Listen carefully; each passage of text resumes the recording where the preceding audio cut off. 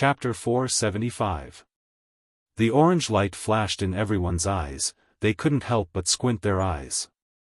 In the blink of an eye, the orange light beam has already reached Kurumi's back. The orange beam mercilessly pierced through Kwang San's body. It went through his back and came out of his chest, tearing a bloody hole in his body like it was made of rotten wood. Then, in the sky, a red lotus fire pillar appeared out of thin air, following the path of the orange light beam. Under everyone's gaze, it fell on Kwang San, whose body had been pierced by the orange light beam.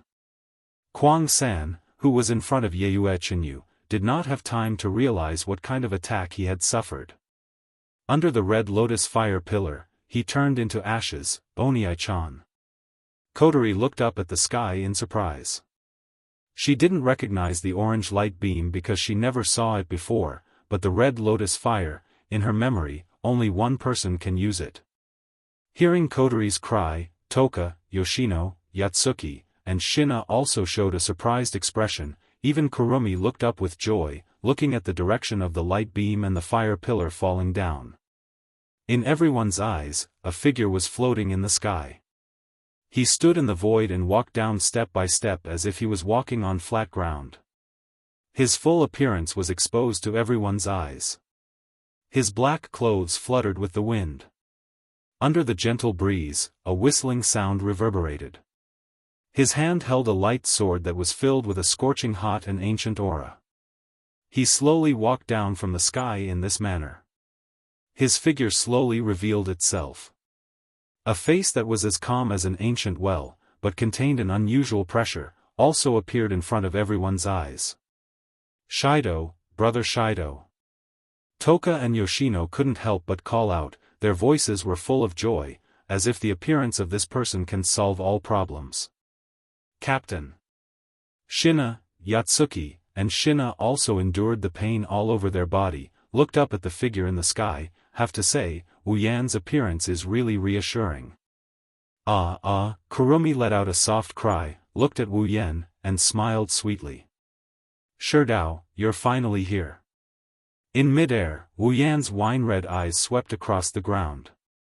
He didn't even look at Kurumi.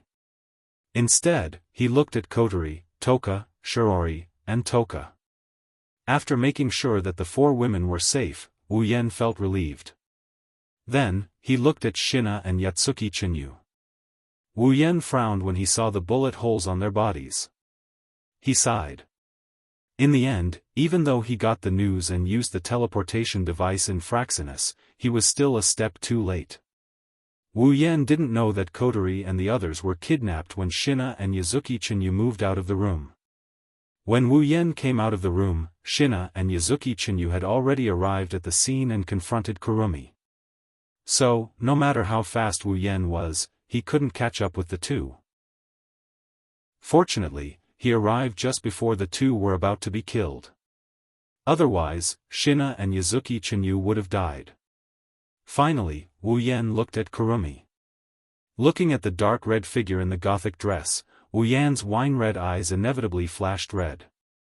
A monstrous pressure fell from the sky and shrouded the whole place. Kurumi. Wu Yan looked at Kurumi and said without any fluctuation in his tone. This time, you went too far. Hearing Wu Yan's tone as if he's talking to a stranger, Kurumi shuddered. She thought that Wu Yan would roar in anger and attack without saying anything, but she didn't expect Wu Yan to be so calm. This made Kurumi feel uneasy. But this trace of uneasiness was quickly suppressed by the joy in Kurumi's heart. She smiled at Wu Yan and said, Shido, this can't be helped. Shido, you've always rejected me, so I can only invite these guests here. I've told you many times. Kurumi tilted her head and smiled evilly. You can't reject me. Is that so? Wu Yan glanced at Kurumi. Then, he looked at Shina, Kotori, and the others who are not far away from him. Let them go. Kurumi frowned. Wu Yan's indifferent tone made her very uncomfortable. The smile on her face disappeared and she glanced at Shina on the ground. Well, since Shido is here, the prelude to the feast is over. They're useless now. After saying that, a few pale red arms suddenly appeared on the ground, grabbed Shina's body, tied him up, and pulled him towards Kotori, and laid him down on the ground with them. Your next task is to witness me and Shido fusing as one. Kurumi couldn't help but laugh. Perhaps she thought of the moment when she fused with Wu Yan. Wu Yan's expression turned cold. He shot Kurumi an electric glare. What? You want to use them to threaten me? No. Kurumi tapped her chin with the pistol in her hand and said with a smile, this is a feast for me and Shido. How can we let other people interfere in it? Then why don't you let them go? Wu Yan said coldly. Of course, it's to prevent you from rejecting me again. Kurumi closed her eyes and opened her hands. Only if there are a few witnesses, Shido won't reject me. Otherwise, if you want to leave, I can't do anything about it. Wu Yan looked at Kurumi coldly, then he looked at Toka and Yoshino. His eyes flickered and he moved his right hand. Shido, you're really ruthless. We agreed that this feast can only have us. Kurumi giggled. When she said that, the arms that bound Toka and Yoshino tightened. Toka and Yoshino screamed in pain, which made Wu Yan stop. I know about Shido's matter, Toka's matter. Kurumi's evil laughter rang out. It's very easy for those arms to penetrate the bodies of elves who aren't wearing spiritual equipment. Once the seal on student Toka and that little elf is broken, the spiritual waves will spread out. Those arms won't show any mercy, they won't show any mercy. Wu Yan's face darkened. He gave up on the idea of releasing Toka and Yoshino. He looked at Kurumi. You've gone too far. Wu Yan said the same thing again, but this time, Wu Yan wasn't as calm as before. His tone was calm, but everyone can hear the anger in it. Ling Yin. Teleport Yue back.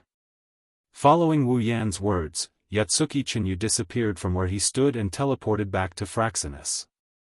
He's the only one who isn't being held hostage and can safely teleport back to Fraxinus. Kurumi. Wu Yan walked towards Kurumi. Originally, I've always been thinking about what I should do in order for you to be saved and happy like Xiang and Siyunai. Kurumi's face darkened. She stared at Wu Yan with her red and gold eyes. She wanted to say something, but she was interrupted by Wu Yan. But now, I completely understand it. Wu Yan's deep voice reverberated in the air and it soared into the sky. To you, words have completely lost their effect. Actions can't move your heart that is riddled with holes. Only pain can wake you up. So, Kurumi, this time, I must wake you up. Hee hee. Hee hee. Ha ha ha ha, Kurumi chuckled. Her voice got louder and louder until she started laughing. Above her left eye, the eye of the clock started spinning. The battle was about to start. Chapter 476. Sherdao. 10 fragrances looked at the two people who were standing opposite each other not far away. Her voice was full of worry. One person, no problem. No problem. No problem. The one who answered Toka was actually the most timid and shy Yoshino. At this moment, there was no fear on Yoshino's face. There was only determination and trust. Brother Shido, you will win. Hearing Yoshino's trust in Wu Yan, Kotori couldn't help but smile. Toka paused for a moment, then smiled. Ah, yes, if it's Sherdao, there will be no problem. Kotori looked up at Wu Yan and whispered, Onii-chan, you are my cute Onii-chan, you can't lose. His wine-red eyes stared straight at Kwang-san. After a slight squint, his eyes began to spin. The wine-red color in his eyes faded away and was replaced by a noble golden color. When Wu Yan's eyes turned golden, his frail body emitted an oppressive aura that enveloped Kurumi. This is the aura of a true ancestor. Even Kurumi couldn't help but feel the pressure weighing down on her. However, this trace of heaviness didn't make Kwang-san timid. Instead, a fanatical expression appeared on her face. Her red and gold eyes were filled with intoxication, telling everyone that Kuang San's heart was fluctuating at this moment. It's as fascinating as always. This power is like blood being brewed from a wine jar. Kuang San waved his hands like a madman. The two spears in his hands danced in the air and pointed at the huge clock behind him. It's so exciting. It's so exciting. Zafkiel, as soon as he finished speaking, the illusory wheel on the edge of the huge clock rotated. The golden clock in Kuang San's left eye also rotated. The word 7 on the Zafkiel lit up. Black and red airflow flowed out and rolled into the short pistol's muzzle. As soon as the stream of air flowed into the pistol, Wu Yan's golden eyes flashed coldly. The sword in his hand trembled, and with a bang, a red lotus flame danced on the blade and wrapped around Wu Yan's body. Flame! Not far away, Shina, who is lying beside Shirori, gasped when she saw the flames on Wu Yan's body. I've never heard of a weapon that can use flames.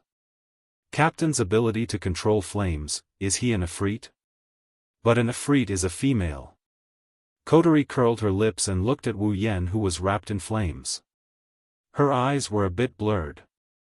She has to say, Wu Yan really does look like an Ifrit at this moment, a version of herself who has released her power. Wu Yan stomped on the ground, and the red lotus flame around his feet burned a black mark on the ground. He leaped up and turned around in the air, and fiercely waved his sword at Kurumi. Kuang San had just finished reloading her bullet of 7, but before she could fire it, a wave of heat hit her face, causing her to pause her movement. At this time, the red lotus fire had already filled her entire field of vision. Kuang San's red and gold eyes flashed as he decisively gave up on the bullet of 7. Instead, he took a step forward. Suddenly, countless pale red arms reached out from under Kuang San's feet and formed a wall of arms in front of Kuang San. The red lotus flame smashed against the wall of hands. The hand wall trembled slightly before it was incinerated into nothingness. However, the red lotus flame was also blocked. When the hand wall and the red lotus flame disappeared at the same time, Kurong III raised his pistol and shot out the bullet of 7 with a sinister grin. However, not long after the bullet of 7 shot out, a blue-white lightning bolt flew from afar and collided with the bullet of 7 head-on. The lightning and the bullet of 7 collided, and the bullet of 7 instantly turned into a transparent black light shield, covering the lightning and causing it to stop in mid-air. Kurumi was startled. When she reacted, she quickly raised her head and looked forward. At this moment, the sound of air breaking rang out, and a black figure wrapped in red lotus flame appeared in front of Kurumi. The cold golden eyes met Kurumi's eyes, and Kurumi's face trembled. However, the Neem Temple Shana was already slashing towards Kurumi. The scorching flames landed on Kuang San's clothes first, and a wisp of smoke appeared on the spiritual equipment. Kuang San actually used the rifle in her hand as a weapon when she saw the flaming blade about to reach her. She slammed it on the Neem Temple Shana and blocked it. Kurumi's scarlet right eye looked at Wu Yan, who was holding the Neem Temple Shana. The corner of her mouth rose, and she raised her pistol and pointed it at Wu Yan's forehead. Bang! The sound of the pistol rang out, and everyone's heart tightened. However, they immediately let out a sigh of relief. The black bullet didn't enter Wu Yan's forehead, but instead shot towards the sky. This was because a black iron sand sword blocked the bullet and pushed it away. Chaotic return to sky dance, Wu Yan shouted in a low voice. The Neem Temple Shana emitted a fiery red halo, and then Wu Yan fiercely swung it down. Boom! The red blade blasted away the rifle and smashed into Kurumi's body. She groaned, and a crazed expression appeared on her face. She forcefully pulled back the rifle and smashed it into Wu Yan's chest. Bang! Wu Yan's chest also felt heavy. He gritted his teeth and kicked at Kurumi. Kurumi seemed to have the same idea. She kicked out, and both of them were kicked away. Bullet of 1, Aleph, Kurumi clenched her teeth as she flew backward. She forcefully lifted her body and shouted. A huge clock appeared and a black-red stream of energy swirled around the number 1. It flowed into the muzzle of the gun and was shot by Kurumi. Bullet of 7, Zain, this time, it's the 7 characters' turn to release black and red energy. This time, it's 2 streams of energy that flowed into the guns in Kurumi's left and right hands. Kurumi disappeared from her spot and reappeared next to Wu Yan, who is still flying backwards. However, as soon as Kurumi appeared beside Wu Yan, a fierce red lotus flame ignited on Wu Yan's body. It suddenly expanded, and like a flaming whip, it hit Kurumi, causing her to spit out a mouthful of blood. Beep beep beep. At the center of the red lotus flame, a crazy sound reverberated. A blue and white light flashed from the red lotus flame, attracting Kurumi's attention. She raised her head, and an orange light beam was already in front of her. Bang! Just as the orange light beam was about to hit Kurumi, she fired the bullet of 7, Zain, from her handgun. The orange light beam stopped in midair. Then, Kurumi swept her gaze towards the center of the red lotus flame and fired the bullet of 7, Zain, from her rifle. The red lotus flame was covered by a transparent black shield. The flames that were originally burning slowly inside were all frozen like a painting. At the edge of the transparent black shield, Wu Yan brushed past the shield and flashed out of the flames, dodging the attack of the bullet of 7, Zain. Suddenly, a pale red arm shot out from the ground in front of Wu Yan. The long arm swung towards Wu Yan from the side and sent Wu Yan flying. At this time, only 10 seconds had passed since the start of the battle. In 10 seconds, the battle between the two sides was fierce. Chapter 477. In the open space, the bullet of 7 that stopped the super railgun and the red lotus flame gradually lost its effect. The transparent black shield slowly dispersed, releasing the super railgun and the red lotus flame. As the bullet of 7 lost its effect, the super railgun no longer stopped and shot into the distance. Of course, this round of super railgun was no longer effective. The red lotus flame seemed to have lost its support. Layers of fire rippled on the ground and then slowly weakened until it completely disappeared. Only 1 red and 1 black figure were left standing in the middle, awkwardly looking at each other. Kotori, Toka, and Yoshino couldn't help but breathe a sigh of relief. Then they looked at Kurumi, who was also in a sorry state but unharmed state, and frowned. She's really hard to deal with, that Tokisaki Kurumi. Kotori moved her body and felt that the restraints didn't loosen at all. She sighed. She thought that after such a fierce battle, Kurumi would be injured and the restraints would weaken a bit. In fact, although Kurumi was injured, the arms that bound Kotori and the others were equivalent to Kurumi's clones. As long as the golden clock in Kurumi's left eye didn't run out of time, these arms would exist forever. Bullet of 4, Dalit. Kwang San's voice resounded once more. From the huge clock behind her, black and red airflow rolled out, flowing into the pistol in Kwang San's hand. Then, Kwang San aimed at her temple and fired a shot. The wound she had just received was completely healed. On the other side, although Wu Yan doesn't have the ability to control time like Kurumi's angel, his recovery ability as a true ancestor isn't any weaker than Kurumi. Before Kurumi's injuries were healed, Wu Yan's injuries were also healed. The two returned to their peak state. If it weren't for the cracks and charred marks on the ground caused by the battle and the golden clock in Kwang San's left eye hadn't rotated a lot, the fierce battle just now might have been regarded as an illusion. Kurumi sighed softly and looked at Wu Yan. Her gaze swept over Wu Yan's body.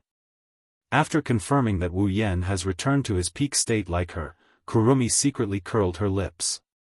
Shido, is this what you meant when you said you wanted to wake me up? Kurumi's evil laughter was ear-piercing. If this is all you've got, it's still not enough. Just shut your mouth and watch.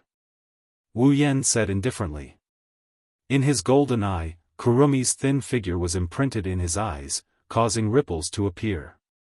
With the ability of Zafkiel, Kurumi could recover from her injuries and increase her speed. She also had the ability to freeze her opponent's time and create countless time clones. There was no way she could be defeated. Unless all the time stored in Kurumi's left eye was used up, she would still be immortal. There was no way this battle would end. There are only two ways to defeat Kurumi. The first is to have the absolute strength to suppress Kurumi. Even if he can't defeat her, he can still capture her alive. The second method is to use a powerful ultimate move to destroy Zafkiel, just like how Kotori fought Kurumi in the original work. There's no doubt that the first way won't work. With Wu Yan's current strength, it's already his limit to fight Kurumi to this extent. After all, Kurumi is stronger than Wu Yan in terms of pure strength. Therefore, to defeat Kurumi, there's only one way. Using a powerful ultimate move to destroy the Zafkiel. Thinking about this, Wu Yan started struggling. He has a lot of tricks up his sleeves, but the only one strong enough to take down Zafkiel is Lightning Fall. However, Lightning Fall is too slow to cast. Against a fairy who can control time, it's not going to work. Of course, it's not that Wu Yan has no other way. If his move doesn't work, he still has his armament. The meteor shower is much stronger than before. Destroying Zafkiel won't be a problem. Meteor shower is strong, but it's too strong.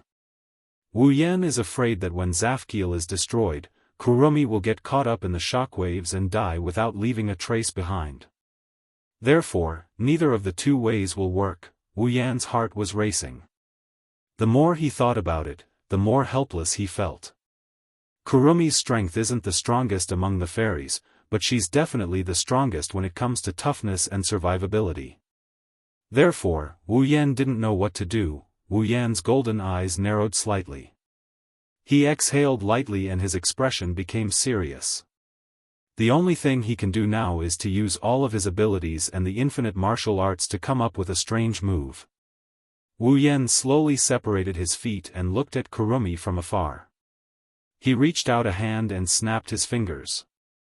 The next moment, countless crimson spatial ripples reverberated. However, they didn't reverberate behind Wu Yan. Instead, they reverberated around Kurumi. The crimson spatial ripples directly surrounded Kurumi. Her pupils shrank. At the same time, iron sand swords shot out from the spatial ripples and pierced through the sky towards Kurumi. Aleph, the iron sand swords shot towards Kurumi from all directions. She quickly used the Aleph and escaped with an unparalleled speed. She dodged the iron sand swords and the iron sand swords violently hit the place where she was standing, turning that area into powder. Not far away, Kwang San's figure appeared. Seeing the place where he stood a moment ago turn into ruins, Kwang San's expression couldn't help but change. But shortly after, a large number of scarlet spatial ripples flashed once again. This time, they didn't surround Kwang San. Instead, they fluctuated on the ground. Countless iron sand swords flew out from the ground and soared into the sky. Ah! The iron sand sword cut through Kwang San's body, leaving countless wounds on her soft white skin. This was the result of Kwang San dodging in time. If she didn't do anything, she would have been pierced by the iron sand sword. Kurumi endured the pain in her body and raised her pistols. She was about to use the Dalit to heal her injuries when a crimson light flashed in her line of sight. Kurumi's expression changed drastically. The crimson spatial ripples fluctuated behind Wu Yan. But what came out of the spatial ripples weren't iron sand swords, but the most basic iron sand. The iron sand surged in the spatial ripples and formed black cannon muzzles that stretched out from the spatial ripples. Standing in front of the countless iron sand cannon muzzles, Wu Yan's body suddenly flashed with a strong electric light. Then, Wu Yan shouted and used the electromancer's ability to channel all the electric current into the iron sand cannon muzzles that stretched out from the Gate of Babylon. As the electric current flowed into the iron sand cannon muzzles, the iron sand cannon muzzles flashed with a strange blue and white light that became stronger and stronger. Soon, all of the iron sand cannon muzzles lit up with blue and white light. Extreme impact. Wu Yan stretched out his hands and huge blue and white light beams shot out from the iron sand cannon muzzles. With an unimaginable speed, they shot towards the shocked Kurumi.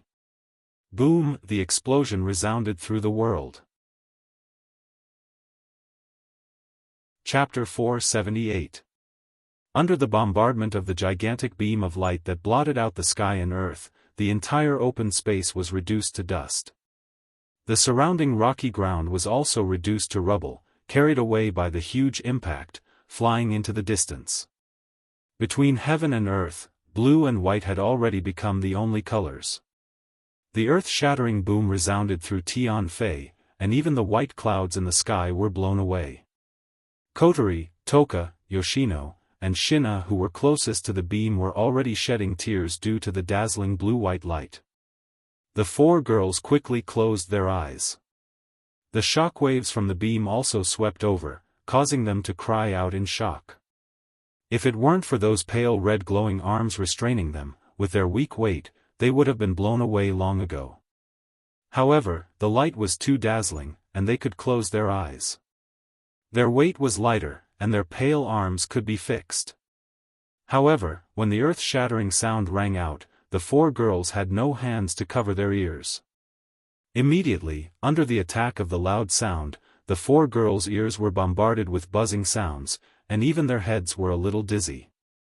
After an unknown amount of time, the explosion slowly faded away. The blue and white light also dimmed. The shock waves slowly weakened. After a while, everything returned to silence. Kotori was the first to recover. She groaned in pain and shook her dizzy head. Then, she opened her eyes and looked ahead. The empty space had disappeared. The ground was filled with cracks, and the rock plate was exposed to the air. It looked like a barren land that had lost its water source. No one would have thought that this place would be empty before this. At the center of the light beam, there was only a deep pit that Kotori could not see in its entirety. "Did we win?" Kotori murmured. Then, she thought of something and her expression changed. She quickly looked to the side. When a familiar figure appeared in her sight, Kotori sighed in relief. So powerful. Toka, Shiatomo, and Jana finally recovered from the impact. Seeing the cracks and pitch-black pits all over the ground, the three women were dumbfounded. They were stunned on the spot. On the other side of the crater, Wu Yan stood there. Sparks of electricity crackled around his body as he panted heavily. Behind him, the space rippled with crimson ripples. Just like Wu Yan, the black iron sand cannons were flashing with electricity. Inside the cannons, blue and white light flashed. Wu Yan was both happy and tired when he saw the effect of extreme impact. Of course, he's happy because of the power of the move he created on the spot. But it's normal for him to be tired. He used Electromancer, Gate of Babylon, and Infinite Arms Refinement. How could he not be tired? After taking a deep breath to calm his chest, Wu Yan straightened his body. He looked at the dusty pit and wondered how Kurumi is doing. However, this was a good opportunity for him to do so. Wu Yan turned to look at Kotori and the others. He jumped up and landed in front of Kotori, Toka, Yoshino, and Shina. Shido. She wanted to get up, but she couldn't move at all. She could only hang her head down dejectedly. It wasn't just 10 fragrances. Even Sima and Jin couldn't move. Wu Yan and Kotori's expression changed. No matter how independent these arms are, if the owner is defeated, they won't disappear but they won't be completely weakened. This only proves that Kurumi is fine. Bang! Almost as soon as this thought appeared in his mind, Wu Yan heard the sound of something breaking through the air. Wu Yan's expression turned ugly. He didn't need to guess to know that Kurumi hasn't been defeated yet. Wu Yan turned around and saw a black bullet. Wu Yan wanted to dodge, but he stopped and took the hit. The bullet broke through Wu Yan's body and entered Wu Yan's shoulder. Blood flowed out of the wound. Wu Yan saw blood for the first time in this battle. Shido. Kotori was shocked. She saw the blood flowing out of Wu Yan's shoulder. Her eyes flashed with pain. She knew that Wu Yan could have dodged the bullet, but she was behind him. If he dodged, she would have been the one to take the bullet. That's why Wu Yan took the hit. I'm fine. Wu Yan answered without turning his head. He rubbed the wound on his shoulder and the wound on his shoulder disappeared. All that was left was the blood staining his clothes, a clear indication that he was injured here before. He raised his head and looked at the deep pit. Kuang San was slowly walking out of it with a giant clock behind her. She was holding a spear with both hands. Her red and gold eyes were shining with a strange light. As expected of Shido, the man I like. Kurumi's face was calm. She walked in front of Wu Yan and coldly said, "If I didn't summon all my avatars to block the attack, I wouldn't even be able to lift my gun." Wu Yan turned around when he heard Kurumi. "Oh? That means, that hit was enough to defeat you, right? Do you have the confidence to take another hit from me? This time, I don't have any avatars to block the attack for you." Shido, do you think using the same trick against me would work?" Kurumi laughed in a creepy manner. Wu Yan couldn't help but feel helpless against her. Indeed, the reason why he was able to force Kuang San to that point was mainly due to his surprise attack.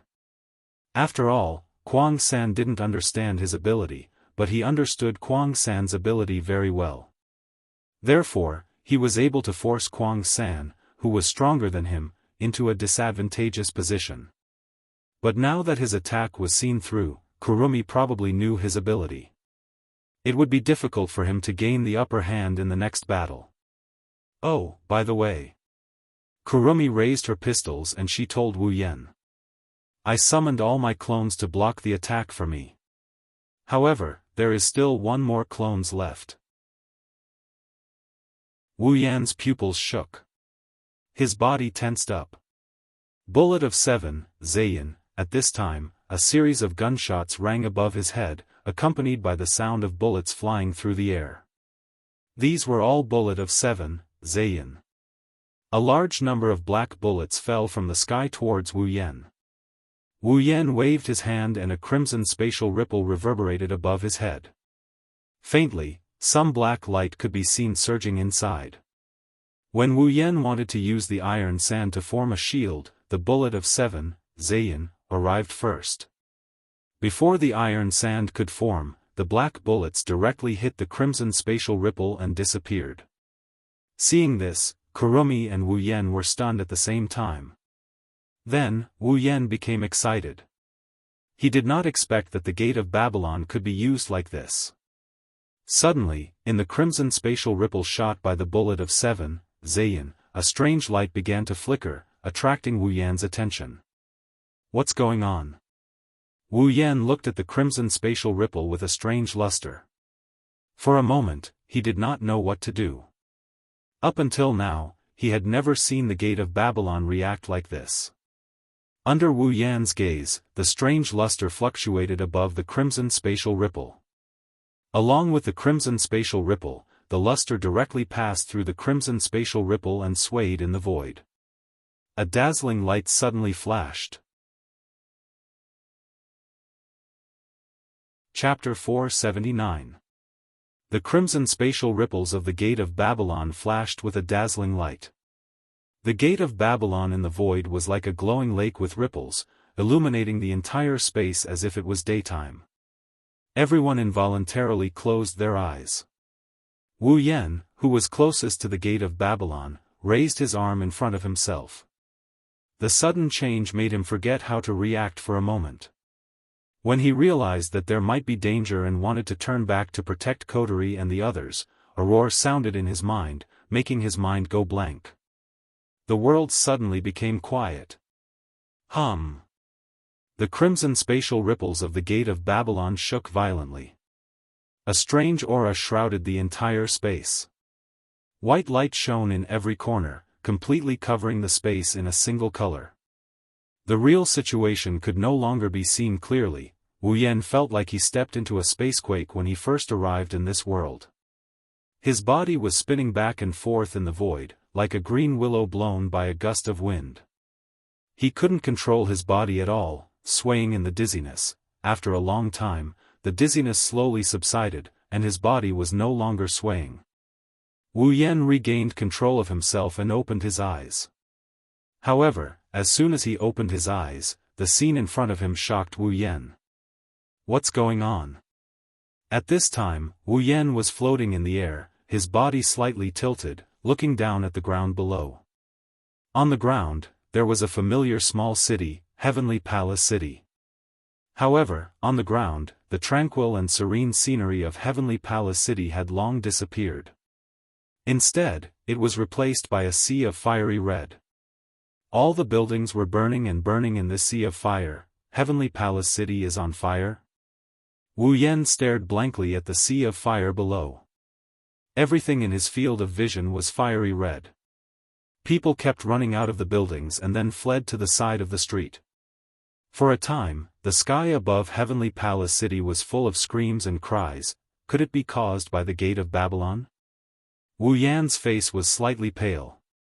If the fire in Heavenly Palace City was caused by the Gate of Babylon, then his sin was really big. Where's Kurumi? Kotori? Where did everyone go? At this moment, Wu Yan is like a lost child. His face is filled with confusion and panic. This sudden turn of events really left Wu Yan at a loss of what to do. Wu, suddenly, a familiar yet strange voice came into Wu Yan's ears. It woke up the absent-minded Wu Yan, who was in midair and didn't know what to do.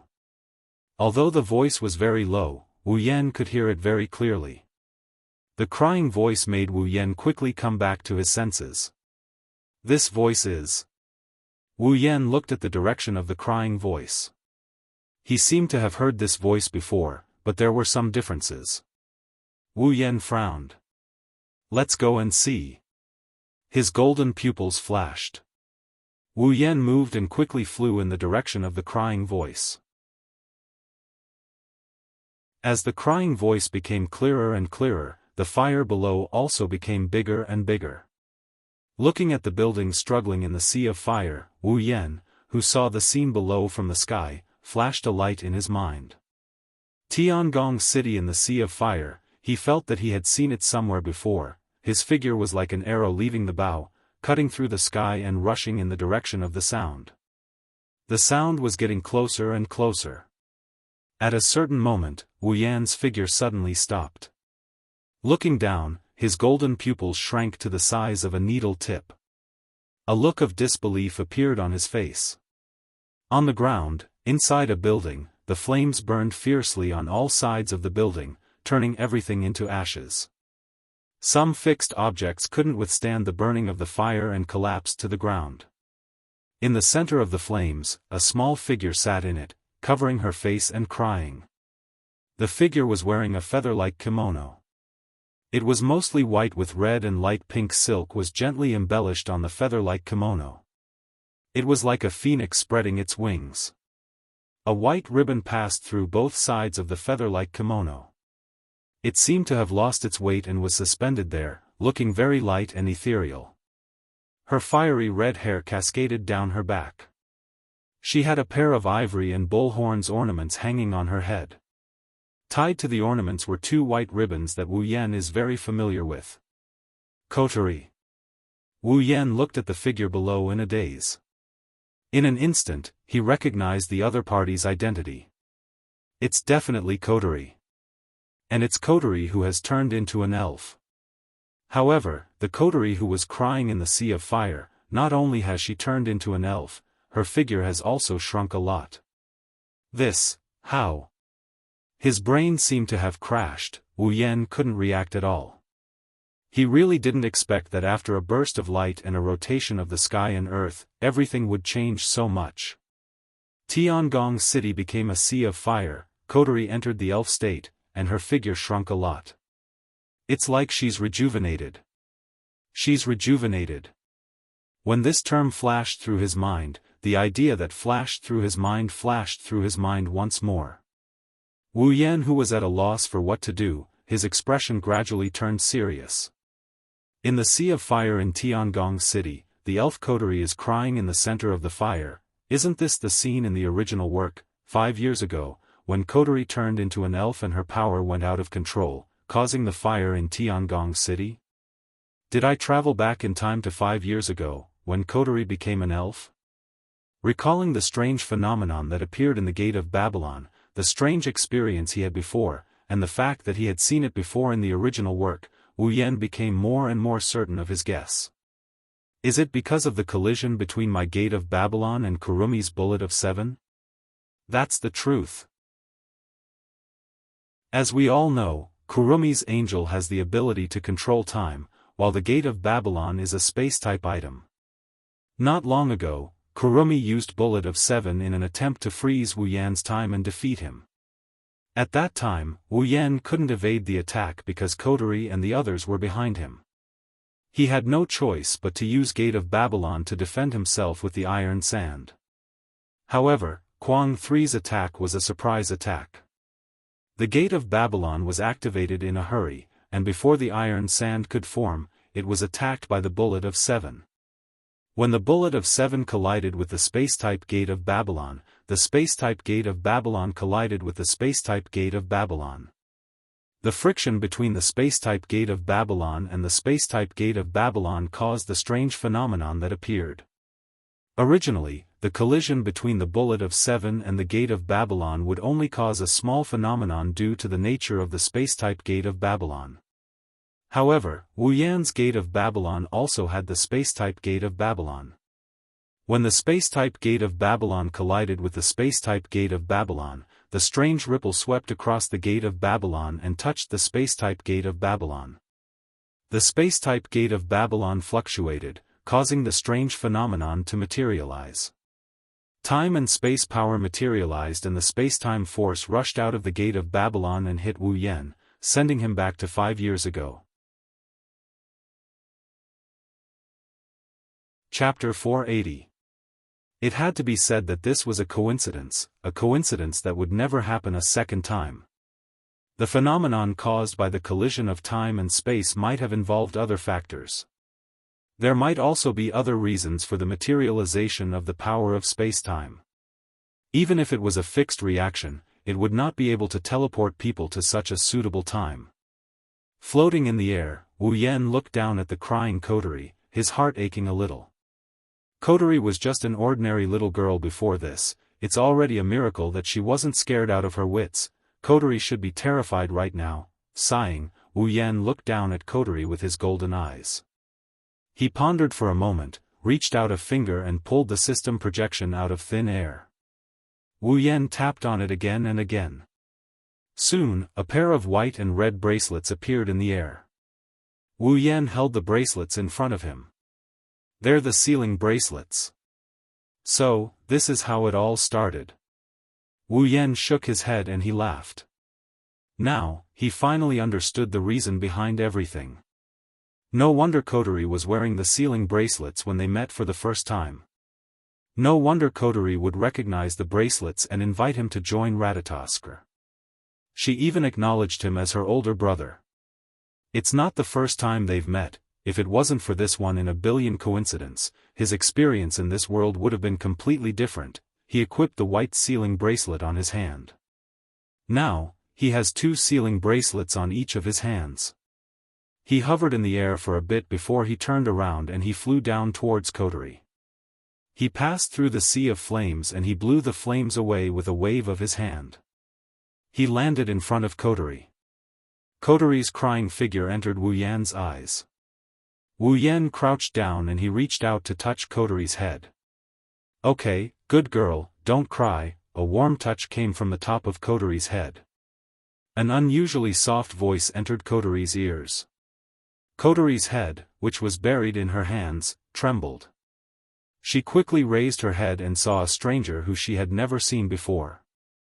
However, this stranger was looking at her with a doting expression and stroking her little head with a smile. Kotori stared blankly at the stranger in front of her. His gentle face was illuminated by the firelight, making it impossible for Kotori to see his face clearly. She could only vaguely feel his warm gaze on her. After a while, Kotori reacted and said to Wu Yan with a sobbing voice, It's dangerous here, you have to leave." Wu Yan chuckled and he rubbed Kotori's head. "What will you do if I leave?" "Me?" Xiao Kotori was stunned. Then, tears flowed out of her eyes again. Even she didn't know what to do. Everything happened too suddenly. It was too shocking. Xiao Kotori was at a loss about her future. Wu Yan sighed and wiped away her tears. He said softly, "You're still here, how can I leave?" Kotori's heart started pounding when she heard those words. She started tearing up again. She threw herself into Wu Yan's arms and started bawling her eyes out. Wu Yan rubbed her hair and patted her back. "It's okay, don't cry, it's okay, Wu." Not only did Kotori not stop crying, she cried even harder. At this time, she was less than 10 years old. Originally, she just wanted to be a little stronger. She just wanted to become the little sister that her elder sister liked. Who would have thought that such a thing would happen? The moment that voice appeared, Kotori changed everything. Not only did her body change, even her existence changed. All of this happened to a girl less than 10 years old. It's easy to imagine how scared she was. Under such circumstances, Wu Yan's gentleness touched her heart all the time. She just wanted to cry out loud in this man's arms and express her feelings. In the sea of fire, the two embraced each other as if they didn't see anything. The flames automatically avoided that area and burned to other places, leaving them with peace. After a long time, Kotori's crying weakened. Her body was still sobbing and her face was full of tear stains, making people feel sorry for her. When she stopped crying, Wu Yan let her leave his arms and took out the sealing bracelet. "Kotori, put it on." Kotori blinked her red and swollen eyes and took the sealing bracelet. She looked confused as if she didn't know what it was used for. Seeing this, Wu Yan told her about the effects and restrictions of the sealing bracelet. Then he said, "So, put it on and you'll be an ordinary person again, really?" Kotori cried out in surprise. She looked at the sealing bracelet in her hand and hugged it like it was a treasure. At this time, a powerful suction force fell from the sky and smashed onto Wu Yan. His body trembled violently and he almost lost his balance. When he reacted, Wu Yan quickly stabilized his body, but the suction force sucked him up and pulled him up. "What's going on?" Wu Yan said in shock as he resisted the suction force with great difficulty. This attracted Kotori's attention. She suddenly felt uneasy and grabbed Wu Yan's clothes tightly. What's wrong?" Wu Yan gritted his teeth and resisted the suction force. He felt his body being pulled up bit by bit. Wu Yan seemed to understand something and said to Kotori, "Kotori, remember to put on the sealing bracelet." "I'm leaving." "What?" Kotori was shocked and quickly hugged Wu Yan. She cried, don't go, Kotori's scared. "I don't want to be alone." "Woo, Kotori." Wu Yan stabilized himself and said, "Don't be afraid, you'll be fine. Where are you going? Can you take Kotori with you?" "Kotori doesn't want to stay here. It's so scary." Kotori cried and begged. Wu Yan's heart almost broke from crying. "Kotori, you have to be strong." Wu Yan panted and looked at Kotori. "I can't take you with me, but we'll meet again." Little Kotori stared blankly at the face that could not be seen clearly under the illumination of the fire. She tightened her grip on the sealing bracelet and muttered, "See you again, yes. See you again." Wu Yan rubbed Kotori's head and he grinned. "When the time comes, I'll take you wherever you want to go, Kotori." "Really?" Kotori grabbed Wu Yan's clothes and whispered. "Yes, of course." Wu Yan chuckled. "That's why, Kotori, you have to be strong. Don't cry. It'll be over soon, be strong. Kotori held the sealing bracelet tightly and looked up. She said with determination, yes. Kotori will be strong. Wu Yan chuckled. Unable to resist the suction force any longer, he let go of Kotori and got pulled into the sky. Wait, who are you? Wu Yan opened his mouth when he heard Kotori shout. Before he could say anything, his body turned into specks of light and he vanished into thin air. Chapter 481. In the open space, the white light that illuminated the entire area seemed to have completed a certain task. It slowly dimmed down and released the area that it had covered. It flowed away like a tide. It wasn't until the white light completely disappeared that the situation in the open space was exposed to the sunlight again.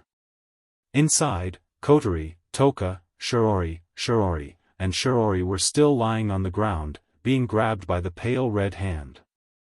Kurumi was holding her spear in front of her, her eyes were tightly closed. Everything was exactly the same as before the white light covered the open space. Only Wu Yan is half kneeling on the ground, gasping for breath.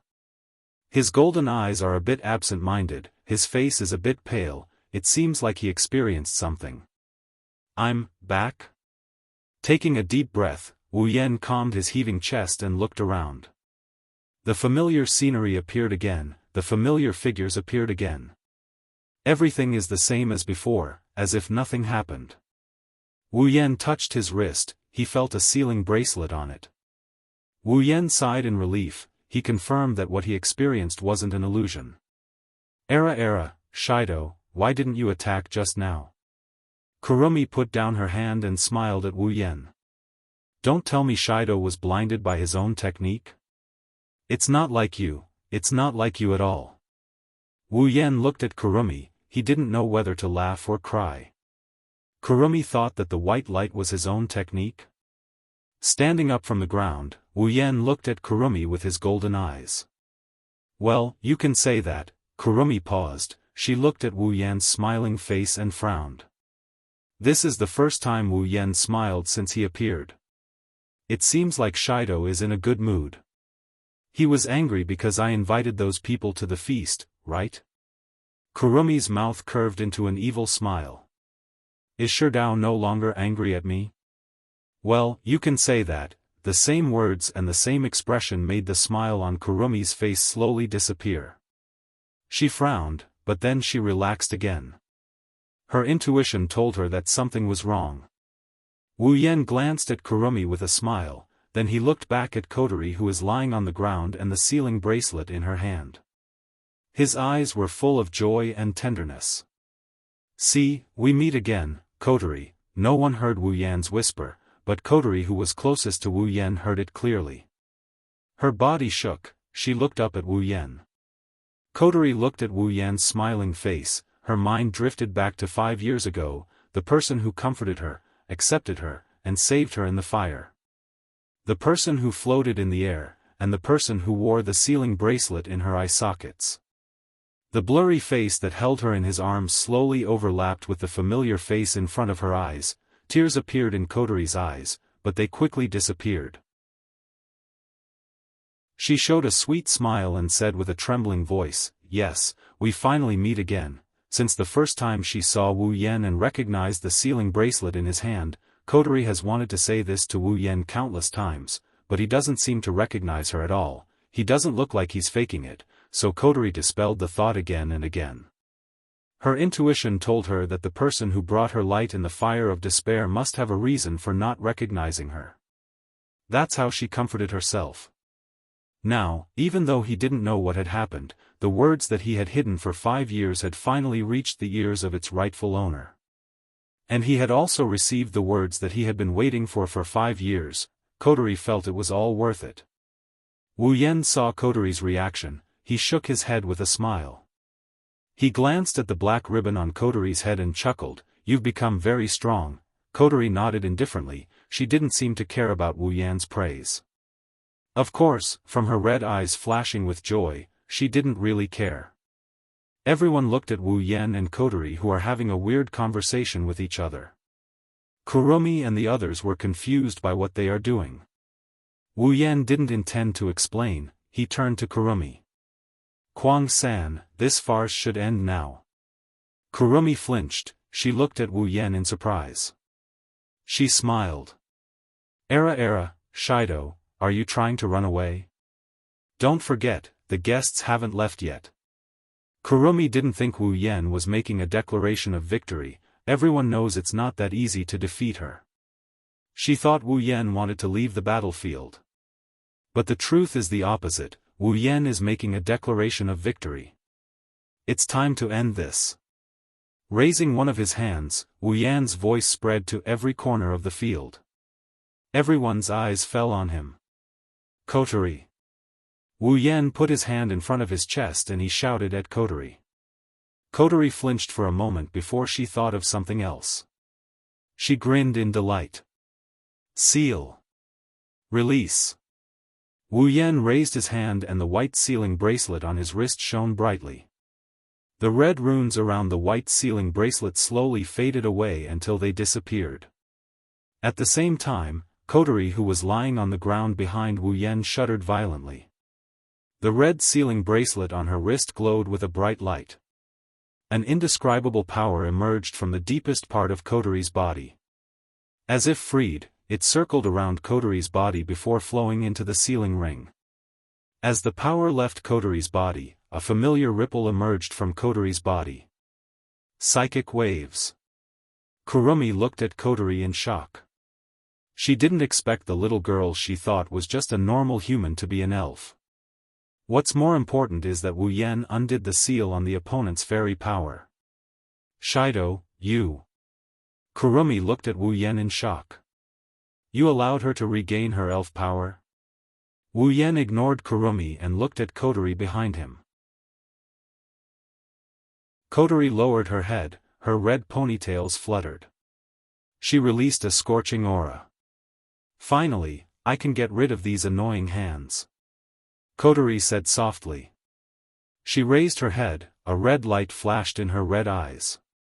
Humph. Kwang-san suppressed the shock in his heart and snorted coldly. Shido, I didn't expect you to break the rules of the banquet. Since that's the case, I'll make her pay. As soon as Kurumi finished her sentence, the pale red arms wrapped around Kotori seemed to have realized that Kotori was gradually regaining her strength. Then, under everyone's gaze, all the arms stabbed down viciously into Kotori, who was about to regain her spirit power.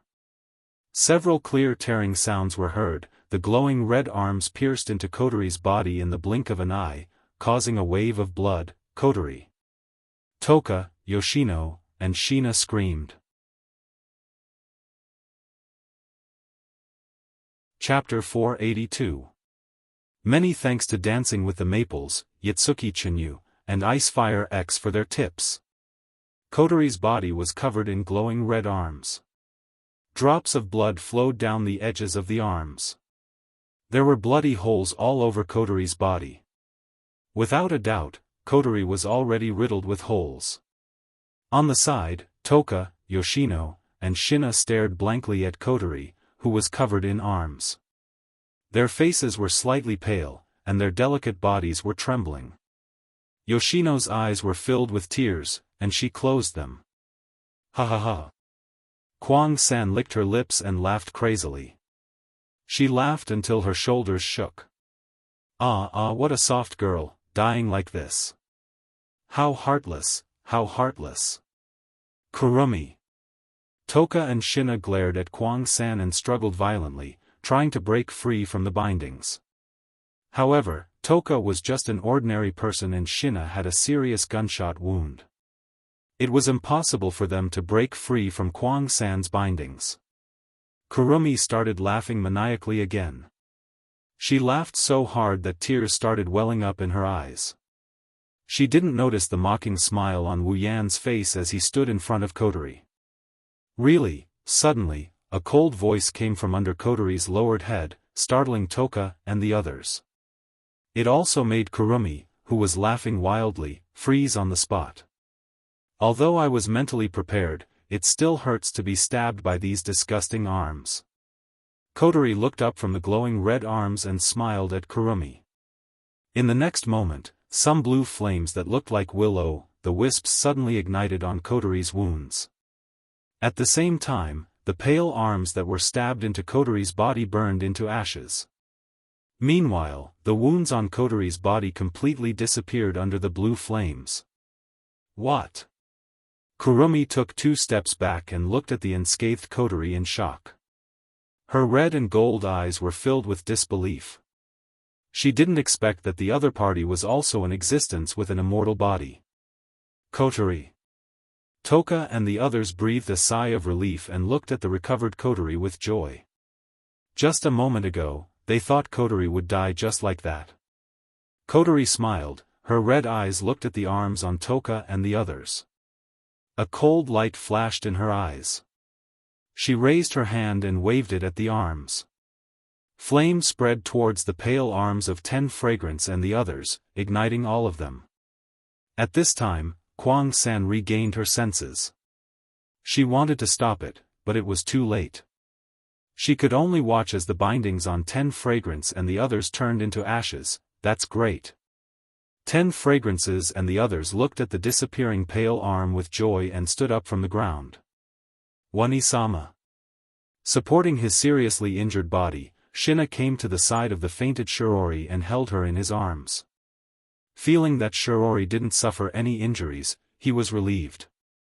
Kurumi. Toka clenched her fists and stared at Kurumi with her amethyst eyes. How dare you keep pressing me down on the ground? How despicable. You all. Kurumi gritted her teeth and looked at the girls who were all out of danger. She became angry. Not only was she angry that the captives were freed, but she was also angry at her own carelessness. If she wasn't distracted, how could they be free from the shackles? Kurumi knew that this feast is coming to an end. No matter if Wu Yen and the others leave or continue fighting, she won't be the final winner. The situation is reversed. Kurumi. Wu Yen glanced at Kurumi and raised his hands. The other 2 sealing bracelets on his wrist lit up. Seal. Release. As the command to lift the seal sounded, both Toka and Yashina felt that the source of their spiritual power had returned to the sealing bracelet on their wrists. The familiar power of the elves had also begun to return. She clenched her fists and closed her eyes to feel the power in her body. She suddenly raised her hand and opened her eyes again. She let out a soft cry. Kamui spirit equipment? Toka, Adanamarek, in the sky, a huge whirlpool suddenly appeared. All the clouds were sucked into the whirlpool and turned black and gray. At the center of the whirlpool, a purple-black flash of lightning descended and landed on 10 Incense's body. Under the lightning, Toka's clothes were all taken off. The lightning turned into light and attached to Toka's body. When the light dissipated, a purple ceremonial armor appeared on Toka's body. Sandalphon, 10 Incense stomped on the ground, and a purple light quickly spread into the ground. A ferocious crack appeared in the rock layer behind 10 Incense. As the purple light surged, the crack slowly shattered, and a golden throne flew out and stood behind 10 Incense. There was also a giant sword on the throne. She pulled out the giant sword. When the giant sword was pulled out, the golden throne disappeared. Toka stepped on the ground and swayed 2 steps. The giant sword in her hand pointed at Kurumi. Kamui spirit equipment? Toka, Elohim Sanban, a soft call came out of Bono's mouth. Bono closed its eyes and leaned back a little. A burst of cold air was emitted from Bono's body. It wantonly reverberated around Bono's body. A thin layer of ice formed on the ground. Under the cold air, Toka's clothes began to fall off, revealing her petite and cute body. The cold air turned into mist and flew to Toka's head. Droplets of water fell on Toka's body and turned into a layer of film. Finally, a green hooded cloak with rabbit ears and a furry ball appeared on Toka's body. Frozen puppet, Sadkiel. The fourth bunny stretched out a hand, raised it high above its head, and then smashed it on the ground. Following the fourth bunny's action, an intense cold light flashed from the ground. The cold light emerged from the ground, and a huge rabbit-shaped puppet appeared in front of the fourth bunny. Four nimbly jumped onto the back of the rabbit-shaped puppet and inserted both hands into it. The eyes of the rabbit-shaped puppet suddenly lit up. It looked at Kurumi and breathed out cold air. Kamui spirit equipment? Toka, Elohimjabor, boom! A raging fire burned Kotori and wrapped around her body. Her clothes were instantly burned by the fire. She spread her arms like a phoenix spreading its wings, and the fire turned into a feathery kimono. A silk ribbon floated on top of the kimono with sparks burning on the edges. A pair of horns were embedded on both sides of Kotori's head and a pair of black ribbons wrapped around them. It looked very powerful. Scorching devil, camel, Kotori raised her arm, and the flames on her body spread from her body to her hand. Then, they burned and expanded. After a while, when the flames dissipated, a huge black and red battle axe appeared in her hand. She swung it with both hands, and the two edges of the battle axe were burning with fierce flames. Toka, Yoshino, and Kotori all turned into fairies. They also showed their spirit equipment and angel at the same time. Their combat power is fully displayed. This also means that the strongest combat power has gathered. To be continued.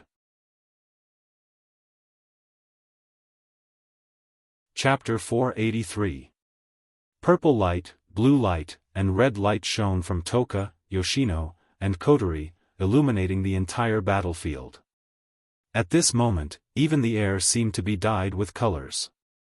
Under the effect of Kotori and the other's spiritual force, the air swept in all directions. The air roared and blew away all the dust on the ground. For a moment, the earth trembled slightly. Princess. Hermit. Fire Devil. Jun Na was completely dumbfounded. He stared at the three girls with their spirit outfits. Even though he already knew that they were elves, he still couldn't react after seeing them in spirit form. After all, the three elves were summoning their spiritual equipment and angels at the same time. Furthermore, they were standing on the same side. Who would be able to witness such a scene? Plus, their opponent is another elf. A battle between four elves and a powerhouse who isn't any weaker than an elf. Such a scene could be said to be unprecedented. In front of everyone, Kurumi's face turned ugly as she looked at the three elven girls. She couldn't help but take a step back. In her heart, she was already thinking of retreating. No matter how crazy Kurumi is, she didn't think she could take on three elves at full power. Plus, Wu Yan just destroyed all of her avatars. Kurumi is starting to get scared of the fight. Even the main body had such a reaction, let alone the last remaining berserker. She was in mid-air, looking down at the four people facing off against the main body. Her face was full of shock, and she subconsciously wanted to get as far away from the center of the battlefield as possible. Of course, she has to get permission from the others. Trying to run? A voice rang out behind Kurumi in the sky. The timid Kurumi trembled and quickly turned around. Soon, she saw Kotori with a scornful smile on her face. Her entire body was wrapped in flames. She was holding a huge battle axe in her hand. That gift. Kotori's expression darkened when she recalled how Wu Yan took Kurumi's attack to protect her. She raised her battle axe and she brought it down on Kurumi's horrified face. Now, I'll return it to you. Boom. Kotori's voice faded and the huge flaming axe smashed into Kurumi's body. Surging flames scattered on Kurumi's body. Kurumi didn't even have time to scream before she turned into ashes. At this point, Kurumi's final attack was obliterated by Kotori's attack. Looking at the scene of Lei Feng being killed in the sky, Kuang San's face was extremely gloomy. Her delicate body trembled slightly, and her wine-red eyes flashed with a bloody light. This was a sign of extreme anger. So, so powerful. At the same time, Jianghu, who had caught sight of this scene, murmured in a daze. She did not expect that in the blink of an eye, the commanding officer, who she had thought to be harmless, would kill her in such a straightforward manner. Xinna used to be the strongest in AST. She knew she wouldn't have a good ending if she were to face her. Not only Xinna, Toka and Yoshino, who have never seen Kotori's strength before, are also shocked. Only Wu Yan's eyes flashed. Kotori Atsuka, level 78, Kotori's level is no lower than Ikaros and Toka. Kotori's body is covered in flames. She's expressionless as if she just did something insignificant. She turned into a streak of fire and landed beside Wu Yan's group like a meteor. Kotori raised her head and looked at Kurumi. She raised her axe and smiled. "Begin, the battle between us." Hearing this, everyone laughed and raised their weapons at Kwang San. In the next moment, under Kwang San's slightly pale and fearful expression, everyone began to move. 10 Incense raised her giant sword and took the lead. She leaped into the air and spun around. Then, she held her sword with both hands and slashed down at Kwang San, who was not far away. A sharp sword light exploded like an arrow. It shot out from the huge sword in 10 Fragrance's hand with a burst of ear-piercing whistling sound as it fell on the ground. The ground cracked inch by inch. The terrifying sword wave cut through the rock stratum and attacked Kwang San. Before the sword wave reached her, the remaining power blew on Kwang San's body. Her face changed as she realized the power of the sword wave. She didn't think much and screamed loudly. Zafkiel. Aleph, a huge clock with an illusionary wheel, appeared behind Kwang San's back. Almost instantly, the golden clock in Kwang San's left eye started to spin crazily. A black-red chi flow rolled out, turning into a black light bullet in the handgun, shooting into Kwang San's body and accelerating his own time. Within a blink of an eye, he disappeared from where he was, dodging the incoming sword wave and reappearing not far away. However, the moment Kwang San appeared, his expression changed once more. A blue-white stream of air shot over like a ray of light. The stream of air was even larger than Kwang San's height. It brought a chill that made Kwang San's hair stand on end. In an instant, it arrived in front of Kwang San. Kwang San clenched his teeth and used all of his strength to dodge to the side. The blue and white airflow flashed past Kwang San and hit the ground behind him. The ground immediately turned into ice, releasing cold air. Kwang San didn't doubt that if this cold air hit him, he would be sealed in ice. This horrifying cold current was naturally the handiwork of the fourth Bono. Kurumi turned her head to look at Yoshino. At this time, Yoshino was controlling the rabbit puppet. He opened his mouth and spat out a cold airflow towards Kurumi. "Damn!" Kurumi angrily raised her head. She pointed her handguns at the huge clock behind her and the long rifle at the number 7. She absorbed the black and red airflow and shot it out.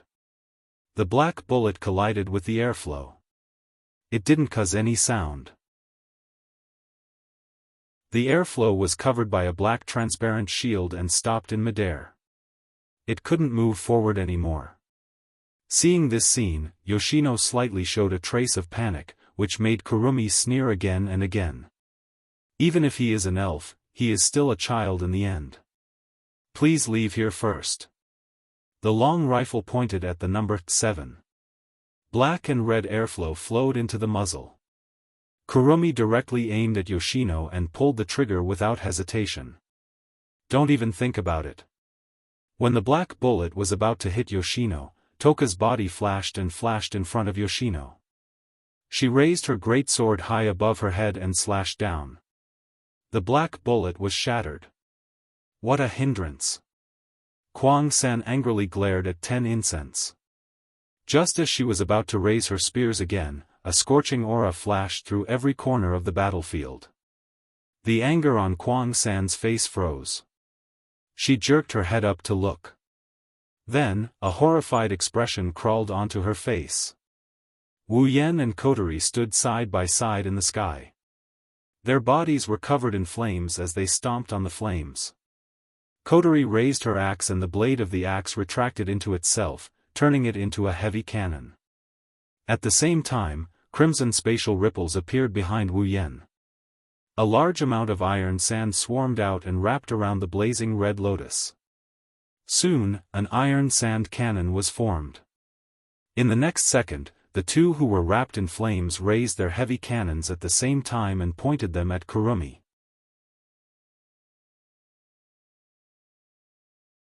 Chapter 484.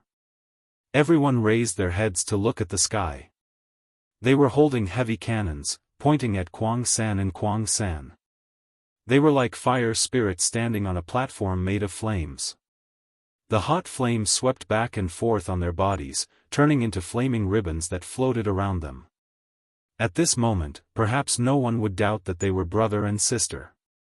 Because they were both manipulators of flames, and they were both existences that were favored by flames. As they stood side by side, the two of them who were surrounded by flames had simply transformed into the most compatible twins in the world. At a certain moment, the flames on Coterie's body began to spread to the heavy cannon in her hand. The flames turned into liquid and flowed into the heavy cannon like a water pipe. As the flames flowed into the cannon, the heavy cannon in Coterie's hand flashed with a fiery red light. At the same time, Wu Yan's iron sand cannon trembled and flashed with flames. Unlike Coterie, the iron sand cannon's interior is burning. The flames rolled around inside the cannon and turned into a beam of light. Time seemed to have stopped for a moment. Burning Demon Destroyer Cannon, Camel, Megiddo. Extreme Impact, Small Flame. Two cold voices reverberated in the silent space. As the voices rang out, the surrounding atmosphere started to flow rapidly. A fiery red-hot aura spread and enveloped the entire place. A pair of red and gold eyes stared at the two fiery red cannons aimed at her. Kurong III's pretty face was so pale that there wasn't a trace of blood in it. The alarm in her heart was ringing wildly, and the feeling of danger kept bursting out in her heart, reminding her that she had to leave this place. However, under the aim of the heavy cannons, Kuang San's body was immobilized by a majestic pressure. He was unable to move at all. All he could do was watch the two people in the sky swing the heavy cannons in their hands at him, burned to ashes. The muzzles of the two heavy cannons flashed with a dazzling red light vortex, bringing with it a dense flame wave. Under Kuang III's desperate look, two terrifying flame beams were shot out from the two heavy cannons, striking towards Kuang III at an extremely high speed. Boom! Two beams of fire mercilessly shot toward Kuang San, covering all sound and enveloping Kuang San within the light of the fire. Following a loud explosion that sounded like thunder, the sound of mountains collapsing and the earth cracking also exploded under the sky. A fierce wind that carried a blazing temperature swept out in all directions like a storm from the very center. Everywhere it passed, smoke and dust would rise, and the ground would crack open. The wind blew towards Wu Yan and Coterie, but it was burned into nothingness by the flames around them. The two looked at the ground and gently put down their cannons. Wu Yan stood beside Coterie. The moment he put down his iron sand cannon, a crack appeared on it. After a while, the iron sand cannon collapsed with a bang, revealing the Nyamano Shana inside. Wu Yan sighed as expected. The iron sand in Gate of Babylon is a D-tier equipment after being turned into a knight of no bare-handed. Even so, the iron sand couldn't withstand the full power of Nyatono no Shana. Furthermore, Wu Yan condensed the red lotus flame into a fire beam. The iron sand couldn't withstand the full power of Nyatono no Shana and it crumbled. Luckily, it was an iron sand that had turned into a noble relic. If it was an ordinary iron sand, it would have turned into molten iron in an instant, let alone condensing it into a fire beam. Even if it was wrapped around the heavy cannon, it would have turned into molten iron in an instant. Of course, Wu Yan is satisfied with the power of Impact, Miniature Flame. It's not as powerful as the full version of Impact, Lightning Fall, or Coterie's Camel Megiddo. However, it's still a lot stronger than the railgun. Shido. Toka and Yoshino flew to Wu Yen and Kotori's side. They looked at the dust-covered area and asked, "Did you win?" "I think so." Wu Yen looked down and said, "Kotori and I purposely avoided Kurumi and only attacked her Zafkiel. I don't think she suffered any fatal damage. However, without the Zafkiel, Kurumi can't fight anymore. So it's like this." Toka and Yoshino let out a sigh of relief and smiled. It wasn't that they were happy about their victory, but for them, it was a good thing that this battle could end as soon as possible. After all, the two women didn't like to fight, while Wu Yen, Toka, Yoshino, and the others looked down. Kotori lowered her head in silence. Her red eyes that are hidden under her bangs flashed a fiery red light. Kotori clutched her forehead in pain. "What's wrong, Kotori?" Kotori's strange behavior caught Wu Yan's attention. Wu Yan quickly helped her up when he sensed something wrong with her. "I'm fine," Kotori said softly. Her trembling voice proves that she's not fine. Wu Yan frowned. He saw the fire on Kotori's body expanding uncontrollably. His face sank. "Kotori, is your spiritual force going out of control?" "Spiritual force going out of control?" Toka and Shiyu turned pale with fright. As elves, no one knew better than them what the consequences of losing control of spiritual power would be. Yoshino, in particular, knows the consequences of spiritual force going out of control. She's the kind of person who will lose control of her spiritual force if she's afraid. "So you found out, huh?" Kotori flashed him an ugly grin. Her red eyes glowed red. Wu Yen furrowed his brows when he saw this. "Let's go down first." Wu Yen flew down after helping Kotori up. Toka and Yoshino quickly followed. The four landed in front of Shina. "Looks like it's a success." Shina smiled. The wounds on her body made her unable to move too much. She could only hold Shirori and sit on the ground, unable to get up. At this time, Shina also noticed Kotori's abnormality. "What's wrong?" "Nothing, I just overused my power. It's just a small problem," Wu Yen said with a smile. Indeed, for Wu Yen who can seal Kotori's power at any time, this is just a small problem.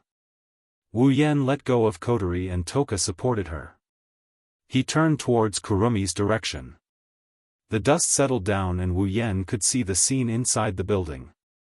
Under the attack of the two fire beams, the ground was filled with cracks. Broken rocks were everywhere. The battered and exhausted rock plate was exposed to the air. In the center, there was a black hole. Kwang San was covered with wounds. She was lying in the hole. Her red and black Gothic dress had been charred black. Wu Yen sighed and walked towards Kurumi. He looked down at her in silence. Kwang San's body moved slightly, but a sharp pain immediately climbed into her head, causing her to stop her meaningless movements. A sense of powerlessness from the bottom of her heart spread throughout her body. It was as if all her strength had been sucked out, causing her to lie motionlessly in the empty space. A pair of red and a pair of golden eyes were filled with confusion. She was looking at the sky with a deathly stillness. A sad aura was emitted from her body. At this moment, Kwang San looked pitiful. Chapter 485. Lying in the scorched hole, Kwang San opened her eyes with different colors. She looked at the sky, the clouds, and the birds flying by. At this moment, Kwang San was only at a loss. I lost. A pair of pupils slowly fluctuated. Although there was a smile on her face, there wasn't the slightest trace of a smile. Instead, it revealed a deathly stillness, proving Kwang San's current state of mind. Looking at the distant sky, Kwang San wanted to reach out her hand to grab something. However, she had already lost all her strength. She could only stifle this thought in her heart. Kwang San couldn't help but laugh. Although her laughter was light, it wasn't hard to hear the sadness in it. It's over. Kuang San murmured softly. Although her heart was filled with unwillingness and sadness, she also felt relieved as if a heavy burden had been lifted off her shoulders. Kuang San didn't know what she was thinking at this time. After an unknown amount of time, a figure slowly appeared in Kuang San's line of sight. When her multicolored eyes reflected the other party's face, a strange ripple appeared in her eyes. Kuang San forced an ugly smile. She said with difficulty, "Come to admire the attitude of a loser? What a bad taste, what a bad taste." Hearing this, Wu Yan sighed. "Is that all you have to say about me?" Kuang San laughed. Her laughter was incomparably sarcastic. "Do you think that if you bring me pain, I will wake up? If that's the case, then I'll have to disappoint you." Kuang San looked at the sky again. "I've never regretted anything I've done." "I thought so too. After all, although you look crazy, you're surprisingly persistent." Wu Yan shook his head with a wry smile and looked down at Kuang San. "Do you want to listen to a story?" "A story?" Kuang San stared at Wu Yan's wine-red eyes. Kuang San stared straight at Wu Yan's wine-red eyes and said nothing. Wu Yan smiled and raised his head. He looked at the sky and softly told Kuang San the story in a slightly absent-minded tone. "A long time ago, I don't know how many years ago, there was a girl. Her name was Artoria. Artoria was born in a time of war. Although she was a girl, she had a righteous heart.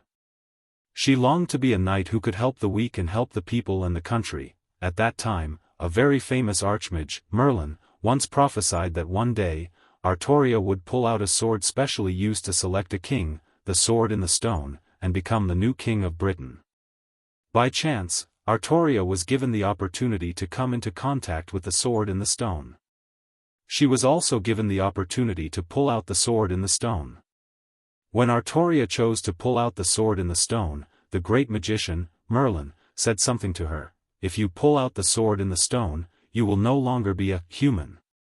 When Artoria heard it, she did not hesitate to pull out the sword in the stone. She even abandoned her identity as a woman and disguised herself as a man. She became a king and led the people of her country. On that day, Artoria lost two identities. One was a woman and the other was a human. Thus, she gained another identity, which was a king. From that moment on, Artoria no longer cared about her feelings. She only cared about her country and her people. After she became the new king, she rushed into the battlefield like a man.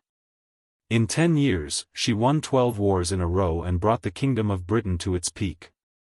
Even if she shed her blood on the battlefield, she did it for her country. Artoria protected her people and took responsibility for everything. However, after she picked up the sword in the stone, the magic of the sword in the stone stopped Artoria's body from growing. She maintained the appearance of a young girl. This caused the people to worry and distrust her. They even said that King Arthur didn't understand people's hearts. Finally, one day, many factors led to one cause. A battle began. In this battle, the people who stood in front of Artoria were her former subjects. In the end, the king died, and so did the subjects. Kurumi couldn't help but frown. She glanced at Wu Yan coldly. "So, this is your story? The story of the protagonist's death?" Wu Yan glanced at Kurumi and ignored her. He continued, "Before Artoria died, she made a contract with the world and became a heroic spirit. She was going to participate in a war where she could get the Holy Grail as long as she won. After Artoria got the Holy Grail, she wanted to go back to the moment when she pulled out the sword in the stone. She wanted to stop herself from becoming a king, so that she could choose a new king to protect her country." Kurumi's body trembled violently. Her eyes, which were filled with confusion and death, suddenly turned to Wu Yan. There was an unconcealable fluctuation in her eyes. Seeing the indescribable fluctuation in Kurumi's eyes, Wu Yan smiled bitterly and said, "In order to fulfill her duty as a king, she gave up a lot of things. She fought for her country. Since she had such a will, even if she was destroyed in the end, why should she start over again? The king protected the country, but the country didn't protect the king. That's all. The end result was tragic, but there was no regret in the process. So, why should she strive for perfection? There is no such thing as perfection in the world. In order to get one thing, she gave up a lot of things. Is it really necessary? Wu Yan's gaze pierced through Kurumi's face like lightning, it pierced through her heart. Kurumi, Artoria gave up so much to get a perfect result. What did she get in the end? Stop. Kurumi closed her eyes and murmured in a trembling voice. Even if the Holy Grail War was won and Artoria went back to the past and changed the future, would the result be the same? Stop. It was the same words, the same expression, but there was a trace of pleading in her voice. She gave up so many things. What about you? What did you give up to get a perfect result? Stop, stop. Her voice trembled even more, but the pleading was gone. It was replaced by a faint madness. Or are you saying that you have nothing left to give up, and that's why you chose this path? Stop it. Stop it. I told you to stop. Kurumi opened her bloodshot eyes and screamed at Wu Yan. But after she screamed, tears flowed out of her eyes. Tears streaked across her pale cheeks and dripped to the ground. She used all her remaining strength to shout at Wu Yan, yes. I was wrong. I was crazy. But I didn't do it. What else can I do? What am I living for in this world? My existence. What's the use of it, if what you lack is the meaning of your existence? I will give it to you now. Kurumi was stunned. Wu Yan bent down and wiped the tears off Kurumi's face. It was the same thing he did for the dead Kurumi in the zoo. Your existence is just for me. From now on, you are mine. Without my permission, you can't die. Kurumi stared at Wu Yan's smiling face. Her pupils fluctuated violently and then slowly became silent. Gradually, she became absent-minded.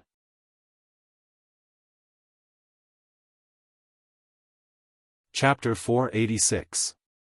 The same place, different situation, but the same result, the same action, different words, and the same heart. Last time, when Kurumi and Wu Yan had a date, they chose this zoo as the location. At that time, Wu Yan used a lie to convince Kurumi of some facts. Kurumi knew that from that moment onwards, the conviction she held onto for so long started to crack. However, Kurumi didn't want to admit it. Yes, she didn't want to. Even if this was the truth, she couldn't admit it. Because admitting it was the same as admitting that everything she did in the past was meaningless. Ever since coming to this world, Kurumi was the same as Toka and Yoshino. She was ambushed by humans and slowly survived. However, she wasn't as lucky as the other two. No one lent her a helping hand. In the end, Kurumi had to kill a human. Since then, killing had become Kwang San's instinct. Kwang San used killing to numb her nerves. She used killing to gain pleasure and the meaning of survival. In the end, in the endless slaughter, Kwang San's heart became more and more damaged. In the end, he was riddled with holes and couldn't turn back. At this time, Kwang San began to think. What was the meaning of his existence? In the end, Kurumi came to a conclusion. Her existence was meaningless because she didn't have a future. Since there was no future, she could only deny the past. Thus, Kurumi began to pursue the path of the past. However, the most ironic thing was that this path of pursuing the past was still achieved by killing people. Kurumi wanted to laugh. She did laugh, but it was enough to make people sad. Now, the path of pursuing the past was completely denied by Wu Yan. Kurumi couldn't help but go crazy. Since she had no future and no past, what was the meaning of her existence? Your existence is only for me. From now on, you are mine. Without my permission, you can't die. My existence is only for you. Kurumi absent-mindedly watched Wu Yan, who was gently wiping the tears off her cheeks. Her thoughts drifted back to that day when her doppelganger was killed by Chongong Shina. She hid in a corner and observed what happened after that. The man in front of her was also like this, wiping away the blood on her face when she was about to die. At that time, he said, abandoning the past is always an escape. Only by facing the past and accepting it can you face the future. If you don't even have the courage to accept your past, then how can you walk towards the future? How could he change the past? Kwang San would never forget that time when the man in front of her looked at her past and whispered, I really want to save you this time. Is it possible for me to be saved? Kurumi subconsciously said this sentence, which made Wu Yan, who was wiping her tears, pause. Sighing, Wu Yan showed a sly smile, stroked Kurumi's cheek and said with a smile, you can't refuse me. Kurumi's eyes flickered intensely. After a while, she smiled. Ah la la la, you're actually imitating other people's words. How cunning. Wu Yan shrugged and shrugged. Who told you to be so overbearing in the past? I can't help it. If I don't act overbearing this once, I will lose my standing in front of you in the future. But, if I remember correctly, Sherdao, you've refused me many times, so. Wu Yan looked at Kurumi with a smile. Don't try to refuse me. You're really overbearing. Kurumi smiled bitterly, but then she couldn't help but lick her lips, the corner of her mouth raised into an evil smile. But, I don't hate it. Seeing Kurumi's signature smile, Wu Yan's body shook. He laughed dryly. He felt like he made a wrong decision. At this time, in the distant sky, a large number of stars began to flicker. With a faint sound of breaking wind, it rang in the ears of everyone present, attracting everyone's attention. That is. Seeing this familiar scene, the people present looked at each other in dismay. Then, they revealed a bitter smile at the same time. They're really like the police of the 21st century, they're either disrupting or cleaning things up. Wu Yan shook his head and laughed. He picked up Kurumi from the ground and walked to Kotori's side. The people from AST are here. Let's go back to Fraxinus first. Should we bring her along? Shina stood up with Toka's help. She looked at Kurumi in Wu Yan's arms and frowned. Well, Kurumi has lost her ability to fight back. It'll be easier to deal with her if we bring her back to Fraxinus. Wu Yan didn't seem worried at all. This made Shina feel helpless. Wu Yan looked at Kotori, who seemed to be in pain. He asked with concern, Kotori, are you all right? Kotori nodded with difficulty. She didn't say anything. Of course, it's possible that she can't speak. Anyone with a discerning eye can tell she can't hold on much longer. Wu Yan quickly said, Kotori, hold on a little longer. I'll seal your soul force when we get back to Fraxinus. Wu Yan didn't wait for Kotori's reply. He spoke into the radio, Rain, teleport everyone back. With that said, an illusory light enveloped everyone. When the light faded away, Wu Yan and Ko disappeared from the spot as well. Everyone's vision blurred, and when they could see clearly again, they saw the teleportation device in Fraxinus. Kanazuki Kyuhei and Murasame Rain also ran in from an automatic door and stood in front of everyone. Everyone, are you all right? Murasame Rain looked at everyone. She then looked at Kurumi in Wu Yan's arms with dark circles under her eyes. Rain, take Kurumi, Shina, and Shirori to get treated. Wu Yan handed Kurumi over to Murasame Rain. Wu Yan didn't know if it's just his imagination, but Murasame Rain seems to be more serious than usual. I understand. Murasame Rain took Kurumi from Wu Yan's arms. Kanazuki Kyuhei also helped Shina up. He picked up Shirori and followed Murasame Rain out of the room. Wu Yan let out a sigh of relief after Murasame Rain and the others disappeared from behind the automatic door. He looked at Kotori and the others and raised his hand. Seal. 3 sealing bracelets lit up in his hand. Red runes appeared on the edges of each bracelet. Kotori, Toka, and Yoshino's spirit energy gradually quieted down and was sealed away. But in the next moment, Wu Yan's eyes widened a few times. He looked at Coterie and the others in shock. In front of Wu Yan, the three girls' soul force is being sealed again. Their soul force is slowly fading away, revealing their delicate naked bodies. Looking at the three different girls in front of him, Wu Yan's eyes almost popped out of their sockets. The three girls didn't seem to be able to react as well, they just stared blankly at each other. The whole scene fell into an eerie silence. As time passed, Coterie was the first to react.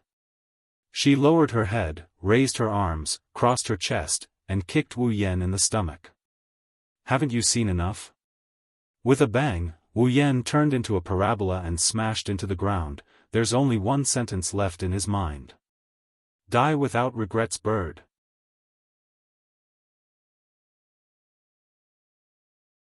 Chapter 487.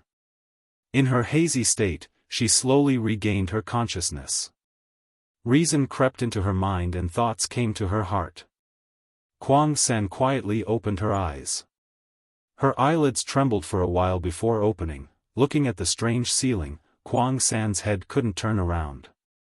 In a daze, her memories began to come back. Kuang San realized that she had been captured. Perhaps this was the so-called tit for tat. After all, she had just captured someone. "Are you awake?" While Kuang San was in a daze, a familiar voice came from her bedside. Kuang San was startled. She calmed down and turned to look at the source of the voice. Naturally, it was Wu Yan who brought her back. At this time, Wu Yan was sitting on Kuang San's bedside with his legs crossed. He was holding an apple in his hand and peeling it with a serious face. The red skin of the apple was pulled into a long strip. Kuang San could see that someone was trying to peel the apple into an endless strip. Kuang San couldn't help but laugh. She looked at the serious face of the man who was brimming with childishness. She couldn't believe that before this man had almost crushed her with his aura because she had kidnapped someone close to him. "How is it? Do you feel uncomfortable anywhere?" Wu Yan didn't turn his head and asked. He focused on the apple in his hand. Just a little bit more and he would be able to peel the entire apple, but this made Kuang San feel dissatisfied. She pouted and said, Ah. It turns out that for a scholar, an apple is more important than someone else. You're so heartless, so heartless." Wu Yan turned his head around. His hand couldn't help but tremble when he turned his head. A long strip of apple skin was neatly sliced open before it fell to the ground with a clatter. Only a tiny bit of skin remained on the apple. Wu Yan's face stiffened. He angrily glared at Kuang San, peeled off the last bit of skin from the apple, and threw it on a plate at the side. How could it be said? It was very childish, so much so that the sickly girl couldn't help but laugh. Wu Yan rolled his eyes at Kuang San. He then looked at Kuang San and nodded. "Looks like your wounds have healed. As expected of an elf, your recovery ability is really strong. Sherdao, can I take it that you're making fun of me?" Kuang San narrowed her eyes and looked straight at Wu Yan's wine-red pupils. Speaking of recovery ability, Kuang San didn't think that her natural recovery ability could be compared with this guy who couldn't die. She didn't know who else could be compared with Wu Yan in terms of recovery ability. Of course, it wasn't a special ability. Wu Yan smiled embarrassedly, trying to evade the topic. "Since your wounds have healed, what do you plan to do?"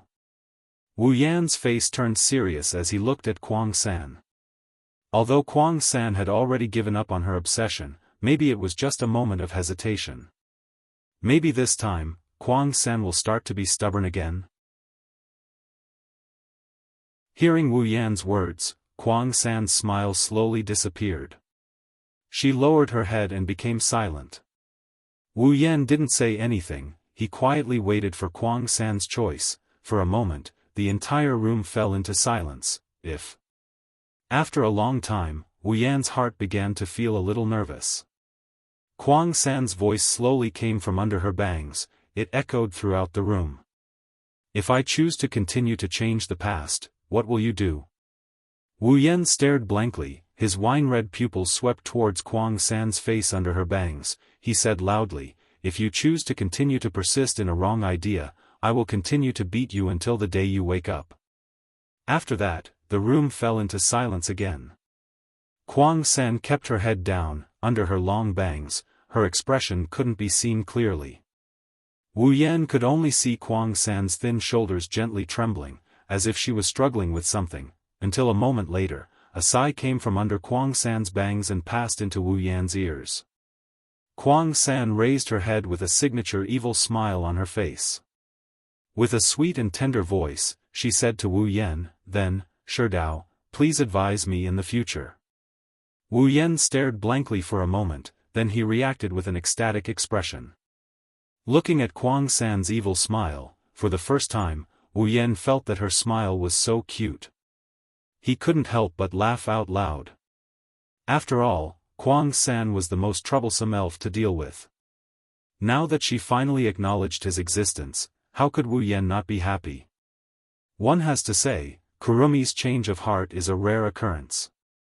If Wu Yan and Kurumi's doppelganger didn't reveal their feelings to each other in the zoo, if Wu Yan didn't defeat Kurumi when she was at her craziest, if Wu Yan didn't empathize with her, if he didn't empathize with her, changing her mind would be harder than ascending the heavens. With a series of factors, plus the previous blow, Kwang San finally acknowledged him. From a certain point of view, Wu Yan's previous idea was correct. For Kwang San, words had completely lost their effect, and actions couldn't move her heart. Only pain could make her heart waver a little. At that time, the right words would be useful. It can only be said that this was a rather tortuous experience for both Wu Yan and Kwang San. Wu Yan exchanged another pair of sealing bracelets from the system's item list. He handed the red bracelet to Kwang San. "Since you know about 10 fragrance and the others, you should know the use of this bracelet, right?" Kwang San took the sealing bracelet and stared at it. She seemed to be in a daze. She seemed to be reminiscing about something, and she seemed to be in a daze. "As long as I wear this sealing bracelet, everything about me will completely change. There will no longer be numbing killing, no longer have the obsession to prove my existence, no longer have the ignorance of abandoning the past, no longer have the confusion of the future path." Thinking of this, Kwang San couldn't help but feel a little tired and uncomfortable, but more than that, she felt relieved. At least, she no longer had no sense of direction. Finally, Kwang San moved and put the red sealing bracelet on her hand.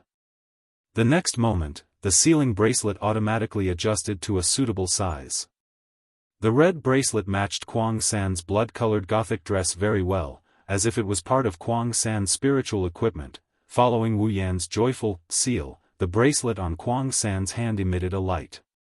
Then, an inexplicable clear stream came out of the bracelet and flowed into Kwang San's body. The clear stream flowed everywhere in Kwang San's body. Wherever it passed, Kwang San's spiritual energy would follow the clear stream and rush towards the next source of spiritual energy. After an unknown amount of time, all of Kwang San's spiritual energy followed the clear stream. After bringing out all the elven energy, the clear stream stopped flowing. Then it drew an arc and surrounded all the elven energy like a cage, imprisoning all the elven energy. Kwang San could feel that after the spiritual energy was imprisoned, the clear stream shook violently and sank into the deepest part of her body with the imprisoned spiritual energy. Then, a circle of red lines appeared on Wu Yan's sealing bracelet. At the same time, the gothic dress on Kwang San's body slowly disappeared under Kwang San's astonished expression, revealing her smooth and delicate body.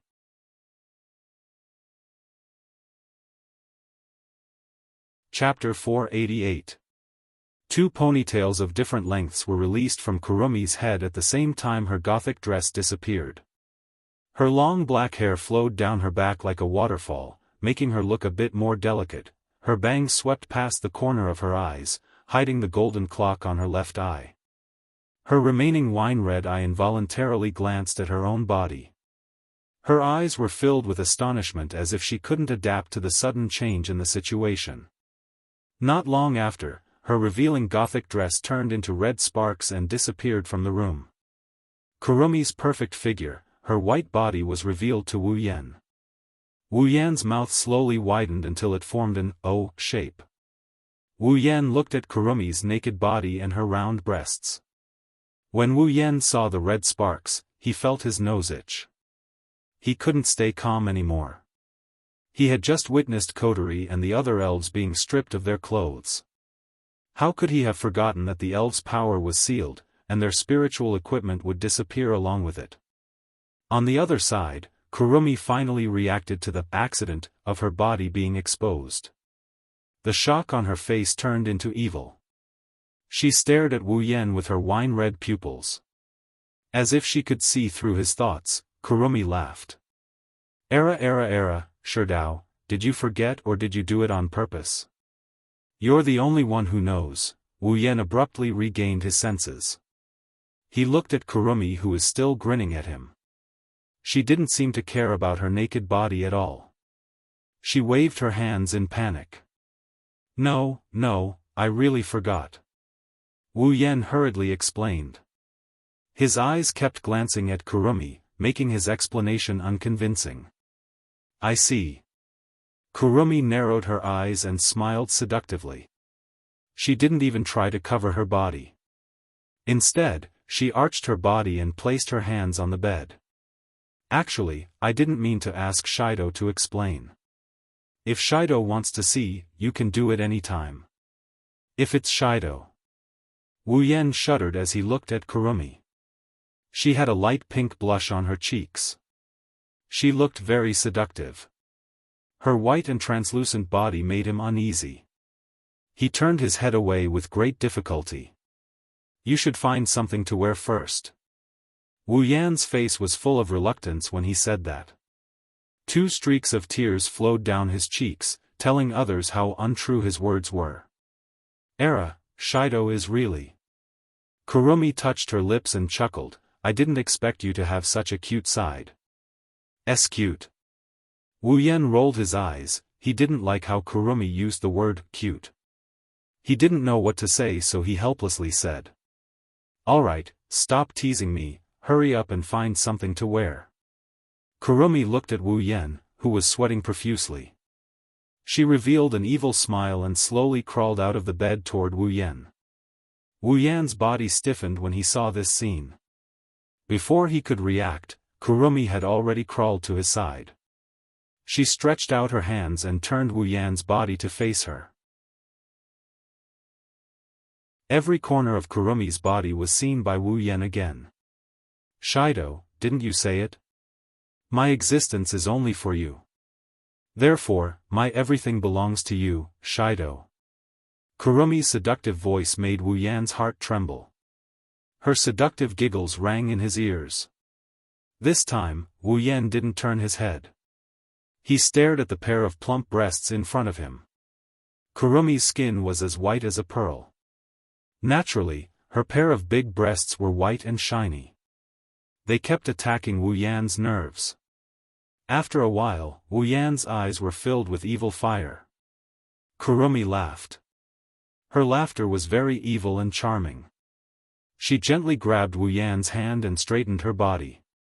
Her pair of plump breasts swayed in an arc. Do you want to touch it? It was a simple sentence, but it made Wu Yan's heart flutter. The evil fire in his heart rose. A rumbling sound came from his throat. In the silent room, it was unusually loud. Kurumi couldn't help but laugh. Kurumi seemed to have gotten an answer. Without waiting for Wu Yan to reply, she grabbed Wu Yan's hand and pressed it on her plump breasts. In the next moment, a soft feeling filled Wu Yan's palm. Wu Yan was stunned. He looked at his hands that were pressing on Kurumi's plump breasts. Feeling the soft feeling, a weak string in his heart suddenly snapped. His hands that were holding Kurumi's plump breasts tightened. Kurumi's smiling face shook. She let out a seductive moan and her body tensed up. Wu Yan kneaded Kurumi's plump breasts like kneading dough. He fiddled with her plump breasts without any pattern. The smooth and tender feeling was constantly transmitted to Wu Yan's heart. Wu Yan narrowed his eyes in pleasure. Kuang San arched her body, covering her mouth with one hand and supporting herself on the bed with the other hand. Her face blushed adorably. In her wine-red pupils, misty mist began to spread. Extremely enchanting moans escaped from Kuang San's red lips, causing the entire room to be filled with a pink and ambiguous atmosphere. And Sherdao. Kurumi panted. Her eyes were blurred as she looked at Wu Yan, who was concentrating on kneading her breasts. Her moans were like extremely high alcohol content. When Wu Yan heard her moans, he began to feel a little drunk. While kneading, the two looked at each other. In their eyes, there was only each other's face. Their expressions gradually became lost. After an unknown amount of time, the two faces began to move closer to each other. When the soft sensation reached their hearts from their lips, they realized what they were doing. By the time they realized what they were doing, their two tongues had already started to entangle with each other in Kurumi's mouth. At the same time, Wu Yan's hands didn't stop at all. He continued to knead with increasing strength. Kurumi's body began to glow red. Her lips were covered by Wu Yan. A muffled moan could be heard from Wu Yan's mouth. This told Wu Yan that his actions were affecting Kurumi. After a long while, the two of them finally let go of each other's lips and looked at each other again. However, the two of them had different expressions. One of them had a satisfied and evil smile on his face, while the other had a blush on her face. Her eyes were blurred and she was panting. Gradually, Wu Yan began to feel unsatisfied. One of his hands that was kneading Kurumi's breasts began to slide down Kurumi's soft body. Kurumi's body violently trembled. As Wu Yan's hand moved down, her heart began to beat faster. Until a moment later, when her lower body was held in his hand, a deadly electric current rushed into her heart. She let out a long sigh. Her moans kept coming out of her mouth.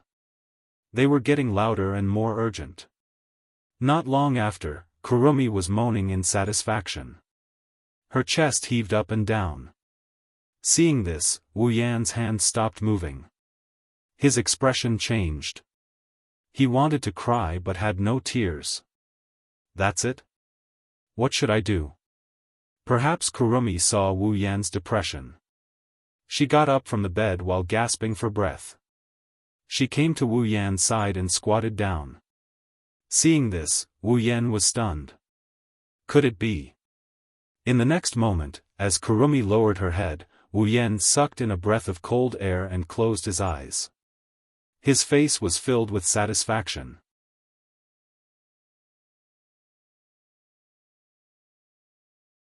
Chapter 489. A strong sense of excitement rushed into Wu Yan's mind. Wu Yan's face was full of satisfaction. He couldn't help but sigh. His heart was slightly excited. This was the first time someone was willing to do something like this for Wu Yan. In the past, no matter if it was the shy Kaishu-sama, the arrogant Railgun, the bold Ju-sama, or the obedient Ikaros, none of them were willing to do such a thing for Wu Yan. There were countless times when Wu Yan had bad intentions but he didn't dare to take the risk of being sliced by force. Unexpectedly, Kurumi, who had only known Wu Yan for a few days and met less than 10 times, took the initiative to accept his first time. How could Wu Yan not be excited? It can be seen that Kurumi had never done something like this before. Her movements were very jerky. There were a few times when she almost bit down. Her sharp teeth scraped against his skin. While Wu Yan was enjoying it, he was also scared to the extreme. However, after a few more attempts, Kurumi seems to have grasped a few tricks. She's able to control her strength very well. This allowed Wu Yan to relax and he started enjoying himself. After an unknown amount of time, Wu Yan exhaled. Kurumi also let out a whimper. Then, the sound of her throat rolling continuously rang. Hearing this, Wu Yan's evil fire that had just subsided suddenly surged again. He began to pant heavily. His wine-red pupils emitted a wisp of fire. He abruptly stretched out his hands and picked up Kurumi who was squatting under him. Ignoring her slightly flickering and panicked expression, he pulled her into his arms, hugged her waist, and then fiercely pressed her down. After an almost inaudible sound, Kurumi's face paled. She raised her snow-white neck and showed a painful expression. However, in this pain, there was also a strong sense of excitement and joy. She was indeed a sickly girl. She found joy in pain. She felt pain and joy at the same time. She was simply born to be a submissive.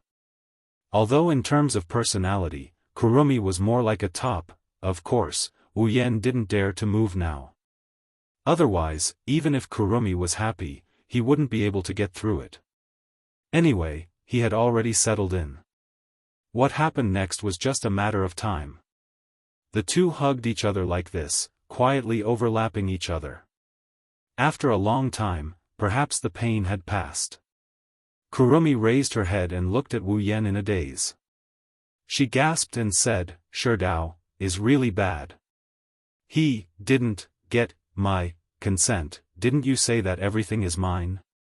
Wu Yan smiled slyly, making Kurumi a bit angry. But soon, Kurumi smiled and leaned against Wu Yan. She gently hugged Wu Yan. The soft flesh of her chest kept rubbing against Wu Yan. This made Wu Yan's lust rise a lot. She slowly straightened her body. The friction and pain made Kurumi's delicate body tremble. But she still propped herself up and then sat down again. Ugh! Kwang-san gasped for breath. Although her movements weren't big, this was already the maximum that the current Kwang-san could do. Pleasure and pain coexisted, causing her entire body to be powerless.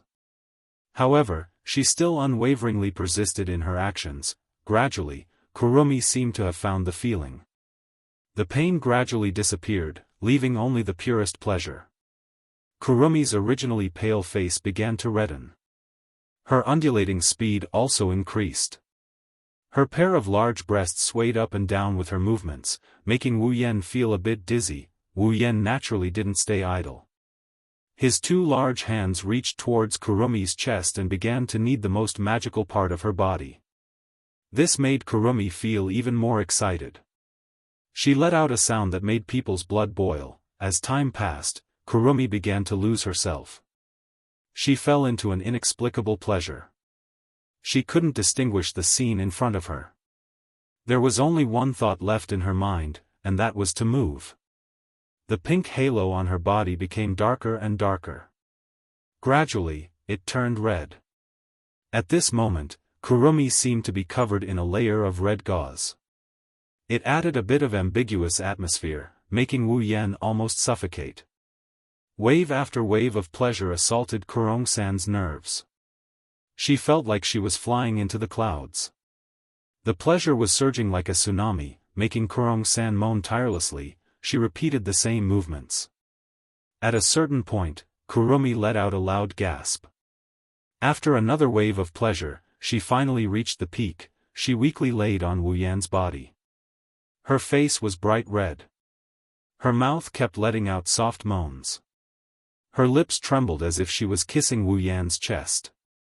Her chest was violently moving up and down. Is it comfortable? After tidying up Kurumi's messy hair and kissing her cheek, Wu Yan smiled and said. His tone was very annoying. After all, he didn't move at all from the beginning. He let Kurumi do whatever she wanted. Her strength was almost exhausted. Kurumi opened her mouth as if she wanted to say something. However, when she opened her mouth, all that came out was gasping. She couldn't make any other sound. Seeing this, Wu Yan smiled again. He stood up and hugged Kurumi with both hands. Her whole body was on top of him. Such a violent movement made Kurumi moan. Maintaining this position, Wu Yan moved his body and quickly pounded Kurumi in his arms. Kurumi raised her head as if she was struck by lightning. She kept moaning and sweating. The pleasure stimulated Kurumi's mind. Her moans changed until they were nothing more than moans. Kurumi's mind is in a blur. She subconsciously wrapped her arms around Wu Yan's neck. She closed her eyes. She put all her work into her throat. Not long after, Kurumi reached the peak again. Her long sigh spread to every corner of the room. The 10-second long moan made Kurumi use the last of her strength. She was like a pile of mud, lying on top of Wu Yan. She only had the strength to open her mouth and moan. However, someone obviously didn't want to let Kurumi go. Ever since he came to this world of dating, Wu Yan hasn't enjoyed this kind of treatment except for the occasional flirting with Kotori and that time in the hot spring. Wu Yan has no less than 10 wives, but this time, not even one came with him. At home, Kotori can't do it openly because Shiori is there. In addition, Kotori's sister mode hasn't appeared for a long time. Wu Yan didn't dare to go to Kotori. As for Toka, she looks like she's easy to push down. However, looking at her innocent and romantic look, Wu Yan didn't have the guts to do it. As for Yoshino, forget it, she's cute but pushing her would be a lot of pressure, thus, Wu Yan can only look on helplessly as the cute girls jumped up and down in front of him.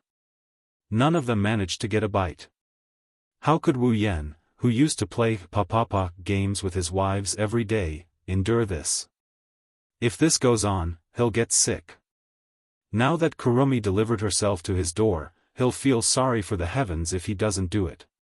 His eyes burning with lust, Wu Yan pushed Kurumi down on the bed and turned her body to lie in front of him. Wu Yan got on top of Kurumi's back and started to move impatiently. Not long after, Kwang San's moans once again resounded through the entire room.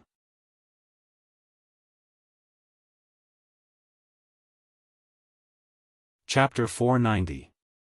In the sky above Heavenly Palace City, inside Fraxinus, in a ward specially used for the sick and injured to rest, a series of continuous panting sounds rang out. There were no pedestrians outside the door. Even if there were pedestrians, unless they completely pressed their ears to the door, they would not be able to hear anything. People could not help but sigh at the soundproofing effect of the ward. Of course, if someone were to discover the secret inside the room, they'd definitely curse out loud. After all, if you ask who's inside the room, the first thing that comes to mind is the injured and the injured. Isn't he afraid of being despised for having sex with the injured or the injured in the room? It's really unbelievable. An hour ago, Kurumi was the owner of this room, and she was still in a coma. But now, she's doing something that's both physically and mentally draining. It's really hard to say what's good for her. You have to sigh at the conscience of a certain wolf. He actually pushed an injured person. However, Kurumi's injuries have mostly healed while she was in a coma. Although she's still lacking in physical strength, she's fine in other areas. You can see that from how she's still touching Wu Yan. Kurumi didn't actually want to have sex with Wu Yan, but because of the disappearance of the spiritual equipment and Wu Yan's performance, Kurumi couldn't help but want to have sex with him. As for the consequences of doing that, Kurumi thought she'd just let him have sex with her and she'd help him deal with it afterward. Who knew that she'd be the one to pay the price? Even if Kurumi didn't dislike the result, she'd still be angry. Of course, it's too late to talk about this now. After an unknown amount of time had passed, a long moaning sound once again sounded. The intermittent moaning gradually weakened. Other than some faintly discernible panting sounds, there was no other sound in the room. Wu Yan was lying there with a refreshed expression on his face. His wine-red eyes were slightly narrowed. Kurumi was lying on top of him, her face was red, her breasts were violently moving up and down. Her breasts were constantly rubbing against Wu Yan's chest, almost making Wu Yan burn again.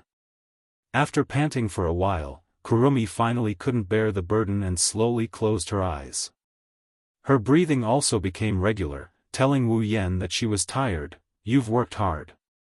Stroking Kurumi's long black hair, Wu Yan said with a guilty tone.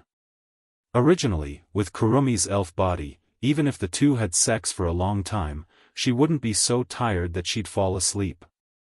Unfortunately, Kurumi's injuries had just healed, and her strength was sealed, so her recovery was greatly reduced. Wu Yan, on the other hand, had been holding back for a long time, so he wanted to have a good time. Naturally, the weaker one would be lying on the ground. Moreover, even if she didn't get stronger, Kurumi still wouldn't be Wu Yan's opponent, let alone now. But it must be said that even if it was the first time, Kurumi still showed amazing talent.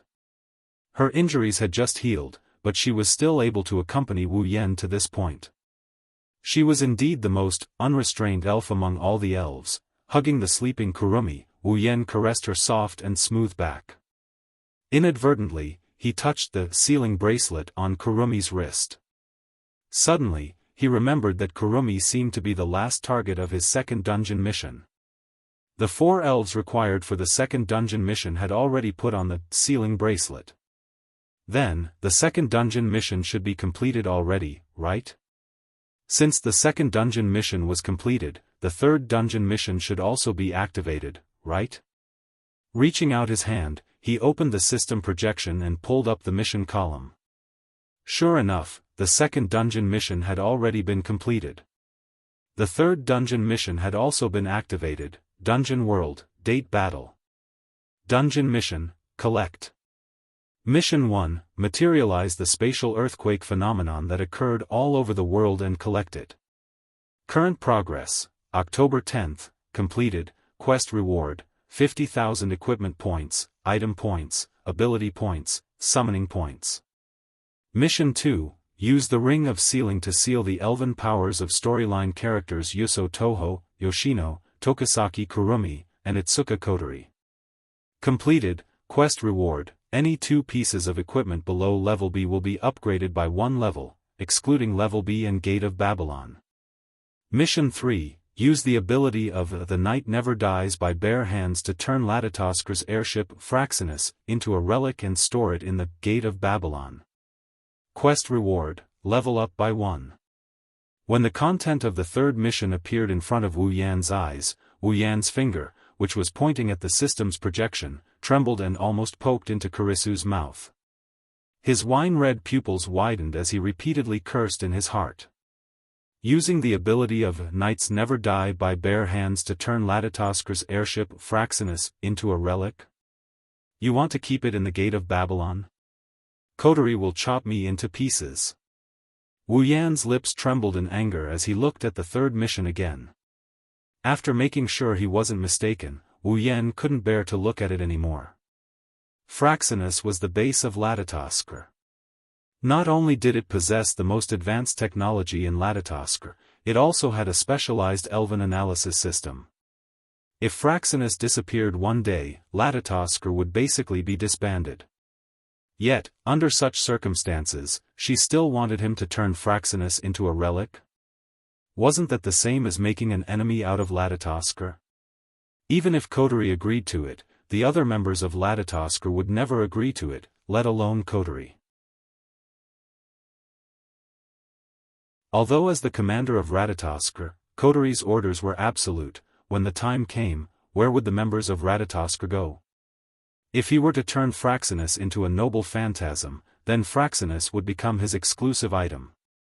Even if he allowed others to use it, they would have to approve of it in their hearts. This mission is both simple and difficult. The simple part is that he only needs to get Kotori's approval. The difficult part is that the other members of Latatoskr don't know how to deal with it. Should he rob it? If he did that, even Kotori wouldn't forgive him, let alone the others. After staring at the third mission for a long time, Wu Yan sighed. He couldn't figure out what the other members of Latatoskr would think about it. Wu Yan could only put it aside for now. Since he wasn't in a hurry to leave this world, he'll put the third mission aside for now. He'll deal with it when Kotori has a showdown with her. The reward of this quest, on the other hand, made his heart skip a beat. Leveling up by 1 seems like a small amount, but if he could level up by 1 level, he would be able to reach level 70 and become a tier 8 powerhouse. That would save him a lot of leveling time. Due to the difficulty of the mission, Wu Yan could only give it up for now. Beep. The second mission has been completed. Reward, any 2 pieces of equipment below level 8 will be upgraded by 1 level. Please make your choice. Warning. This does not include the upgrade of the equipment. Excluding the Gate of Babylon as well. The system notification rang in Wu Yan's ears. Wu Yan was stunned for a moment, but when he came back to his senses, his face lit up with excitement. Wu Yan has been eyeing the reward of the second dungeon for a very long time.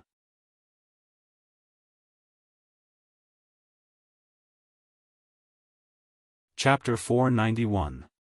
Wu Yan already had a plan for the second dungeon mission reward, which was to upgrade any 2 pieces of equipment below B grade by 1 level. If he succeeded, not only would he receive rewards, but he would also be able to upgrade his abilities. To be precise, he would be able to upgrade the power of the Gate of Babylon. Ever since he obtained the Gate of Babylon, Wu Yan would convert some iron sand into a noble phantasm and put it into the Gate of Babylon every day, trying to upgrade the Gate of Babylon. As for the result, he could tell by looking at his character status that his Gate of Babylon was still at level C. This also showed how difficult it was to upgrade the Gate of Babylon. If he were to use equipment to upgrade the Gate of Babylon, it would take a long time. When the reward of Quest 2 appeared, an idea popped up in his mind. What if he used the reward of Quest 2 to upgrade the Iron Sands level? Would that work? The level of the Gate of Babylon was supported by the iron sand that was converted into a grade D equipment. If the Gate of Babylon were to lose the iron sand that was piled up like a mountain, the Gate of Babylon would revert back to its original form, a grade D equipment. Perhaps because of this, even though Wu Yan kept adding iron sand into the Gate of Babylon, he could not upgrade the Gate of Babylon to B grade. If he were to use other equipment to upgrade the Gate of Babylon, Wu Yan would definitely go bankrupt, and it would only be a matter of time. Wu Yan had spent a lot of effort to upgrade the Gate of Babylon. After all, it was such a special equipment, it would be a waste to let it grow on its own. However, it was extremely difficult to upgrade it with other equipment. When the reward for the second dungeon mission appeared, Wu Yan saw a possibility. Upgrade the iron sand in the Gate of Babylon, and upgrade the Gate of Babylon again. This was not impossible. Although the amount of iron sand was boundless, at the end of the day, it could only be considered a piece of equipment. The system could not possibly change a grain of iron sand from D grade to C grade, right? If he could upgrade the iron sand from a D grade common armament to a C grade rare armament, Wu Yan did not believe that he could not upgrade the Gate of Babylon.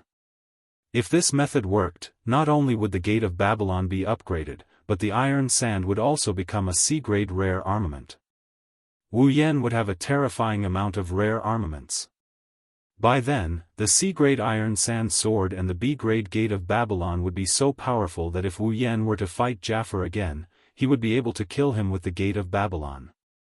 Even if he were to fight Kurumi again, Wu Yan was confident that he would be able to gain the upper hand without resorting to any tricks. Wu Yan wanted to laugh out loud at the thought of having a gold armament treasure of Babylon with a pile of rare armaments. If he was not afraid of waking Kurumi up, Wu Yan would definitely do so. After all, even the glittering gold and fate was only a rare armament in the Gate of Babylon. Only noble artifacts like Ye and Heaven's Lock could be considered as gold armaments. If this idea works, Wu Yan's Gate of Babylon would be able to match up to Jin Ling's Gate of Babylon.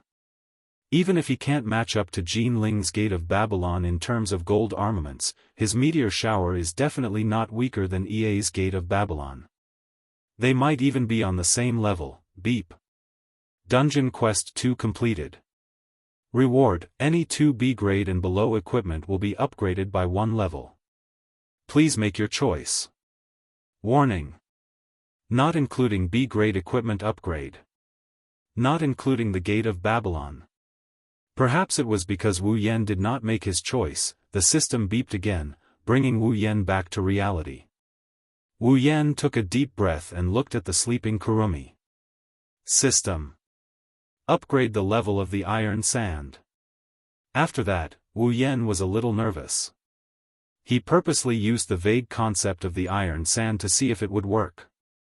The next moment, the system beeped again, directly into Wu Yan's mind. Hearing the system beep, Wu Yan was stunned for a moment, then he was overjoyed. Ding! The level of the iron sand has been upgraded. The current level is C grade. As soon as the system beeped, the iron sand that were lying quietly in the gate of Babylon suddenly lit up with a dazzling light. At the same time, blood-red vein-like patterns appeared on their bodies. That was the phenomenon of the night never died by bare hands. Under the dazzling light, the blood-red veins started to vibrate slowly like a heart. An inexplicable force worked within the iron sand. Under the effect of this inexplicable force, the iron sand that was as big as a mountain and as big as a sea started to transform.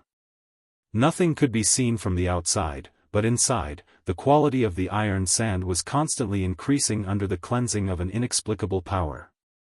Moreover, it had reached a certain critical point, and in the end, it even broke through this critical point with lightning speed. When the critical point was broken through, the blood-red veins on the iron sand flashed fiercely, then gradually dimmed until it completely disappeared. As the light disappeared, the blood-red veins on the iron sand sank into the iron sand. If one looked closely, they would notice that the color of the veins on the iron sand had deepened a lot. When the iron sand was upgraded to C grade and became a rare armament, another system beeped, ding. The level of the Gate of Babylon has been upgraded. The current level is B grade. Character, Wu Yan abilities, True Ancestor Bloodline, Endless Martial Training, Night Never Died by Bare Hands, Electromancer, LV5, Equipment, Gate of Babylon, B grade, Summons, Misaka Mikoto, Katsura Hinajaku, Ikaros, Astria, Flandra. Scarlet, Shokuhu Misaki, Kinohida Sayai, Frenda, Takitsubu Riku, Misaka Sisters, 20,000, Equipment Points, 170000 Item Points, 50,000 Ability Points, 170000 Summoning Points, 230000 Level, 69. Finally, its level B, Gate of Babylon. Wu Yan let out a sigh of relief when he heard the system beep. The nervousness in his heart dissipated, and a hint of joy appeared on his face. He was worried that his trick wouldn't work and the iron sand's level wouldn't be upgraded. Fortunately, the final result was undoubtedly gratifying.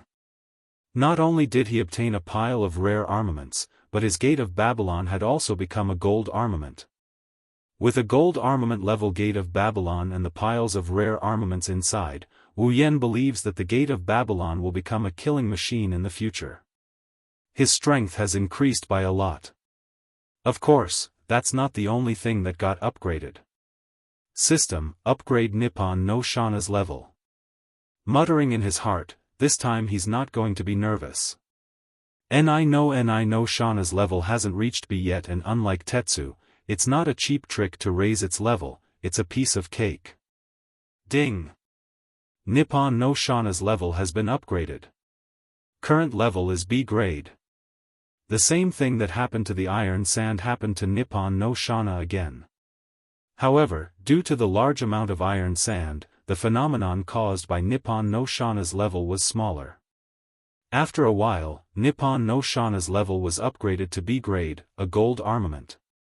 With B grade Nippon no Shana, Wu Yan's strength increased again.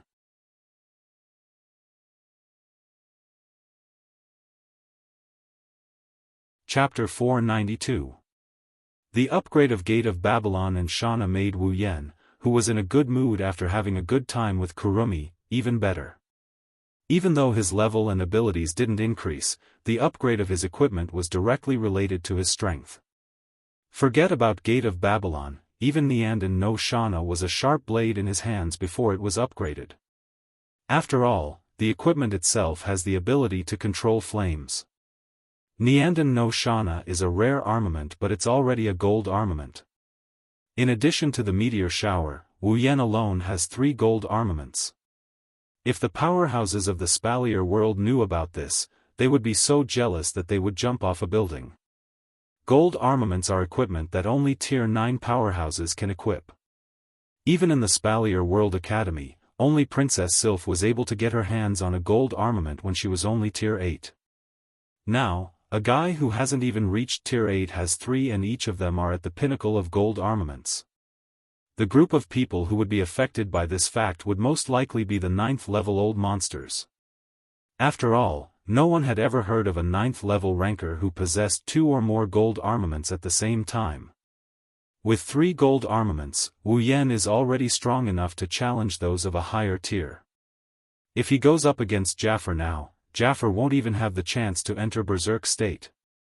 This is also why rare armaments are common in the Spalier World Academy while gold armaments are only owned by one person. Even though there's only a difference of 1 level, the former is suitable for tier 7 and 8 while the latter is suitable for tier 9. They can't be compared at all. That's why Wu Yan couldn't help but be in a bad mood when he thought about the fact that he has 3 gold armaments. Of course, this good mood disappeared when he saw the various points on his character panel, especially the 50,000 item points. After exchanging for 4 pairs of sealing bracelets, Wu Yan's item points are nearing the bottom again. Wu Yan sighed and comforted himself. It's fine. 800,000 item points for 4 cute girls. It's worth it no matter how you look at it, right? That's true. At the mention of sealing bracelets, Wu Yan couldn't help but look at his hands. Currently, he has 3 sealing bracelets on one hand and 2 sealing bracelets on the other. The 5 sealing bracelets occupied his hands and they almost covered his entire wrist. It's a very odd sight. Wu Yan couldn't help but frown. System, is there a way to reduce the number of sealing bracelets without weakening their effects? Wu Yan asked the system in his mind. User, because the items are of the same quality, you can choose to combine all the sealing rings so that you can control the paired sealing rings. You want to merge all the sealing rings together? Wu Yan's eyes lit up. How do I do that? User, you don't need to do anything. You only need to apply to the system. Oh. Then, system, apply to combine the sealing bracelets. Beep. User has applied to combine the sealing bracelets. 50,000 item points will be required. Do you wish to pay? The system's cold voice caused his smile to freeze. Within 1,000th of a second, he cursed the system 1,000 times and then OOXX 1,000 times. You only need to apply to the system? I should have known that the system is a scammer since ancient times. The saddest thing is, this isn't the first time I've been scammed. Glancing at his character status, he saw the item points at 50,000. Wu Yan wanted to know why combining the sealing aura would give him exactly 50,000 points, no more, no less. Is this the system's aim? Wu Yan, who had just finished a round of lovemaking and was in high spirits, suddenly felt a pain in his lower body. It was called a faint sadness. Rubbing his forehead, Wu Yan muttered weakly, yes, ding. The sealing bracelets have begun to combine. The combining function has been activated. The next time you combine the sealing bracelets, user will no longer need to pay item points. Hearing the system's voice, Wu Yan's gloomy mood improved a little. At the same time, the 5 white sealing bracelets on his hands began to change. Between the 5 sealing bracelets, a thread with flowing light suddenly grew out and connected to the closest sealing bracelet. As the 5 sealing bracelets connected, the 5 sealing bracelets began to vibrate. Then, under Wu Yan's astonishment, the 5 identical sealing bracelets, except for the first one on his right hand, all shattered into pieces after a crisp sound. Before Wu Yan could react, the 4 shattered sealing bracelets paused in midair and shot towards the last remaining sealing bracelet. After hovering around it for a while, they merged into it.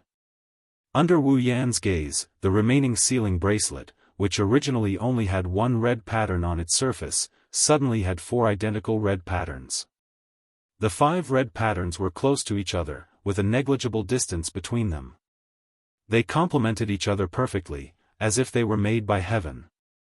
These 5 red patterns each represented a seal. When the red patterns disappeared, the seal would be released. Of course, this was only possible with Wu Yan's approval. Now that there was only 1 sealing bracelet left, it didn't look as out of place as before. This made Wu Yan's expression much better. Holding the sealing bracelet in his hand, Wu Yan pursed his lips and sighed. Looks like when I get back to the Spalier world, I'll have to think of a way to get some points to use. The items in the system can be said to have endless uses. There's only things you can't think of, there's nothing you can't find. Without points, you can only stare at the items in the system. That's not a good feeling. Moreover, the most fundamental purpose of coming to this world, which was to obtain the special item to unlock the mysterious crystal, has been achieved. Next, it's time to properly raise my level. When I get back to the Spalier world, I'll choose a suitable dungeon for leveling. The time ratio between the Spalier world and the dungeon is 1:100. If I don't die in such a good dungeon, I'll be struck to death by lightning. After making up his mind, Wu Yan glanced at the last quest in this world. He sighed and smiled bitterly. I wonder if Coterie and the others will agree to let me take Fraxinus away. It shouldn't be a big problem. Wu Yan muttered uncertainly. He couldn't make up his mind. This is a big problem. Logically speaking, if he tells Coterie about his background, it shouldn't be a big problem. After all, the main purpose of Fraxinus was to help Ratatoskr with their strategy against the elves. If Kirin completed the last dungeon quest, even if he took Fraxinus with him, the world would still be frozen in time. If time is frozen, Fraxinus' role will be negligible. As long as he doesn't return to this world, the elves won't appear and everyone will be frozen in time. What's there to worry about? That's why this problem is both simple and difficult. After pondering for a while, Wu Yan sighed. Let's put it aside for now.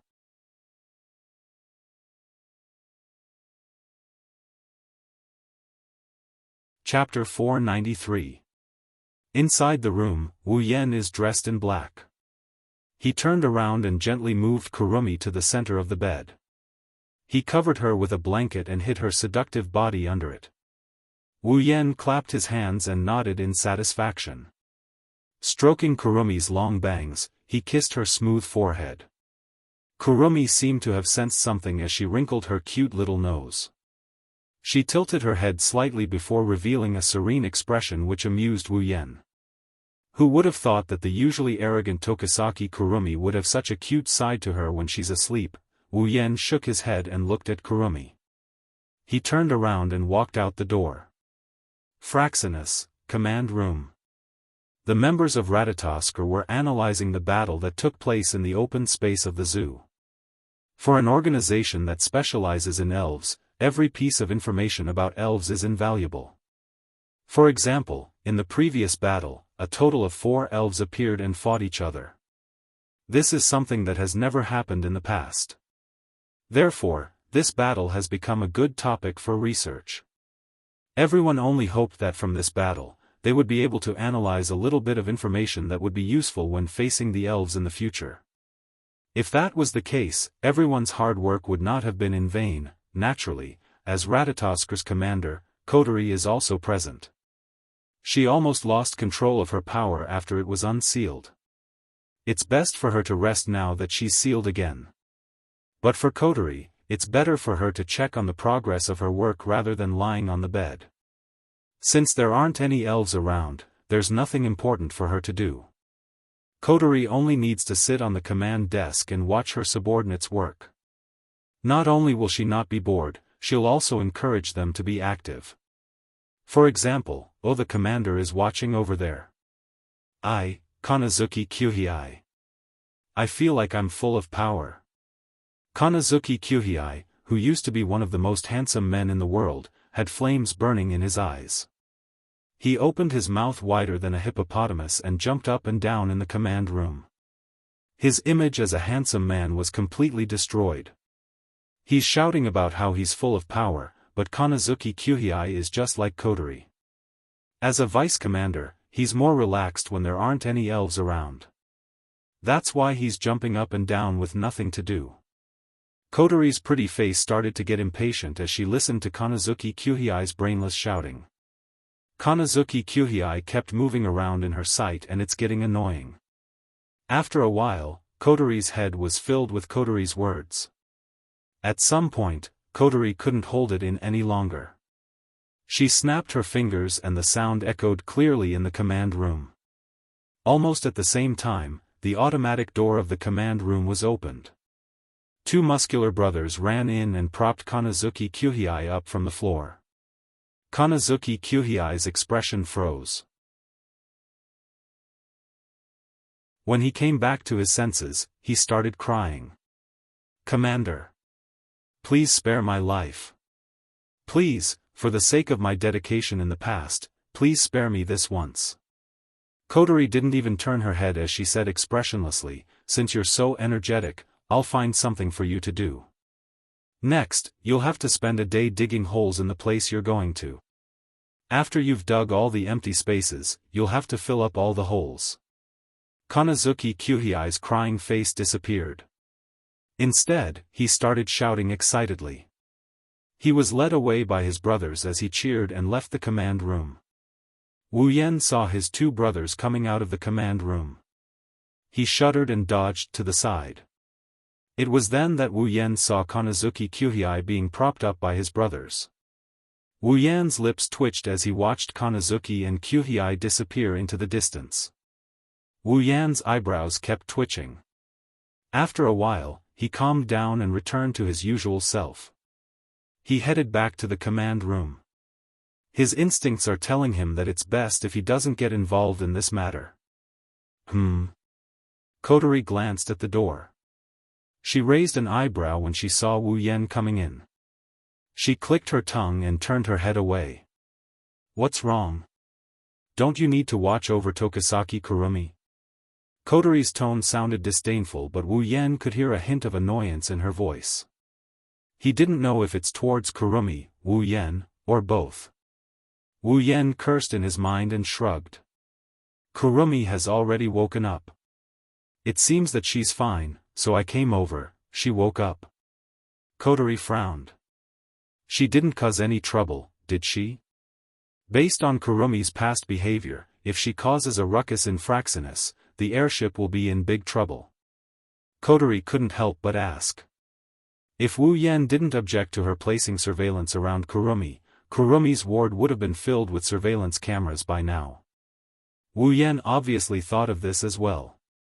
His expression became a bit unnatural. He's glad that he didn't agree to Kotori's suggestion because he was concerned about Kurumi's feelings.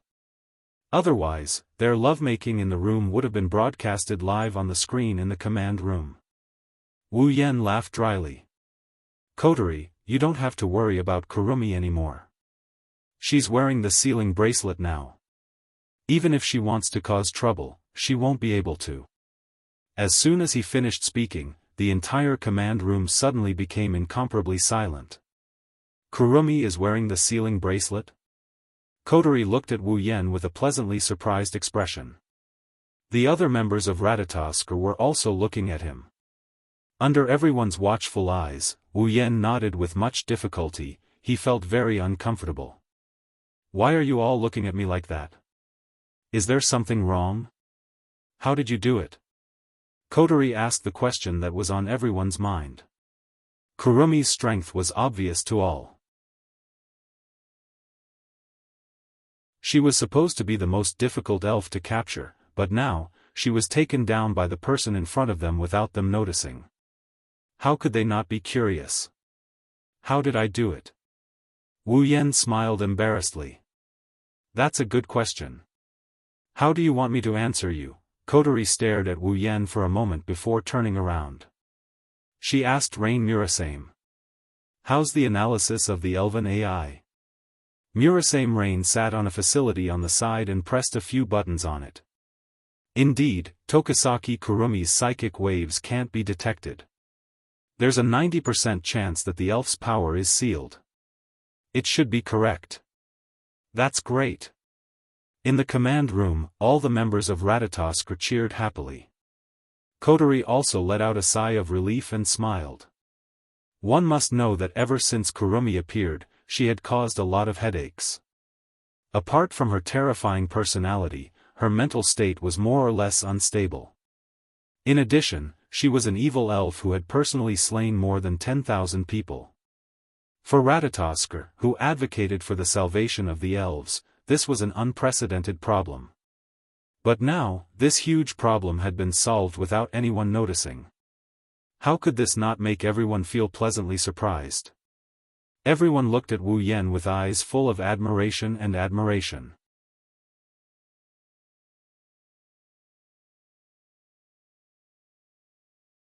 Chapter 494. It's really a miracle. Rain Murasame, who usually doesn't care about anything, was now full of emotion. She shared her analysis of Kurumi on the big screen in the command room and said, Tokisaki Kurumi's favorability bar was only half full before, but now it's full. How did he do it? Rain Murasame's last sentence was naturally directed at Wu Yan. Everyone on the scene saw Kurumi's max favorability on the big screen. Immediately, one by one, they used their worship skill on Wu Yan. Not only did he raise the favorability of such a difficult elf to max out, but he also completed the most important task of sealing her. This is a real god. Of course, in this worship, there's also a lot of doubt. In addition, they were curious. They were curious about how Wu Yan got Kurumi. Chuckling dryly, he felt everyone's gaze on him. He felt his scalp tingling. At this moment, even if these people's gazes were filled with worship, it still made him feel like they're piercing his eyes. To be honest, Wu Yan was also surprised that Kurumi's favorability towards him was maxed out. He didn't know when Kurumi had such a deep impression of him. Kurumi's temperament is really hard to fathom. Wu Yan truly experienced the feeling of a woman's heart from Kurumi. If he didn't have the advantage and know the characters well, he's afraid that Kurumi wouldn't be able to wear the sealing bracelet. However, Wu Yan didn't know why Kurumi's favorability towards him was maxed out. Could it be that Kurumi has a setting where she'll be loyal to someone after being Papa? Rubbing his head in distress, Wu Yan sighed and said helplessly, "Don't ask me how I did it, I'm also confused." Confused? How can you capture a girl when you're confused? At the same time, everyone flipped the tea table in their hearts. The worship and doubt in their eyes turned into speechlessness and disdain. Perhaps in their hearts, they thought that Wu Yan was faking it, a winner in life showing off in a roundabout way. If Wu Yan knew what they were thinking, he'd definitely go berserk. Is this showing off?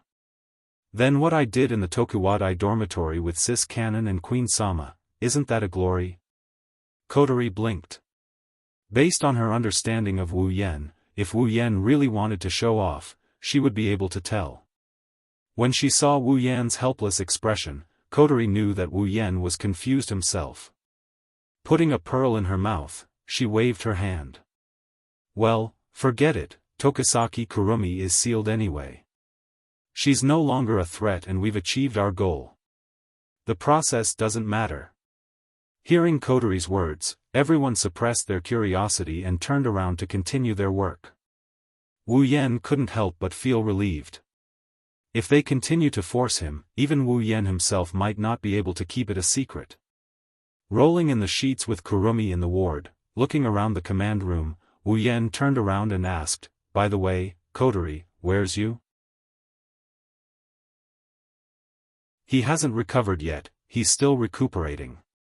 Kotori glanced at Wu Yan and said in annoyance, "You's just a normal person, he's not you nor an elf. He took a bullet in the back, how can he recover so quickly?" "That's true." Wu Yan answered casually. He hesitated and asked, "Then, Kotori, what do you plan to do with Kurumi?"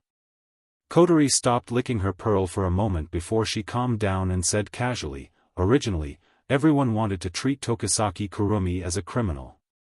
"Criminal?" Wu Yan turned around and looked at Kotori. "Ah."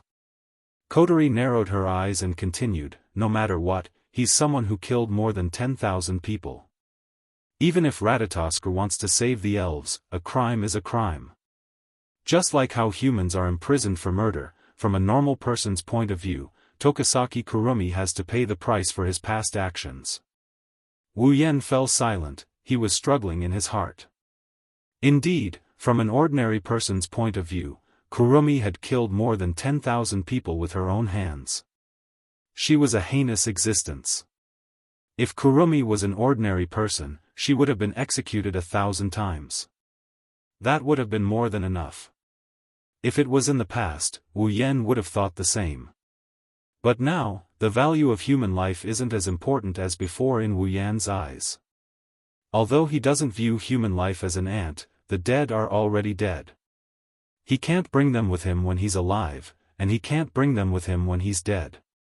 Wu Yan's hands are stained with the blood of countless people. During the treasure hunt in the supply town, Wu Yan killed as many people as Kurumi. If possible, Wu Yan doesn't want Kurumi to bear the consequences. Not only did he not do it in the past, but now, Kurumi is even more so for his woman. Thus, Wu Yan couldn't help but ask. Is there no way to salvage the situation? Kotori turned around, her red eyes stared at Wu Yan. She said with a bit of displeasure. You seem to care a lot. How can I not care? Wu Yan bitterly smiled. I believe elves are kind beings. Kurumi's hands are stained with blood, but she was forced to do so. If she wasn't hunted by humans, she wouldn't have ended up like this. Kotori, I don't believe you can't tell if Kurumi's heart is kind or not. Kotori snorted and turned her head away. If I didn't, she would have been in the shelter already. Wu Yan wasn't surprised, he was happy instead. So, there's still room for negotiation in dealing with Kwang-san? Kotori pursed her lips, she sighed and said in a bad mood. Since Tokisaki Kurumi is an elf and her situation is special, she will be exiled to be monitored. If she commits any more crimes, she will be imprisoned. Exiled to be monitored? Wu Yan tilted his head in confusion. What does that mean? That means, Kotori bit her lips, she said with a bit of reluctance. Kurumi will be taken in, and she might even belong to our family. Really? Wu Yan's face lit up with joy, he said with a smile. Kotori was annoyed. Don't be happy too early. That's just a preliminary decision. I haven't approved it yet. Don't forget, we don't have any extra space in our house to take in anyone. Even see when Nai sleeps with Shixiang. That's true. Wu Yan was a bit troubled. At this moment, a delicate voice rang in everyone's ears at the same time as the automatic door opened. This caused the entire command room to fall silent. Era, you don't have to worry about that. Everyone stopped what they were doing. They looked up and saw Kurumi in her hospital gown walking in with a graceful smile on her face. She started walking towards Wu Yan. Wu Yan was confused. Kurumi hugged Wu Yan's arm and intimately leaned on him. I can share a room with Shido. What? Everyone exclaimed in shock, including Kotori. She stood up from her seat with a whoosh. Kurumi maintained her elegant smile, she looked at Kotori with fire in her eyes. Is there a problem?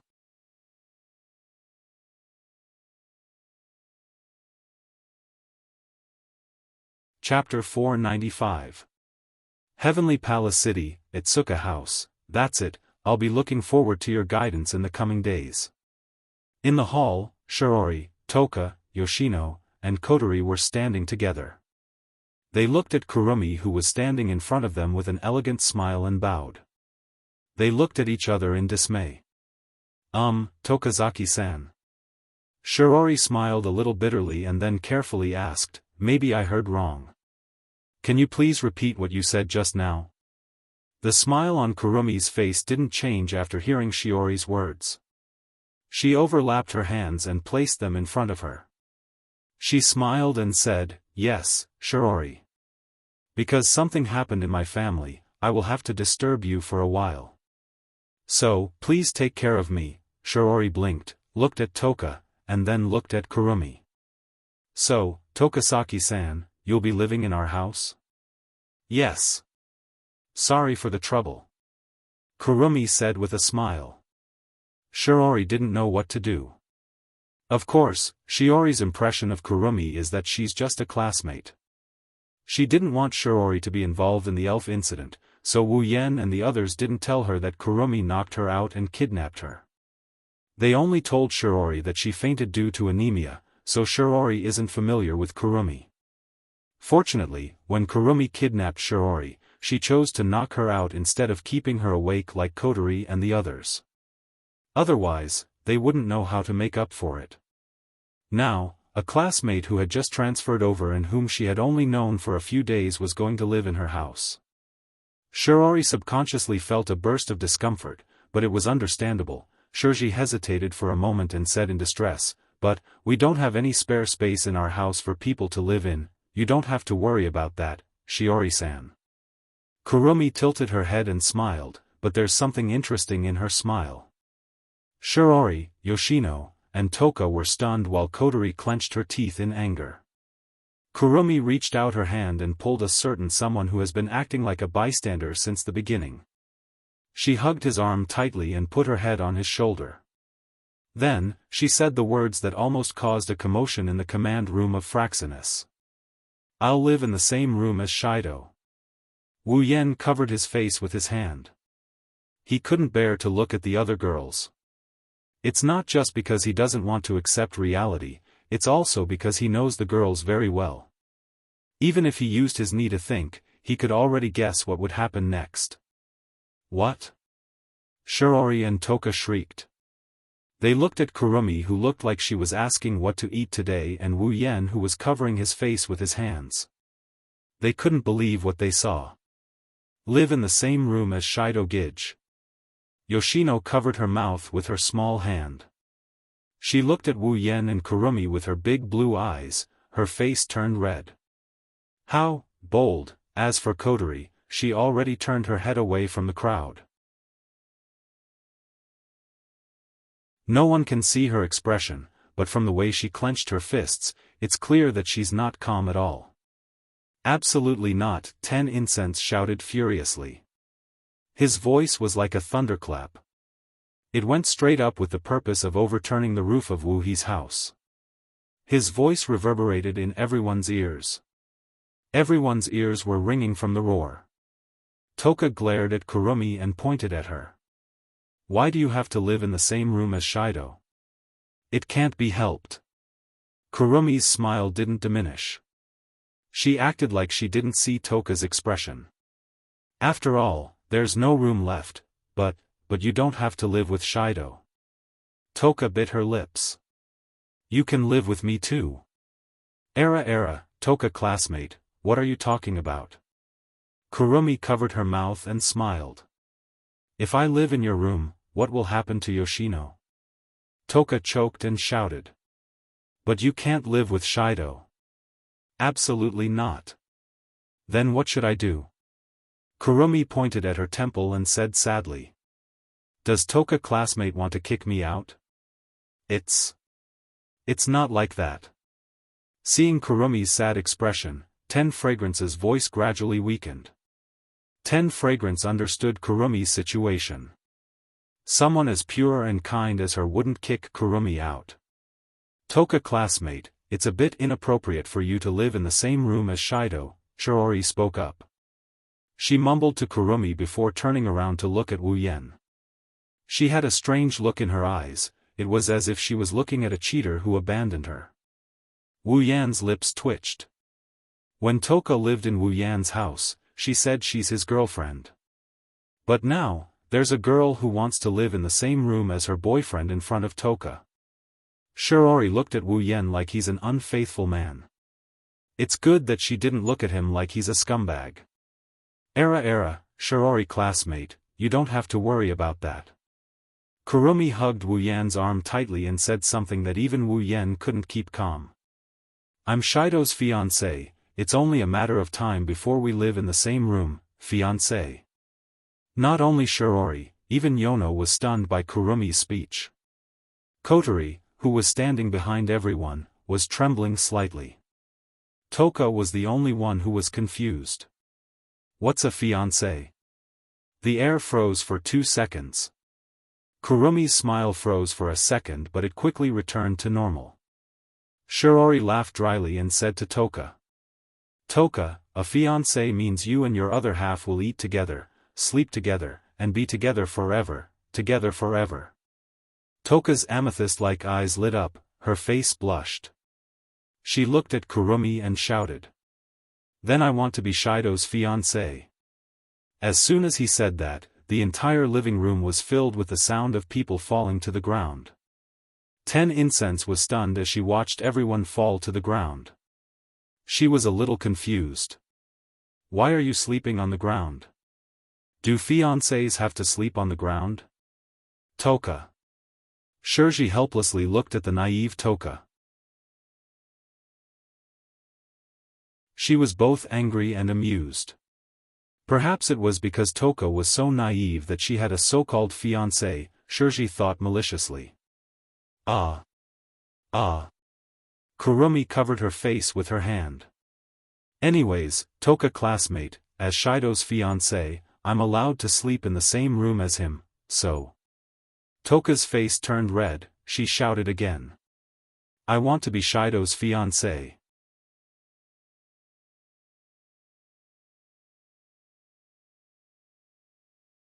Chapter 496. I can't believe it ended up like this. Wu Yan laid on the sofa in the living room of Itsuka's house. He looked around at the dark living room and he wanted to cry but no tears came out. But that's fine too. If I really sleep in the same room with Kurumi under Kotori and the others' eyes, I'm afraid I'll have to worry about the door being kicked open for the whole night. Wu Yan sighed and shifted his body. He leaned his head against the high pillow on the sofa and looked at the ceiling. His wine-red eyes started to lose focus. I wonder how Chuju and the others are doing. It has been almost a month since Wu Yan came to the date battle world. In other words, Wu Yan has been here for almost a month. 1 month felt like a long time, but it felt like a short period of time. In such a short period of time, there were many more people around him who were tied to him. Based on the time ratio between the Spalier world and the Spalier world, I should be gone for about half a day. Half a day, I wonder if Hinajaku and the rest will miss me.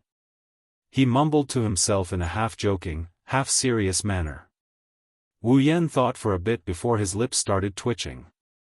In my opinion, there's an 80% chance that he's forgotten where I am. Wu Yan thought about the girls who are usually reliable but sometimes unreliable. Especially Astria, he couldn't help but sigh. At the entrance of the hall, he heard a slight kacha sound. Amidst the silence of the hall, Wu Yan could clearly hear the sound. He subconsciously turned around to look at the source of the sound. The door of the hall was pushed open and a small head popped out. 2 red ponytails were shining in the dark night and a pair of black ribbons were quivering on top of her head. She looked like a kitten that was about to steal something. She was very cute, it was none other than Kotori.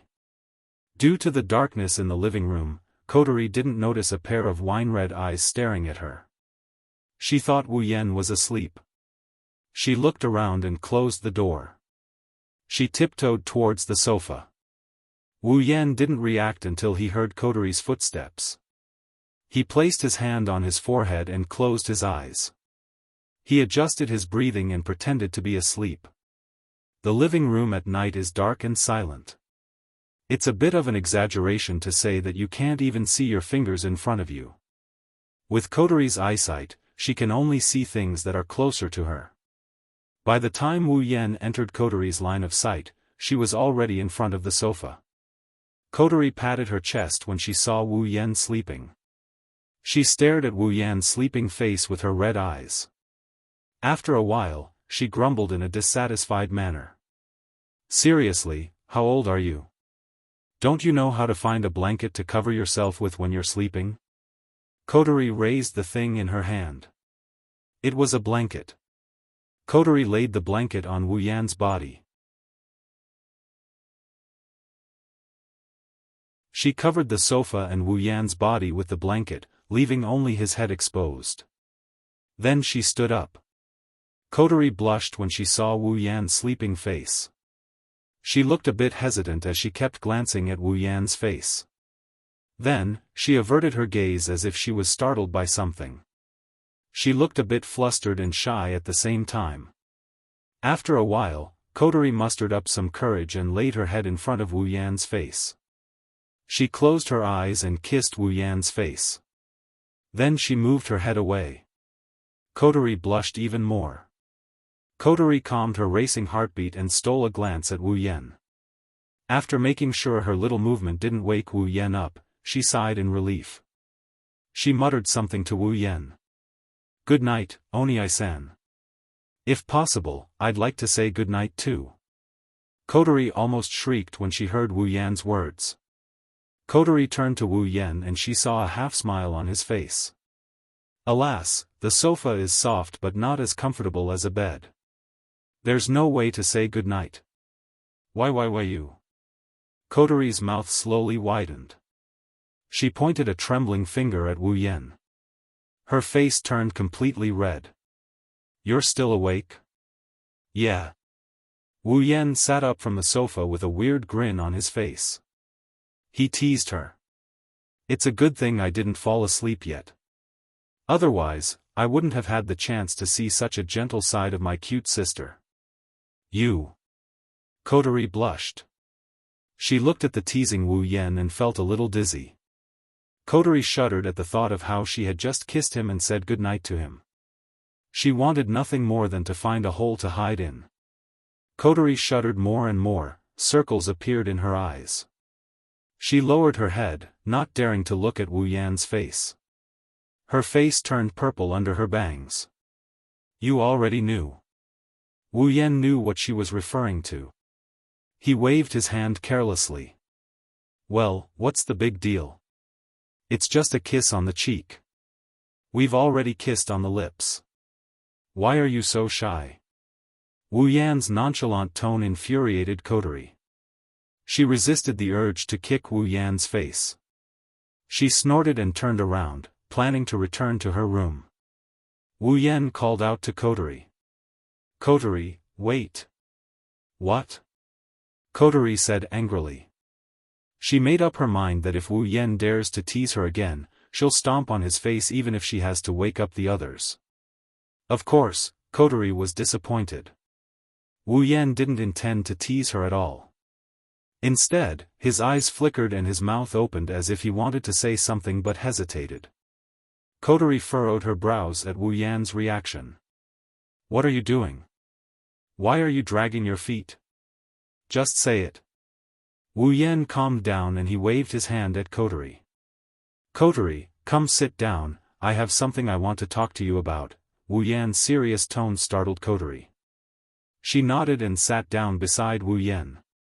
She didn't say anything, she just waited like that. Her instincts told her that what Wu Yan is going to say next isn't going to be a simple matter. What Wu Yan is about to say is nothing to Wu Yan. But, for Kotori, it's not that simple. Wu Yan is going to explain everything to Kotori. Wu Yan wanted to find a time to have a showdown with Kotori. After all, he can't just leave the dungeon quest unfinished. He's done with the basic objective of coming to this world. There aren't many opportunities for him to improve his strength in this world. Now, there's only Wu Yan and Kotori here. There's no better time than now to explain everything. When he first arrived in this world, Ratatoskr found out about him from the surveillance system. Kotori also knows that he's not from this world.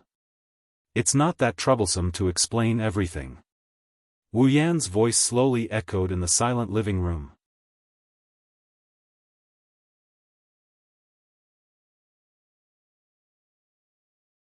Chapter 497. In the quiet hall, two figures were sitting on the sofa. One of them seemed to be talking about something. In the entire space, only his voice echoed in the darkness, and all of it was transmitted into the ears of the other person. Although the voice was soft, the content could not be ignored. This could be seen from the frown on the other person's face. As time went by, Wu Yan explained his origin, identity, and the system to Kotori in a way that Kotori could understand. Basically, Wu Yan told her everything that happened before he got the system and came to the Spalier world. He also told her about Chuju, Mikoto, and the others. Of course, there's no way Wu Yan is going to say something like, "I have almost 10 wives." Using Wu Yan's own words, they are good friends he met in other dungeon worlds. As for how good these good friends are, Wu Yan would have to be really bored to death to talk about it. When Wu Yan's final words reached Kotori's ears, the hall fell into silence once more. Kotori's expression flickered as she tried to make out the changes in her expression. After digesting all the information, Kotori raised her head and looked at Wu Yan. In other words, you came to this world because you wanted to obtain that spatial pearl. But if you want to leave this world, you have to complete 3 missions. You've already completed 2 of them, so there's only 1 left, right? Yes. Well, that's the gist of it. Wu Yan replied. He looked at Kotori with a puzzled expression. He's not sure if it's just his imagination, but he felt like Kotori's mood got worse after he explained everything to her. Kotori fell into deep thought. She turned her head and looked ahead. You're telling me this now? Is this your last mission? Do you need me to do something? Yes. It's not that I need you to do anything. Wu Yan smiled sheepishly. But the last mission is to get something. That thing is related to me? Kotori interrupted Wu Yan and narrowed her eyes. Her expression was as calm as an ancient well. What is it? Yes. Wu Yan finally got to the point. He started to get nervous. After hesitating for a while, Wu Yan said carefully, Fraxinus. What did you say? Kotori looked at Wu Yan and stared at Wu Yan's wine-red eyes. Wu Yan shrunk his head. Wu Yan scratched his face and raised his hand awkwardly. I need Fraxinus. Kotori's expression turned cold. She sat on the sofa and stared at Wu Yan without saying a word. Wu Yan's expression changed. You want the Fraxinus? The entire airship? Kotori asked 2 questions in a flat tone. It's hard to tell what she's thinking. Wu Yan decided not to beat around the bush. He put on a I am going for broke look and he told Kotori. Yeah, my last mission is to turn Fraxinus into a noble phantasm and store it in the gate of Babylon. That way, I will get the entire Fraxinus. Kotori pursed her lips and said with a faint smile, Do you think that's possible? I know. I know that this request is too much. Fraxinus is Ratataskr's main base. It plays a crucial role in the operation against the elves. If we lose Fraxinus, Ratatoskr will be paralyzed, Wu Yan bitterly laughed. Then, he put on a serious face. But, as you know, if I leave this world, the time in this world will be frozen. Even if I take Fraxinus with me, there won't be any negative effects. Even if I spend hundreds or thousands of years in another world, when I return to this world, it will only be a blink of an eye for the people of Ratatoskr. Wu Yan chuckled at this point. So, Kotori, can't you just lend me Fraxinus for a blink of an eye? Kotori went silent, she turned her head away. Her face is still expressionless but Wu Yan can see that Kotori's hands are gripping her skirt so hard that her joints are turning white. That's true. According to what you said, Fraxinus will only be gone for a blink of an eye. It won't affect Ratataskr's operation at all. Lucian nodded. Wu Yan's lips curled into a happy smile but Kotori's next sentence froze his smile.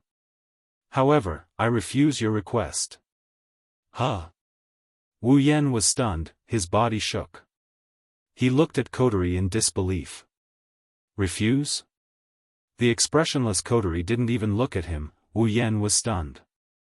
Wu Yan expected Kotori to hesitate or even agree to his request.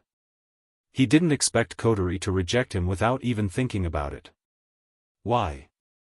Wu Yan said anxiously. It's just a blink of an eye, can't you lend it to me? Or is there some other reason? There's no other reason. Kotori turned to Wu Yan and said coldly, I just don't want to lend it to you. Wu Yan raised an eyebrow, he looked at Kotori and frowned. Why? Kotori lowered her head, she bit her lip so hard she almost broke it. Wu Yan was surprised, Kotori's eyes started to turn misty. You. Kotori looked at Wu Yan, her eyes were watery. Do you want to leave this world that badly? Wu Yan flinched, his wine-red eyes flashed, his expression turned strange. Kotori, you don't want to lend me Fraxinus because you don't want me to leave this world? Wu Yan already knew the answer after he said that. Who doesn't want to leave you? Kotori jumped up. Her sorrowful face turned red with panic. She stammered. I was just worried that Toka and the others would go berserk if you left. Ratatoskr would lose a general, that's all. That's right, that's all. Wu Yan narrowed his eyes, he rubbed his chin and showed an intriguing smile. Wu Yan looked at Kotori. Kotori, are you being arrogant? Kotori's expression froze, she shouted angrily. Who's being arrogant? You're the arrogant one. Kotori's words only made Wu Yan grin even more. Kotori stomped her feet in annoyance. Anyway. I won't lend you Fraxinus.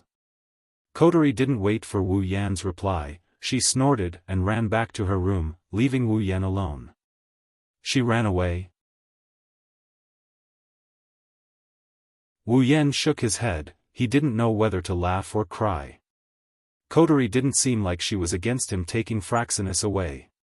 She just didn't want him to leave this place, so she decided to let him do as he pleased. This girl. Wu Yan smiled. I told you, it's just a blink of an eye, what's there to be reluctant about?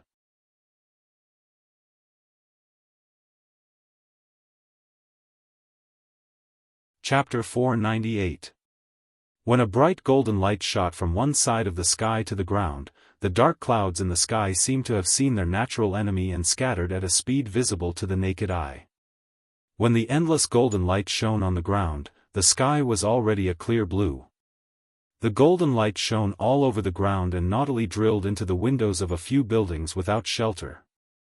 It brought light and warmth to the buildings that were previously in darkness. Wu He's house is one of these buildings. In his sleep, Wu Yan could feel his nose itching. He couldn't help but raise his nose, but the more he raised it, the more itchy Wu Yan felt. Moreover, there was a small voice that sounded like a mosquito buzzing in his ear. For someone like Wu Yan who loves to sleep in, this is the most painful torture. Under this torture, his sleepiness receded like the tide and he gradually regained consciousness. This time, Wu Yan could clearly hear the buzzing in his ear, but the voice seemed to have become a little sharp. Look at me, look at me. Just leave it to me. The sharp and familiar voice woke up Wu Yan's last bit of drowsiness. His eyelids trembled and he slowly opened his eyes. The first thing he saw was a rabbit-shaped doll wearing a black eye patch, dancing about 10 centimeters away from his face. Shitona. Wu Yan subconsciously called out the name of the thing in front of him. Only then did he open his eyes, startling the blue figure next to him. Good morning. Shitona said in a daze. When Wu Yan turned his head towards her, Shitona panicked and hid the doll behind her back and ran out. Not long after she raised her feet, Shitona discovered that not only did she not run out, she was hugged by a pair of hands and flew back into a warm embrace. You little girl, you actually played a prank on me.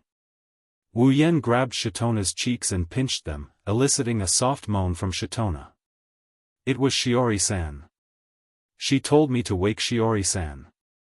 Shitona held Wu Yan's hands and looked at Wu Yan pitifully with her big blue eyes. Her cuteness made Wu Yan dizzy. Shiori-san told you to wake me up? Wu Yan adjusted the position of the loli in his arms to face him. He was a little surprised. Why did you wake me up? Isn't Kotori the one who usually wakes me up? I'm still asleep. Shitona blinked and said. Kotori's still asleep? Wu Yan laughed. This is truly a miracle. Hugging Yono, Wu Yan stood up from the sofa and looked around the living room. The living room isn't as dark as it was last night. Instead, it's so bright that it's blinding to the eyes. Resplendent rays of sunlight streamed in from the windows, adding a bit of warmth to the autumn season. In the kitchen, Shiori-san is busy preparing breakfast. Only Wu Yan and Shitona are left in the living room. Kotori, Kurumi, and Toka are nowhere to be seen. Wu Yan was a little surprised. Kurumi didn't live with him before, so he didn't know much about her. She usually wakes up around this time. Toka likes to laze around in the morning, so Wu Yan didn't find it strange that she didn't wake up at this time. However, it's strange that Kotori isn't up yet. Usually, apart from Shiori, Kotori was the first to appear in the living room, but she was still asleep. Is it because I talked with her for too long last night? Patting Shitona's head, Wu Yan squatted down and put Shitona on the ground. Shitona, go help Shiori-san, I'll go wake up the 3 lazy pigs. Shitona nodded and ran into the kitchen. Shitona was the only one left in Shitona's arms, laughing. The Shido who likes to sleep in called others lazy pigs. Wu Yan's lips twitched. He scratched his face and helplessly walked up the stairs. Shitona's house is quite big, at least it's bigger than a normal house. It can accommodate 5 or 6 people. Wu Yan deliberately slowed down. 3 minutes later, Wu Yan arrived at Toka's room. Toka, wake up. Wu Yan, who doesn't have the habit of knocking on the door, didn't even knock. He yawned and walked in. However, Wu Yan couldn't finish his sentence. Shido. Toka looked at Wu Yan in shock. She held a shirt in her hand and froze on the spot. That's not the problem is that Toka is in a complete state. The two of them, one was yawning as he opened the door, while the other was preparing to put on her clothes. They were frozen on the spot, staring at each other in a daze in the silent environment. It's time to wake up, Shiori-san is about to make breakfast. Wu Yan said calmly. He scanned 10 fragrance from head to toe at the fastest speed he had ever done in his life. He finished scanning her in 1,000th of a second. Then, he slammed the door shut. The moment the door was shut, a scream came from 10 fragrance's room. Wu Yan wiped the cold sweat off his forehead. He couldn't help but rejoice in his heart. Fortunately, he reacted quickly. Otherwise, without the obstruction of the door, 10 Incense's voice would have spread throughout the entire Wu He's house. In addition to rejoicing, Wu Yan was also in a daze. Thinking back to the last glimpse of 10 fragrance's delicate body, his heart was slightly heated. One must know that in the morning, men were the most energetic. Wu Yan arrived at Kotori's room. Wu Yan forgot to knock on the door as he pushed the door open with ease. His eyes widened in shock as he stared at the door in bewilderment. Kotori is also in the room. She's also naked like Wu Yan. She's about to throw her pajamas away. Wu Yan. Kotori. The wine-red pupils and the red pupils looked at each other. The frozen scene that had appeared in Shi Xiang's room just now appeared again. However, as time passed, the pair of red pupils began to become gloomy. Seeing the red eyes turn black, Wu Yan was shocked and he quickly called out to her. Time to get up, Shiori is about to make breakfast. Following that, there was the sound of a door being slammed shut. After that, a series of cracking sounds came from the other side of the door. It was the sound of Kotori smashing something against the door. Someone rejoiced again. At the same time, he was also impressed by his speed of closing the door. I didn't expect to get 2 eye candy in one morning. Is this what they mean by, the early bird gets the worm? Wu Yan mumbled to himself. He raised his head and looked at the door of his room. He laughed to himself. If you've got guts, give this bro 3 rounds. Wu Yan pushed the door open and the smile on his face changed drastically. His face contorted until his eyes turned into 2 beady eyes. In the room, Kurumi looked at the door in surprise. Her wine-red eyes were stunned for a moment before returning to normal. She covered her mouth and said with an evil smile, "Sure Dao, if you want to see, just say it." It's not like I haven't seen it before. With an awkward expression, Wu Yan looked at Kurumi, who only has 1 cutie on her. He wanted to cry but no tears would come out of his eyes. You guys made an appointment, right?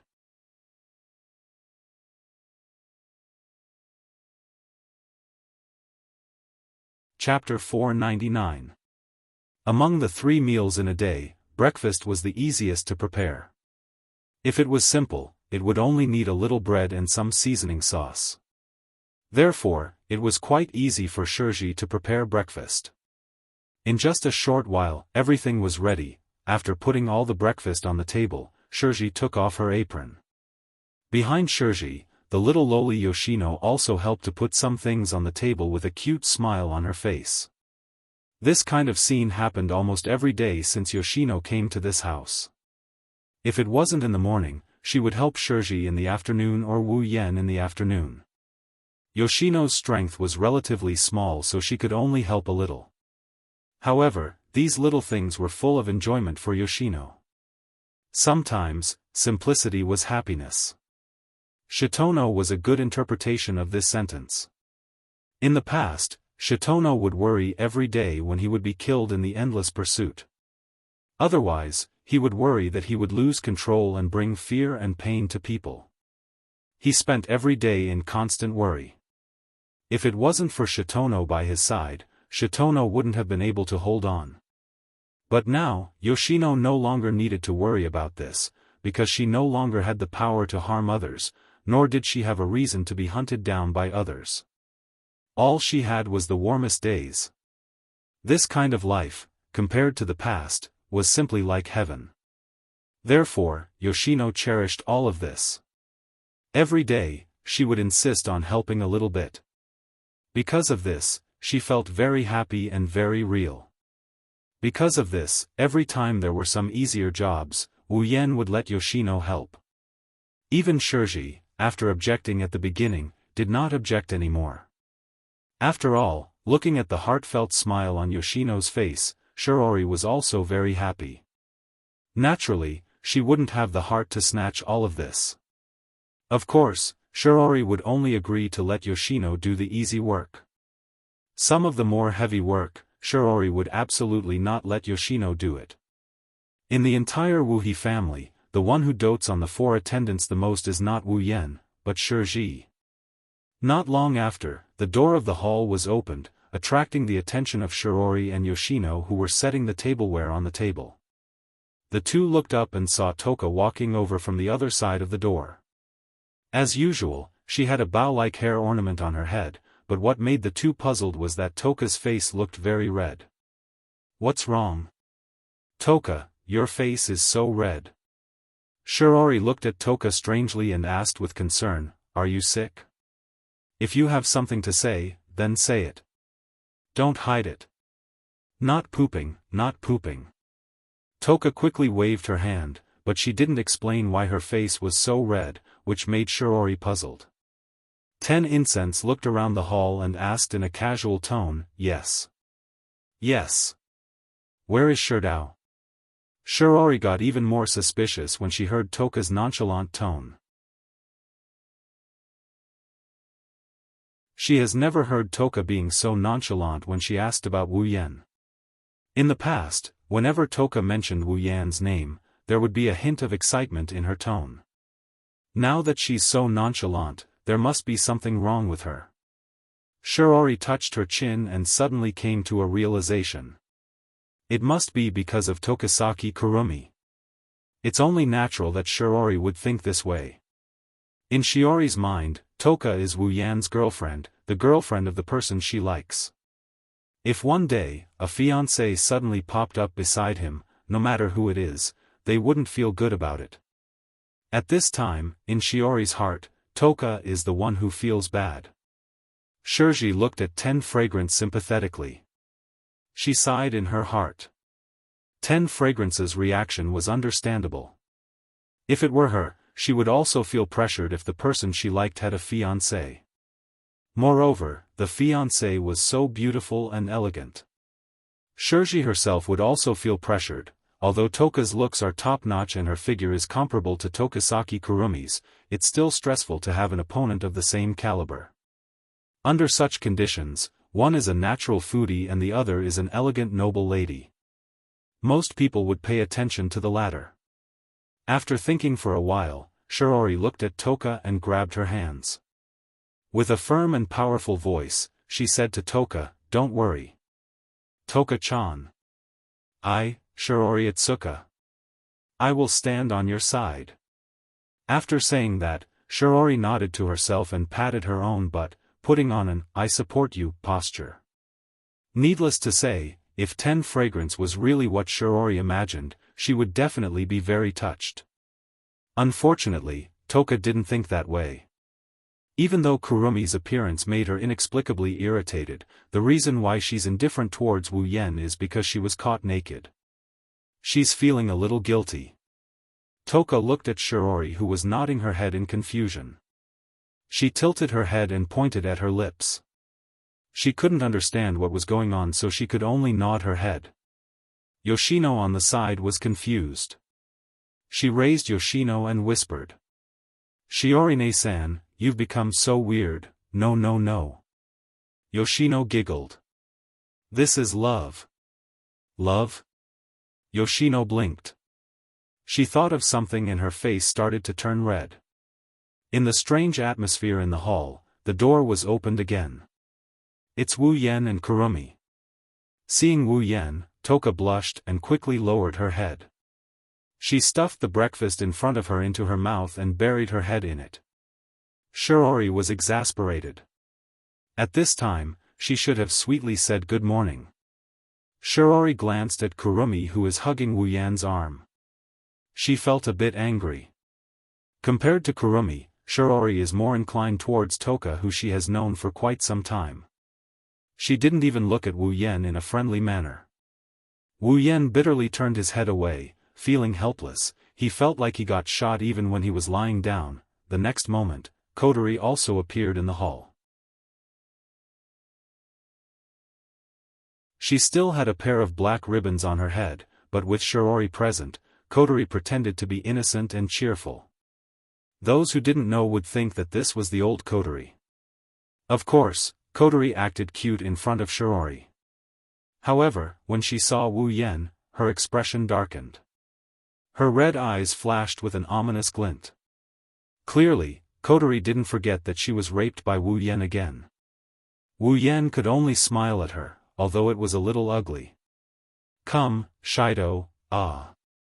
Kurumi sat on the table and tore off a piece of bread. Then she put it in front of Wu Yen. I can do it myself." Wu Yen dryly laughed. Inside, he wanted to cry. He felt like all his smiles today were either dry or bitter, none of them were sincere. Kurumi's smile didn't fade. She didn't want to take back her hand. Anyone can see that if Wu Yen doesn't eat it, she won't let him go. Wu Yan's mouth twitched. He had no choice but to open his mouth and eat. The bow on Toka's head shook, her amethyst-like eyes flashed with a hint of contemplation. She looked at the bread in her hand with a reluctant expression, but it quickly turned into anticipation. Mimicking Kurumi, Toka stuffed the bread in her hand into Wu Yan's mouth with a whoosh. "Shido. Ah." Looking at the bread 3 times bigger than his mouth and Toka's expectant expression, Wu Yen finally cried.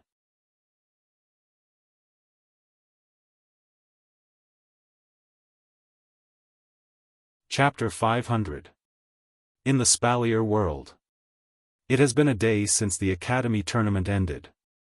Inside Silveria World Institute, whenever you meet someone you know or don't know, you will unconsciously bring up the topic of yesterday's competition. Whenever you talk about yesterday's competition, your face would be filled with excitement and saliva would fly everywhere.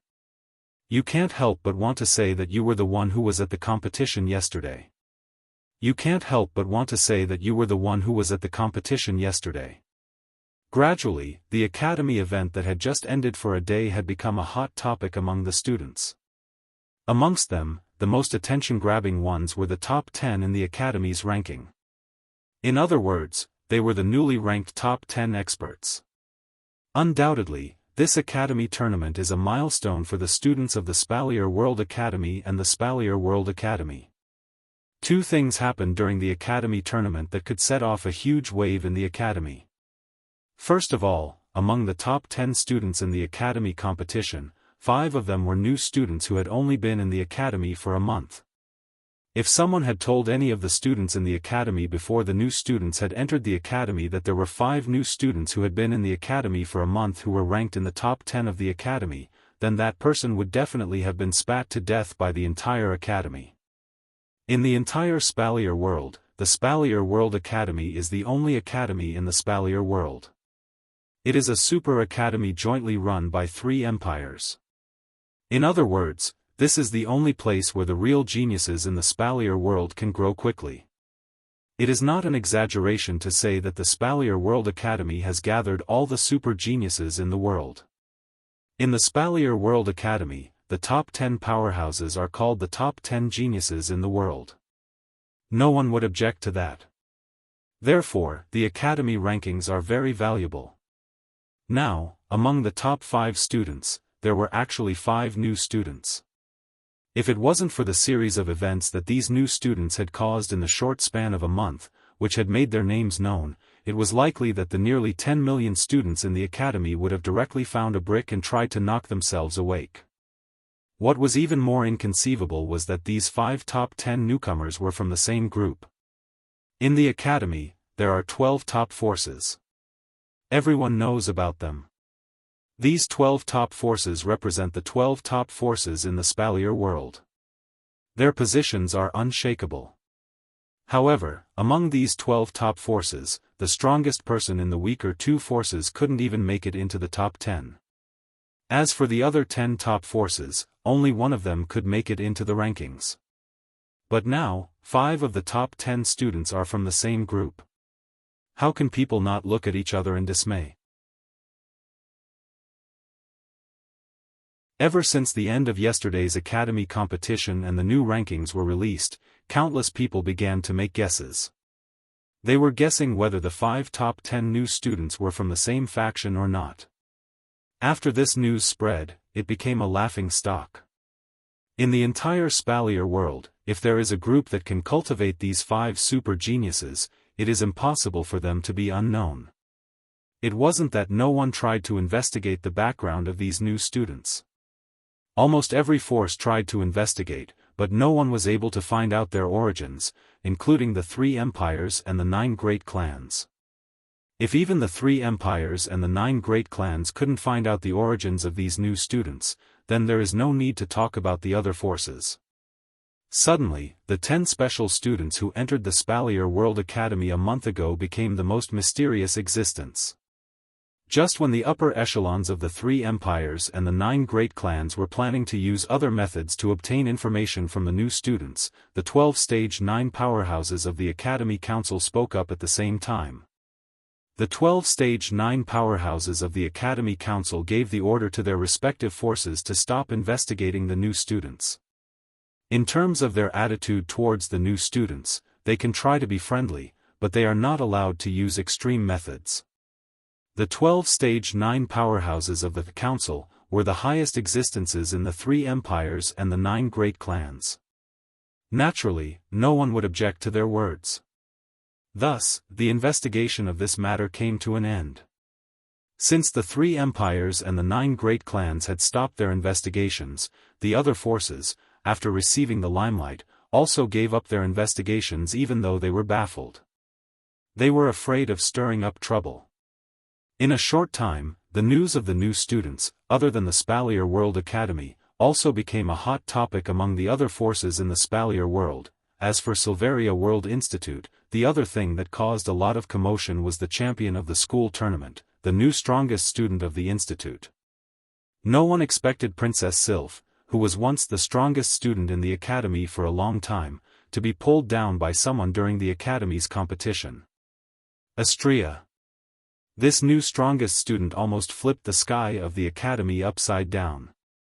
Of course, this is because Astrea is also a new student. A new student who entered the Spalier World Academy for a month defeated the strongest student in the academy. This is no different from an alien coming to Earth and pulling down the head of state of a country. As a result, the entire Spalier World Academy is no different from a large food market. The name Astria can be heard everywhere in the academy. In addition, among the new students, there were 5 who occupied the top 10 rankings. The 12 top powers of the academy began to panic. They were afraid that these Cheng Yaojin who came out of nowhere would establish their own powers. At that time, with the title of the top 10 in the academy, it would definitely attract a lot of geniuses. It was even possible that there would be students who would jump ship among their own powers. If that happens, the power structure of the academy will be reshuffled. The water in the academy will be as muddy as a swamp. Fortunately, under the indirect or direct questioning of these factions, they finally received some good news. The new students had no intention of forming their own factions. This undoubtedly caused the leaders of the top factions to heave a sigh of relief. Of course, the reason why this news is not bad is because the new students didn't intend to form their own factions. However, there is one person who already formed her own faction before the tournament started. Shokuho Misaki. The leader of the new faction, Starlight Queen.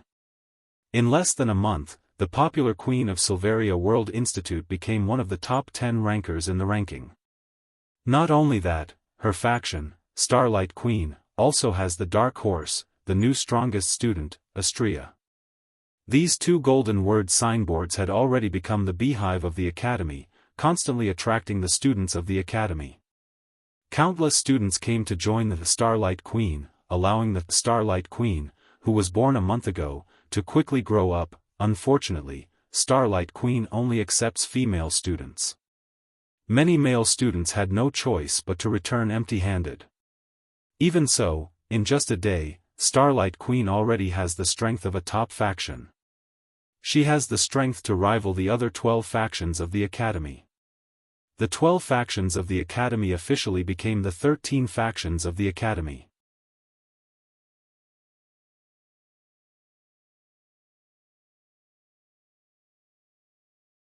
Chapter 501. Spalier World Academy, Villa District. Since the end of yesterday's academy exam, the villa area had become much more lively. All the students knew that in one of the villas in the villa area, there were 3 powerhouses who were ranked in the top 10. But that's not the most important thing. The most important thing is that these 3 top 10 strongest individuals haven't joined any faction yet. Within the academy, almost all the leaders of the forces were tempted. Even the forces that were usually not well known were the same. After all, if they could obtain the support of one of the top 10 experts, then no matter how weak the force was, it would definitely become famous.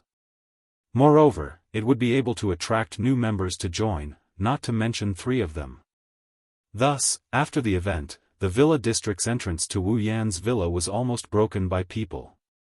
90% of them came with the intention of befriending him. If they don't do well, maybe he'll take a liking to them and they'll join him. With this mentality, a lot of people came here with the intention of chatting and paying a visit. Of course, these people don't think it's a big deal, but for Chuju, Mikoto, and the others, that's not the case. 1 or 2 is fine, 3 or 4 is fine, even 10 is acceptable. But 10 people in a row, almost as soon as the person in front stepped out of the door, the person behind him would take his place. It's been like this for an entire day. Who can stand this kind of chatting? Thus, Hinajuku and the rest closed the door to the villa, using the excuse that the owner of the villa is still recovering from his injuries at the academy and is still recuperating. Only then did the villa become a little more peaceful, but there are pros and cons to doing this. The good thing is that they can chase away those annoying people, but the bad thing is that the girls can't go out anymore.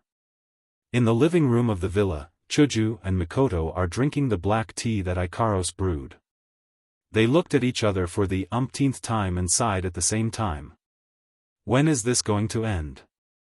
Mikoto bitterly smiled, her tone is full of bitterness.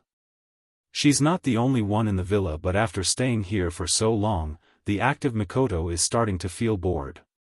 It should be over soon.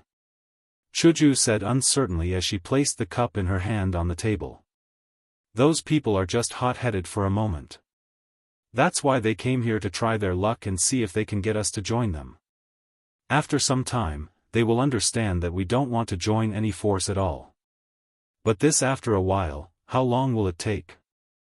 Mikoto wanted to cry but no tears came out. Even if you ask me, I don't know. Chuju said helplessly when she saw Mikoto's exaggerated expression. Although Kaishu-sama is more patient than Mikoto, it's only by a little. It's not easy to keep Chuju in one place unless there's something she's interested in.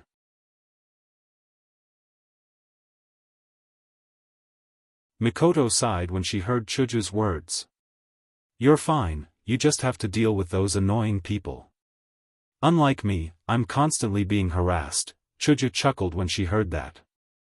Who can you blame? You were the one who made an agreement with Sylph. If you lost, you would join her faction. Now that Astria defeated Sylph, she's cultivating hard and doesn't have the time to look for you. However, the higher-ups of her faction wouldn't let go of a chance to recruit a top 3 ranker. I didn't lose. Mikoto shouted angrily. I was just careless. Yes, that's right. When Sylph shows up, I will challenge her to a duel to get my revenge. Next time, I won't lose. Mikoto clenched her fists and declared proudly. She can already see the moment of her victory. When that happens, I won't have to join those damned factions anymore. Oh, you. Chuju shook her head, she didn't know whether to laugh or cry. She felt sorry for Sylph. With Mikoto's personality, Hanajuku knows that no matter how many times she loses, she won't admit defeat so easily. This time, Mikoto will use revenge as an excuse to fight Sylph again. If she loses again, she'll use the same excuse to refuse to join Sylph's faction until the day she actually wins. That's why Hanajuku didn't expect Mikoto to be so stubborn. In other words, Mikoto will not only go back on her word but she will also go all out against Sylph. Mikoto will not rest until she defeats Sylph. Poor Sylph, not only did she fail to recruit a strong person she fancied into her faction, she even got herself into trouble. At this moment, Chuju can only sympathize with Sylph's situation. If Wu Yen, who is currently in the dating world, knew what Chuju is thinking, he would definitely be happy. He would even pat Chuju's shoulder and tell her that there was a hedgehog named Handyman who was pestered by Mikoto because of this. Ikaros, who is standing on the side with a teapot in her hand, stared blankly at the hot-blooded Mikoto. She then looked at Chuju, who has a strange expression on her face. She has a few question marks above her head. It's obvious that she doesn't understand what these two are thinking. While the 3 people in the hall were deep in thought, a small figure walked down the stairs of the villa. One of her small hands was holding onto a beret flower hat, while the other hand was constantly rubbing her sleepy eyes. Her light yellow hair looked slightly messy, and even the side of her ponytail was listlessly hanging there. She looked very lazy. Flan. Chuju was the first to notice Flandre-chan coming down the stairs. Chuju was surprised to see her. Flan, are you awake? Yes. Flandre-chan yawned and sat on a chair in front of everyone. Flan is hungry, I want to eat cake. Both Chuju and Mikoto laughed at the sight of Flandre-chan yawning and asking for cake. They have to admit, Flandre-chan is really cute like this. Chuju, who is closest to Flandre-chan, quickly helped her tidy up her messy hair before turning to Ikaros. Ikaros, is there any more cake? Cake? Ikaros nodded and pulled out a cake out of nowhere. She placed it in front of Flandre-chan.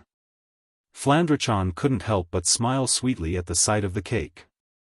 Flandre-chan took a bite of the cake and the sweet taste flooded her taste buds, causing her to blush a little. But in the next moment, that trace of satisfaction on her face turned into depression. Ah, I really want Onii-chan to feed Flandre-chan cake. The moment she said that, the living room went silent. Hinajuku and Mikoto seemed to be lost in their thoughts. Ikarosa's indigo eyes lit up, ripples were forming in her eyes. After a while, Mikoto snorted and said with a sour tone. That guy is having fun in the dungeon world, who knows how many girls he's messing around with. Chuju rubbed her forehead and sighed. Then why didn't you go with him? Who knew that Sylph would suddenly go into seclusion? Mikoto said discontentedly. She opened her mouth as if she wanted to say something, but suddenly she froze. This feeling. Mikoto's forehead flashed with lightning. It's my sister. Why is she here? Almost at the same time, a voice came from the entrance. Is Wani-sama in? Misaka knocked on the door and said politely.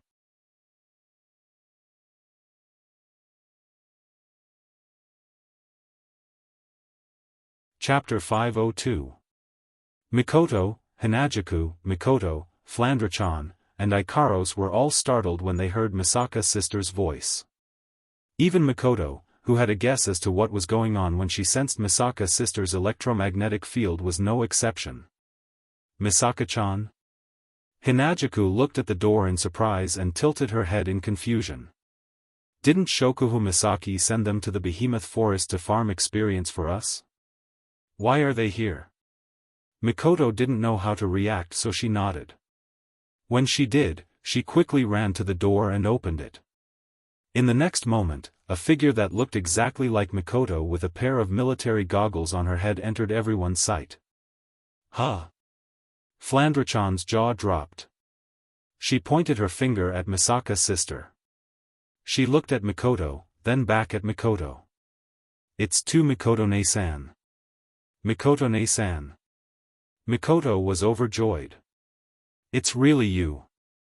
Yes, Wani-sama, Mikoto-ne-san is here to see you.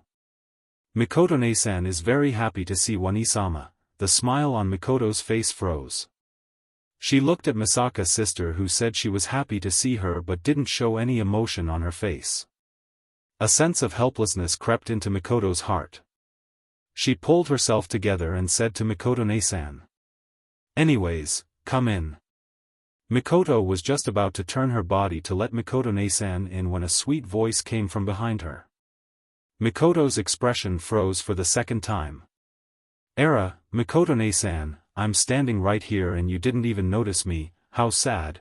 Mikoto's mouth twitched, she closed her tea-colored eyes as if she didn't want to witness the cruel reality. She started sobbing as she mumbled. It's an illusion. It's an illusion. It must be an illusion, oh? Looks like Misaka-san doesn't like me at all, to think that I brought my sister here to meet you. Perhaps Mikoto's mumbling was too loud. The owner of the voice heard it and spoke in the same voice with a hint of dissatisfaction. All right. Chuju walked out and said helplessly. Since you're all here, come in.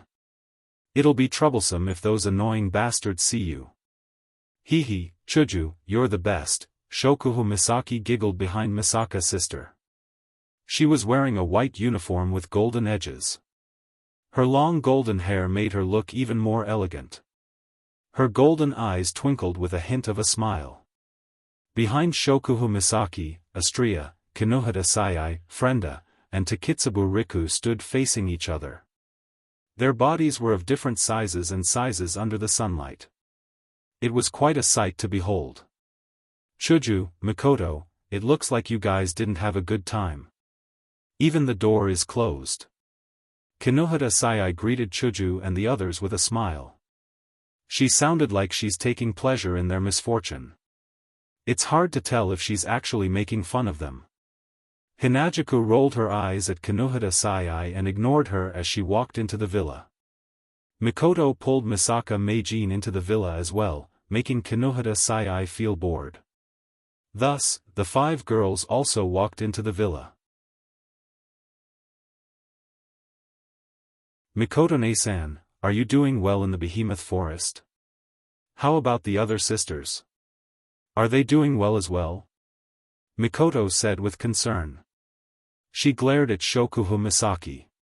She was the one who arranged for the Misaka sisters to stay in the giant beast forest.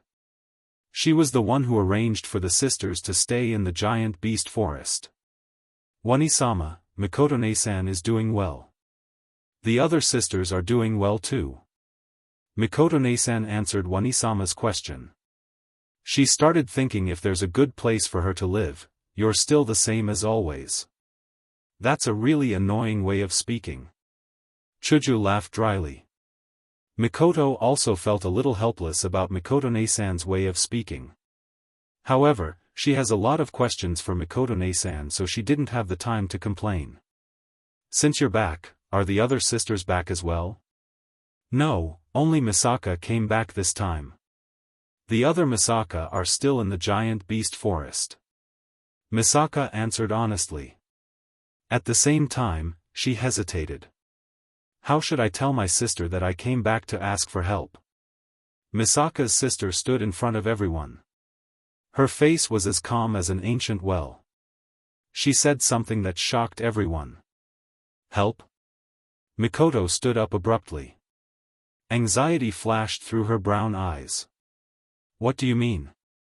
Why are you asking for help? Could it be that the other sisters are in danger? Mikoto-ne-san shook her head. Calm down, Oni-sama, the Misaka aren't in any danger. Misaka looked at the anxious Oni-sama and quickly said, Mikoto didn't relax after hearing Mikoto-ne-san's words. Then why are you asking for help? Shokuhu Misaki, who was standing beside Mikoto-ne-san, suddenly spoke up. It's better for me to explain this matter. As soon as Shokuhu Misaki finished speaking, Misaka Mikoto stopped what she was about to say and looked at Shokuhu Misaki. It was as if Shokuhu Misaki was the leader, and this made Mikoto feel slightly displeased. Shokuhu Misaki took 2 steps forward and said. To put it simply, Mikoto-ne-san's request for help isn't accurate. To be more precise, she's asking for help. Asking for help? Everyone looked at each other and waited for Shokuhu Misaki to continue. According to what Mikoto-ne-san said, something strange happened in the behemoth forest. Shokuhu Misaki didn't beat around the bush and went straight to the point. In the past, demonic beasts in the behemoth forest, other than those that live in groups, they wouldn't gather together. That's because they see other creatures as enemies. If they bump into each other, they'll start fighting. But today, when Mikoto-ne-san and Mikoto-ne-san were hunting demonic beasts in the behemoth forest, they noticed that the demonic beasts that usually don't interact with each other suddenly gathered together. The demonic beasts gathered together? Chuju and Mikoto were shocked. How is that possible? We don't know the reason yet. Shokuhu Misaki shook her head and her expression turned serious. Although I don't know why the magical beasts would gather in such a regular manner, their movements have brought a lot of trouble to my younger sisters. What's going on? Hurry up and tell us. Mikoto was so anxious that she couldn't even control the electricity in her body. One can only imagine how anxious she is. Don't panic. Even though Mikoto-ne-san and Mikoto-ne-san are in big trouble, they aren't in any danger for now. Shokuhu Misaki said calmly. The demonic beasts in the behemoth forest didn't just gather together. They stopped attacking each other, and more importantly, these demonic beasts are on the same side. They're trying to expel the humans that appeared in the behemoth forest. Expel the humans? Chuju and Mikoto looked at each other, their eyes were filled with doubt. If that's the case, then something must have happened in the behemoth forest. Otherwise, the demonic beasts wouldn't have acted like this. Then, are Mikoto-ne-san and Mikoto-ne-san being expelled as well? That's where the problem lies. Shokuhu Misaki sighed and said in a serious tone. Due to the sheer number of Mikoto-ne-san and their orderly behavior, they were able to resist the demonic beasts. They're still in the behemoth forest. However, due to their resistance, the Mikoto-ne-san and Mikoto-ne-san were accidentally trapped in the behemoth forest by the demonic beasts. What? Mikoto was shocked.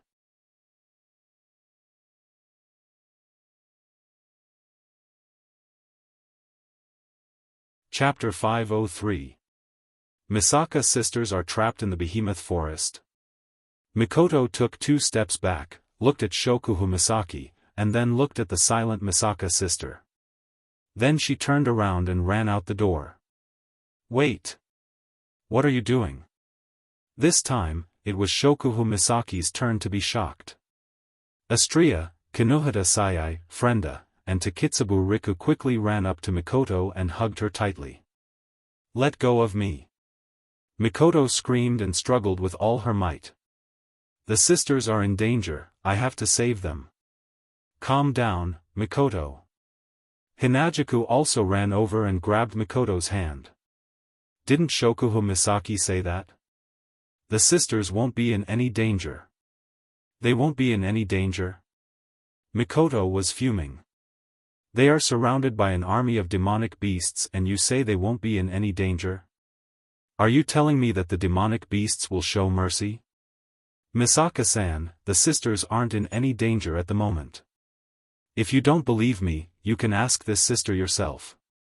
Shokuhu Misaki said with a bitter smile. Yes, Wani-sama, the sisters won't be in any danger. Mikoto's sister walked over and said. Even though the Misaka sisters are in a terrible situation right now, if we hold our ground, the demonic beasts won't be able to take us down. Don't worry, Wani-sama, Mikoto said confidently. With the strength of 20,000 sisters, unless a Tier 9 demonic beast appears, it'll be hard for us to take them down. Shokuhu Misaki reminded him. Don't forget, while the sisters are helping us gain EXP, they're also gaining EXP themselves. Upon hearing this, everyone suddenly remembered that they had no idea how strong their sisters were. Thus, they quickly activated the system's sensing ability and looked at the sisters. Misaka 10032, level 52, level 52? 6th level? Mikoto was taken aback. Looking at her sister's calm expression, she was shocked. Could it be that all 20,000 sisters have reached the 6th rank? What's so strange about that? Kinohita Sayai said nonchalantly, even Frenda, Takitsubu, and I have transcended to the 7th order, so what's so strange about our sisters transcending to the 6th order? Ha! Hinajuku was also shocked. You're saying that you, Frenda, and Takitsubu have all reached rank 7? Kinohita Sayai couldn't help but puff out her chest proudly. Frenda was the same. In the end, with the help of 20,000 sisters, the three of us have all reached the 7th grade. How is that possible? Chuju tilted her head in confusion. You guys have all reached the 7th tier, why did I only rise by a few levels? That's not strange. Takitsubu Riku said softly. You guys are all above the 7th order, so you don't feel much of a difference in the EXP brought by the sisters. However, we were all still at the 6th order, so the EXP that you guys could only level up a few levels is enough for us to level up. Everyone nodded their heads in realization. Indeed, the higher the level, the more experience required to level up. For a Tier 7, the experience required to level up was only a few levels, but for a Tier 6, the experience required to level up was enough to level up a tier. But Mikoto was still worried. The sisters are only at the 6th order, even if there are a lot of them, they should be able to take on a Tier 7. But against a Tier 8, isn't that a bit too much? Shokuhu Misaki smiled and shook her head. It might be hard to take on a Tier 8 with only 20,000 of us, but don't forget, the sisters have the Misaka network, they are connected to each other. When they work together, their collective strength is far greater than 20,000 Tier 6. I can guarantee that even if there are 10 Tier 8 monsters, the sisters won't be able to do anything to them. But for them to take down 20,000 sisters at once is just a pipe dream. But you said it yourself, it's a Tier 8 monster. Mikoto retorted. What if a Tier 9 monster appears? Do you think Tier 9 monsters are as common as cabbages? Shokuhu Misaki rolled her eyes at Mikoto. A Tier 9 monster is a terrifying existence in the deepest part of the behemoth forest. Even if there's something wrong with the behemoth forest right now, a Tier 9 monster wouldn't appear in the outskirts, right? But, stop saying buts, how many times have you said buts already? Shokuhu Misaki smiled bitterly. Anyway, all you need to know is that the sisters aren't in any danger right now. What we need to do now is to think of a way to help the sisters break out of the encirclement, right? Shokuhu Misaki's words calmed Mikoto down a little. Everyone nodded in agreement and started to think about what to do next. Chuju looked at Shokuhu Misaki. Shokuhu, you're a smart one. What do you think we should do? Everyone turned to look at Shokuhu Misaki. It's obvious that they agree with Hinajuku, Mikoto too. Even though Mikoto doesn't care about Shokuhu Misaki on the surface, she has always acknowledged Shokuhu Misaki's intellect and intelligence. Seeing everyone's attention on her, Shokuhu Misaki straightened her back and nodded. Actually, there's no need for a complicated method. Since the enemy is a monster, we'll use the most violent method. The most violent method? That's right. Shokuhu Misaki stroked her long blonde hair and smiled. According to the information my sister brought back, there is only one demonic beast leader in the demonic beast army, a tier 8 demonic beast. On our side, we have Ikaros, Astria, and you, Misaka, 3 tier 8 demonic beasts. Why do we have to think of a way to deal with them? We'll just use brute force to break through the encirclement. We'll save the sisters.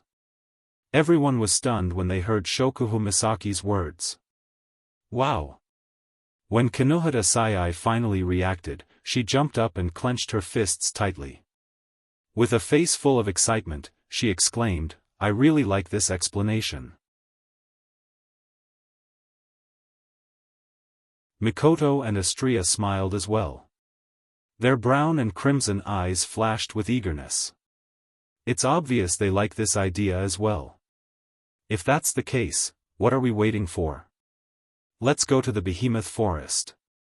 Mikoto said impatiently. Everyone nodded in agreement. Everyone knows that their lives are fused with Wu Yan's. As long as Wu Yan doesn't die, no matter how many times they die, Wu Yan will be able to summon them back to life. It's the same for the sisters. The wisest course of action would be to ignore the sisters and wait for Wu Yan to return before reviving them. That would be the safest and most effective way to deal with this situation. However, if they do that, they won't be the sisters they are anymore. It's one thing to be wise, it's another thing to be rational. The most important thing is that the price of life can't be measured by the scale of the world. That's why Shokuhu Misaki sincerely hopes that they will be the ones to save the sisters. Shokuhu Misaki looked at the girls and turned to Hinajuku. Hinajuku, you shouldn't go. If Yen suddenly comes back and can't find him, he'll tear down the academy. So, stay here and wait for him. Take Flandre-chan with you, I understand. Chuju nodded reluctantly. She also wants to save the sisters. Under Chuju and Flandre-chan's watchful eyes, Mikoto, Shokuhu Misaki, Ikaros, Astria, Kinohara Sayai, Frenda, Takitsuba Riku, and the Misaka sisters disappeared from the mansion. Flandre-chan, who was in Chuju's embrace, bit her finger and mumbled.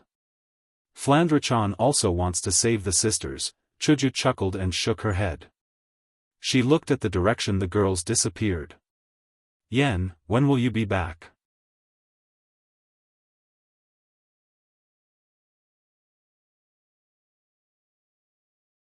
Chapter 504. Spalier World, Supply Town, Floating Plaza. Airships of all sizes and distances are flying around the plaza. Airships are the main means of transportation in the Spalier world, so there will always be a constant flow of people. The noise of the airships and the sound of their engines intertwined together and filled every corner of the plaza.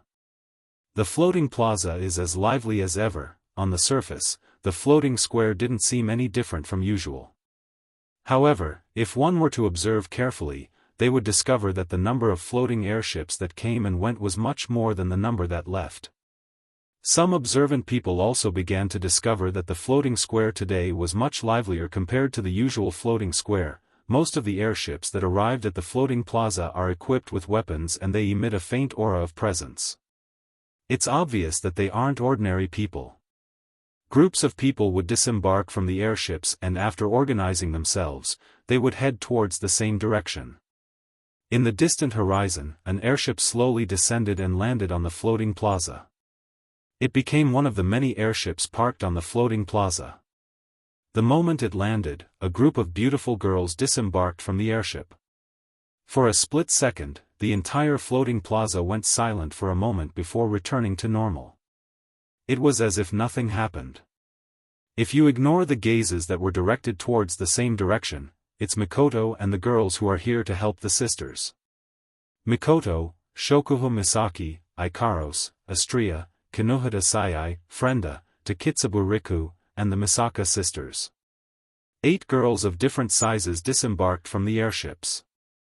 They waited until everyone else disembarked before they gathered together. Shokuho Misaki looked around the floating plaza and saw a group of people heading towards the same direction. She furrowed her brows. Why do I feel like the atmosphere is a little weird? The girls were startled and also looked around the floating square. When they saw those people who clearly didn't fit in with the people around them and seemed to have a very clear purpose, they all looked at each other. Mikoto pondered for a moment. Are these people going to the behemoth forest as well? Based on the direction they're heading towards, there's a high chance that they're heading towards the behemoth forest. Mikoto, tell Wanisama the results of her analysis. The girls nodded. They knew the giant beast's forest the best. After all, they had been here for quite some time. That's why they're so familiar with the forest. Kinohita Sayai looked around and said. Why do I feel like there are a lot of people heading towards the behemoth forest? In the end, Frenda fell into deep thought. Do they have companions trapped in the behemoth forest? I don't think so. Takitsubu Riku clicked her tongue. There are too many of them. How can there be so many people trapped in the behemoth forest? Is that so? Astria raised her hand to her forehead. She stood on her tiptoes and looked into the distance. But Mikoto-ne-san has a lot of sisters. The girls didn't know what to say. They have to admit, Astria can be a little silly at times but her words are always accurate. Ah. I don't care. Mikoto shook her head and clenched her fists. Who cares if they have companions trapped in the behemoth forest? Let's go to the sisters. The girls nodded in agreement. They passed through the airships parked at the plaza and joined the other teams heading towards the behemoth forest. The behemoth forest is the only place in the Spalier world where demonic beasts can be found. It covers a vast area that spans across the borders of 3 empires. Every demonic beast in the forest has great uses. Their fur can be used to make equipment, their torso can be used to forge weapons and even armaments. Also, the behemoth forest is rich in all kinds of treasures. For the Spalier world, the behemoth forest is a natural treasure trove. Due to the behemoth forest, the supply town is very developed. There are a lot of resources here. All kinds of rare potions and items can be found here. Everyone who comes to the supply town will come here to look for treasures. However, the situation in the supply town today is a bit strange. A large number of people who came to the supply town didn't walk around. They didn't even look at the stalls on the street. Instead, they formed groups and rushed towards the behemoth forest aggressively. This attracted a lot of whispers from the locals. Mikoto's group is the weirdest of them all. Their expressions are serious and they're rushing towards the giant beast's forest. But instead of whispers, they're getting sighs and sighs from the people around them. After passing through the supply town, the girls came to the edge of the supply town, the entrance of the behemoth forest. When the girls saw the situation at the entrance of the behemoth forest, they were all stunned. This. Kinohita Sayai was stunned as she pointed at the front. Isn't this a bit too many people? That's right, at the entrance of the behemoth forest, there is a sea of people. The black mass of people has completely occupied the area. It's as if they're occupying their own territory. They're talking about something and it's a mess. What's going on here? The girls looked at each other, unable to react. At this time, a surprised voice came from behind them. Mikoto. Why are you girls here? Mikoto quickly turned to the source of the voice. She was surprised when she saw who it was. Fei. Why are you here? Not far away, Fei came over with a group of fully armed guards. She smiled bitterly and said, I should be the one asking you this question. Fei looked at the girls. Even the Academy Queen came with Starlight Queen. It seems like you girls are also here because of the abnormality in the Behemoth Forest. Shokuho Misaki looked at Fei. So you're saying that you're also here for the Behemoth Forest? Yeah. Fei helplessly shook her head. The giant beast forest is very important to Silveria. Without this natural treasure, the impact on Silveria would be unimaginable. Without the magical beasts and the natural treasures, Silveria's strength would plummet to a terrifying level. Fei shook her head helplessly. That's right. The giant beast forest is very important to Silveria. Without the magical beasts and natural treasures, Silveria's strength would plummet to a terrifying level. As the #1 family in the Ailu Empire, the Lori family has benefited a lot from the Behemoth Forest. Without the resources from the Behemoth Forest, the Lori family's power would be greatly reduced. Now that the demonic beasts in the Behemoth Forest are being ostracized, all the gold farming groups in the Behemoth Forest have been forced out. This is no small matter. That's why the head of the Lori family sent me here to investigate. Fei's explanation enlightened the girls. Shokuho Misaki crossed her arms and said, so that's how it is. It seems like the people here are the same. They're all sent by the big families to investigate the Behemoth Forest. Yes.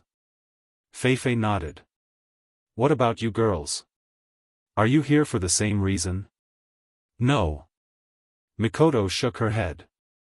Our comrades are trapped in the Behemoth Forest. We're here to help. I see. Then let's go in together. Everyone nodded in agreement. They gathered together and walked towards the Behemoth Forest. However, the girls here didn't know that they're involved in something big.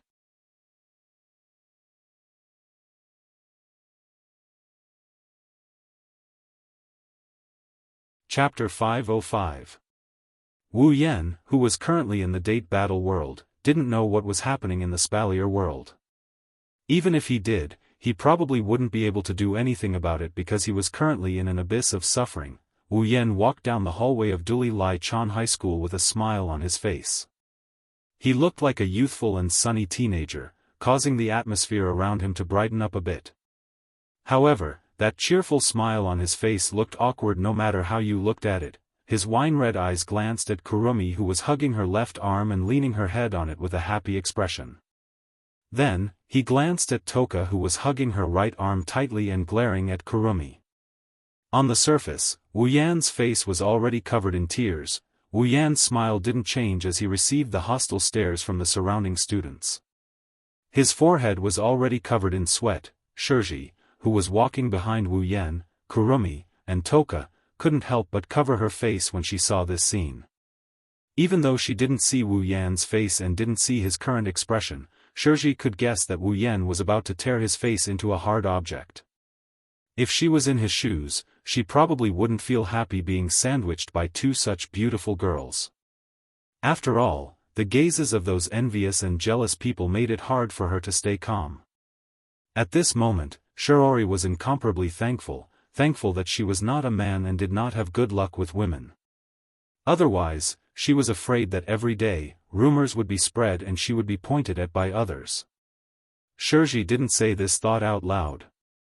If she did, Wu Yan would have burst out laughing because he was certain that if Shirji was a guy, she would have thought the same thing. Along the way, Wu Yan walked through the long road under the strange gazes of the surrounding students.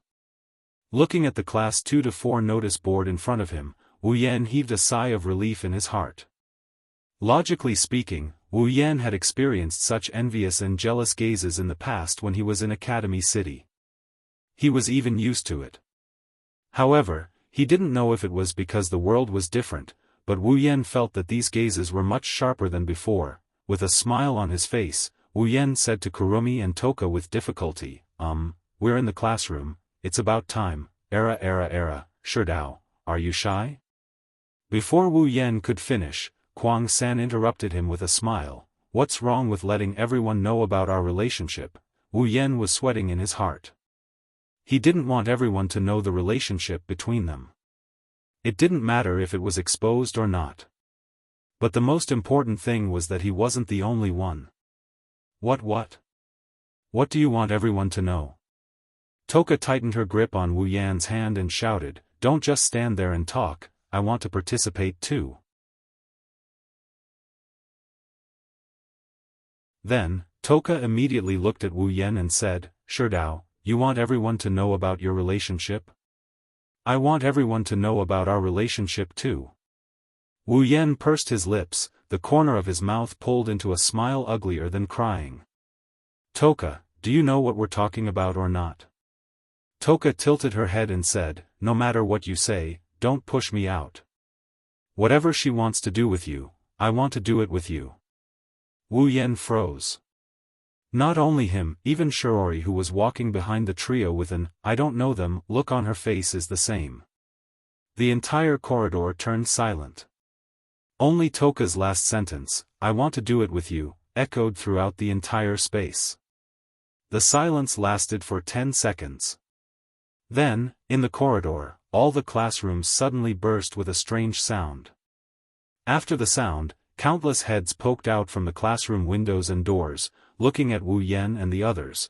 Under the gaze of countless pairs of eyes, Kurumi blinked her eyes, covered her mouth and laughed secretly. Toka looked in front of her in surprise, a few question marks appeared above her head. She didn't seem to understand why so many people suddenly came out. As for Shiori, she had already slipped away a long time ago. Wu Yan's whole body trembled, sweating profusely as he looked at the students who poked their heads out of the classroom. The strange look in their eyes made him subconsciously feel bad. At that moment, his heart came up with the idea of running away.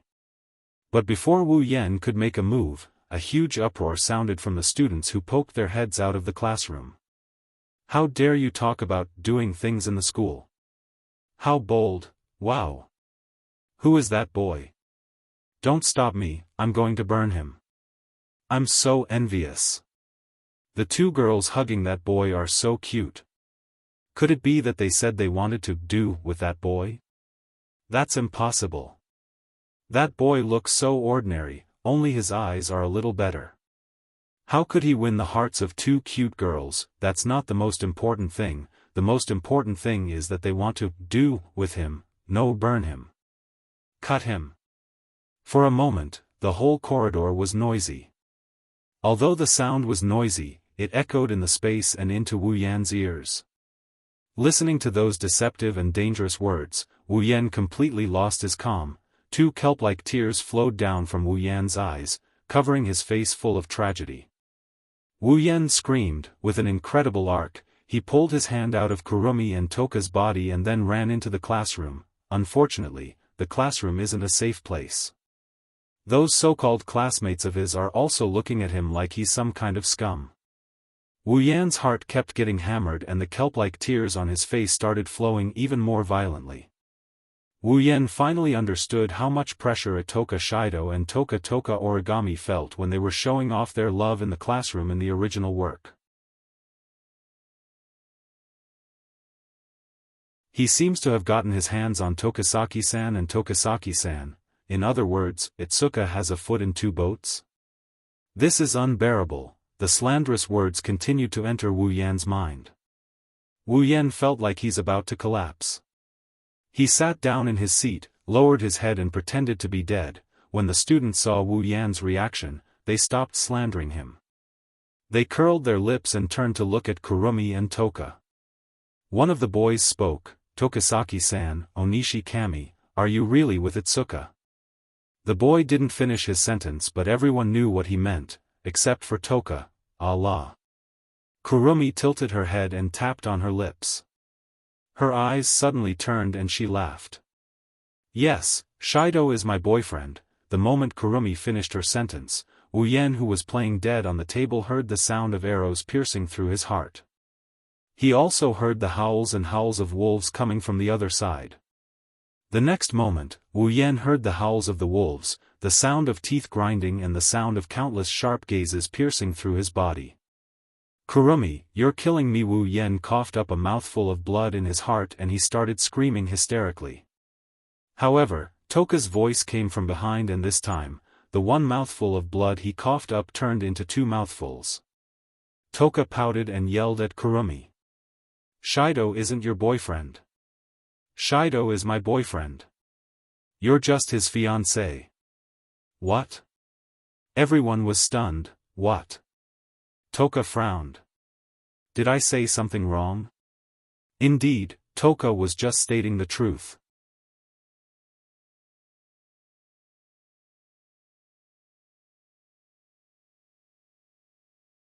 Chapter 506. Heavenly Palace City, Itsuka's house. In the hall, at the entrance to the main door, the sound of the door being pushed open rang out. Then, a sweet voice saying, "I'm back," spread throughout the hall, echoing in the hall that was incomparably silent just a second ago. Wu Yan wobbled his way to the entrance of the hall. His body swayed left and right, his eyes turned into 2 whirlpools. He looked like a walking corpse as he slowly floated towards the sofa. When he reached the sofa, he turned around and laid down on the sofa. Really, you look so listless. As soon as you come back, you look like an old man. Shirori said to Wu Yan, who was lying on the sofa, her voice full of dissatisfaction. You don't understand. Wu Yan didn't even raise his head, he only raised his hand and mumbled in a half-dead manner. Why don't you try persevering for an entire day under the unwavering stares of those guys and menopausal girls, and you will understand why I am like this. Kurumi and Kotori couldn't help but laugh. Shirori thought back to the whole day, when her classmates stared at Wu Yan, who pretended to be asleep. A chill ran down her spine. She looked at Wu Yan with dissatisfaction, it turned into sympathy. Shido. Toka walked to the sofa and looked at the lifeless Wu Yan. She blamed herself. It's all my fault, I'm sorry, Shido. Wu Yan opened his eyes and looked at Toka. He bitterly laughed when he saw the guilty look on Toka's face. Why are you apologizing? It's not your fault. Really? Toka carefully glanced at Wu Yan. It's not because I said something wrong today that you're so listless, Shido. It's not your fault. It's not because of your words, 10 fragrances. It's just that your words have increased the pain I'm going through by a few times. Wu Yan couldn't say the last sentence out loud. He sat up from the sofa and patted Toka's head with a smile. Okay, don't be like this, cheer up. You should be the one who should cheer up the most, Shido. Shirori snickered. Kurumi and Kotori giggled again. Wu Yan also felt a bit awkward. However, Toka seems to be enjoying Wu Yan's touch. She smiled happily and even blushed a little. She closed her eyes and rubbed against Wu Yan's hand as if she's enjoying herself. She looked like a kitten that's trying to act cute.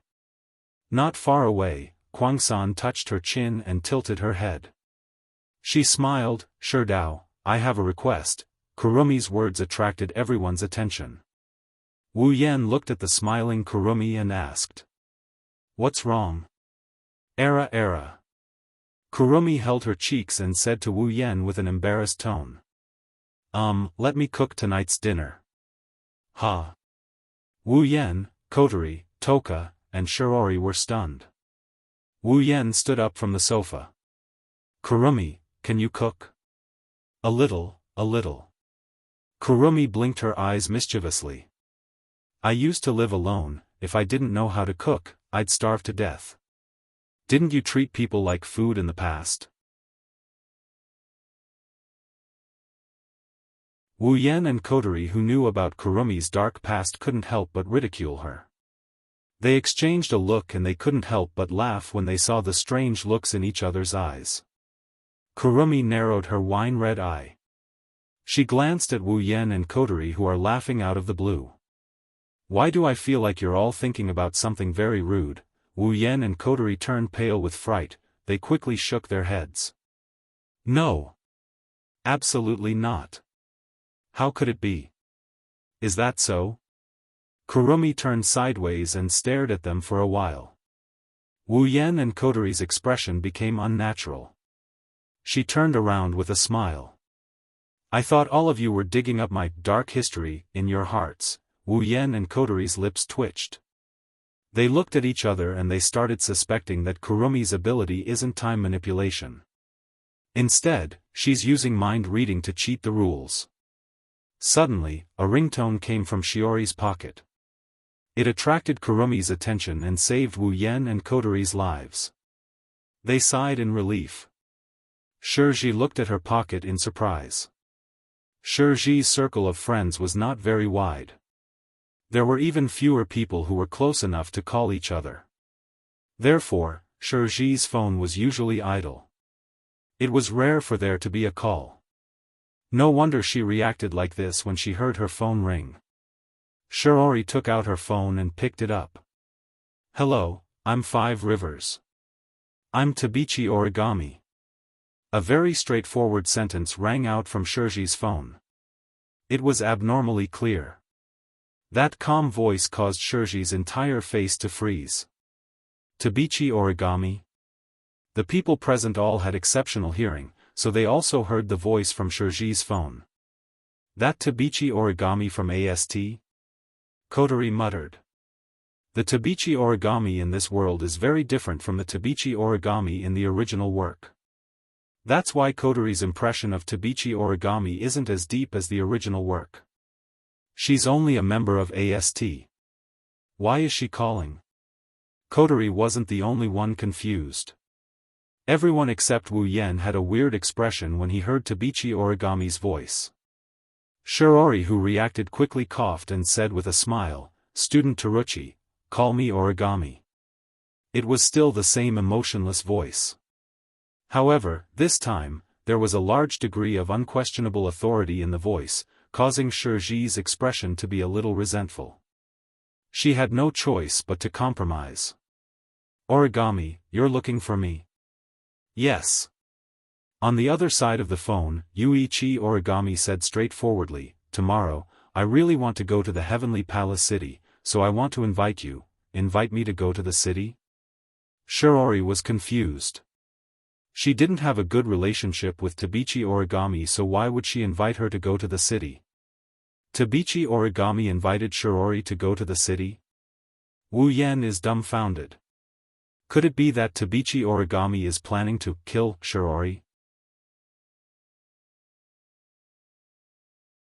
Shiji didn't seem to understand the meaning behind Tokichi Origami's invitation. With Shiji's ability to understand, she naturally wouldn't think of Tokichi Origami's invitation in that direction. Shiji would only think that this was an invitation from a friend of the same surname asking her out to play. Thus, even though Shiori is very doubtful, she didn't reject him. She nodded in agreement when Wu Yan's face turned red. Okay, I'll be there on time tomorrow. With that, Shiji hung up the phone and looked at the crowd. Origami invited me to go to the city. Do you guys want to go together tomorrow? Before Kurumi, Coterie, and Toka could answer, Wu Yan shouted first. No need, no need. Shiori, since she invited you, I'm afraid she won't be happy if we go alone. It's better if you go alone. Is that so? All right then. Shiori didn't suspect anything, but she didn't know what's going on because the way Wu Yan is looking at her right now is a bit weird. It's almost as if he was looking at a pitiful child who was about to step into the road of no return. He was full of pity and gloating. You're tuning in to the Unparalleled SwordWill YouTube channel. Don't forget to subscribe and join us on this journey to catch the most captivating stories.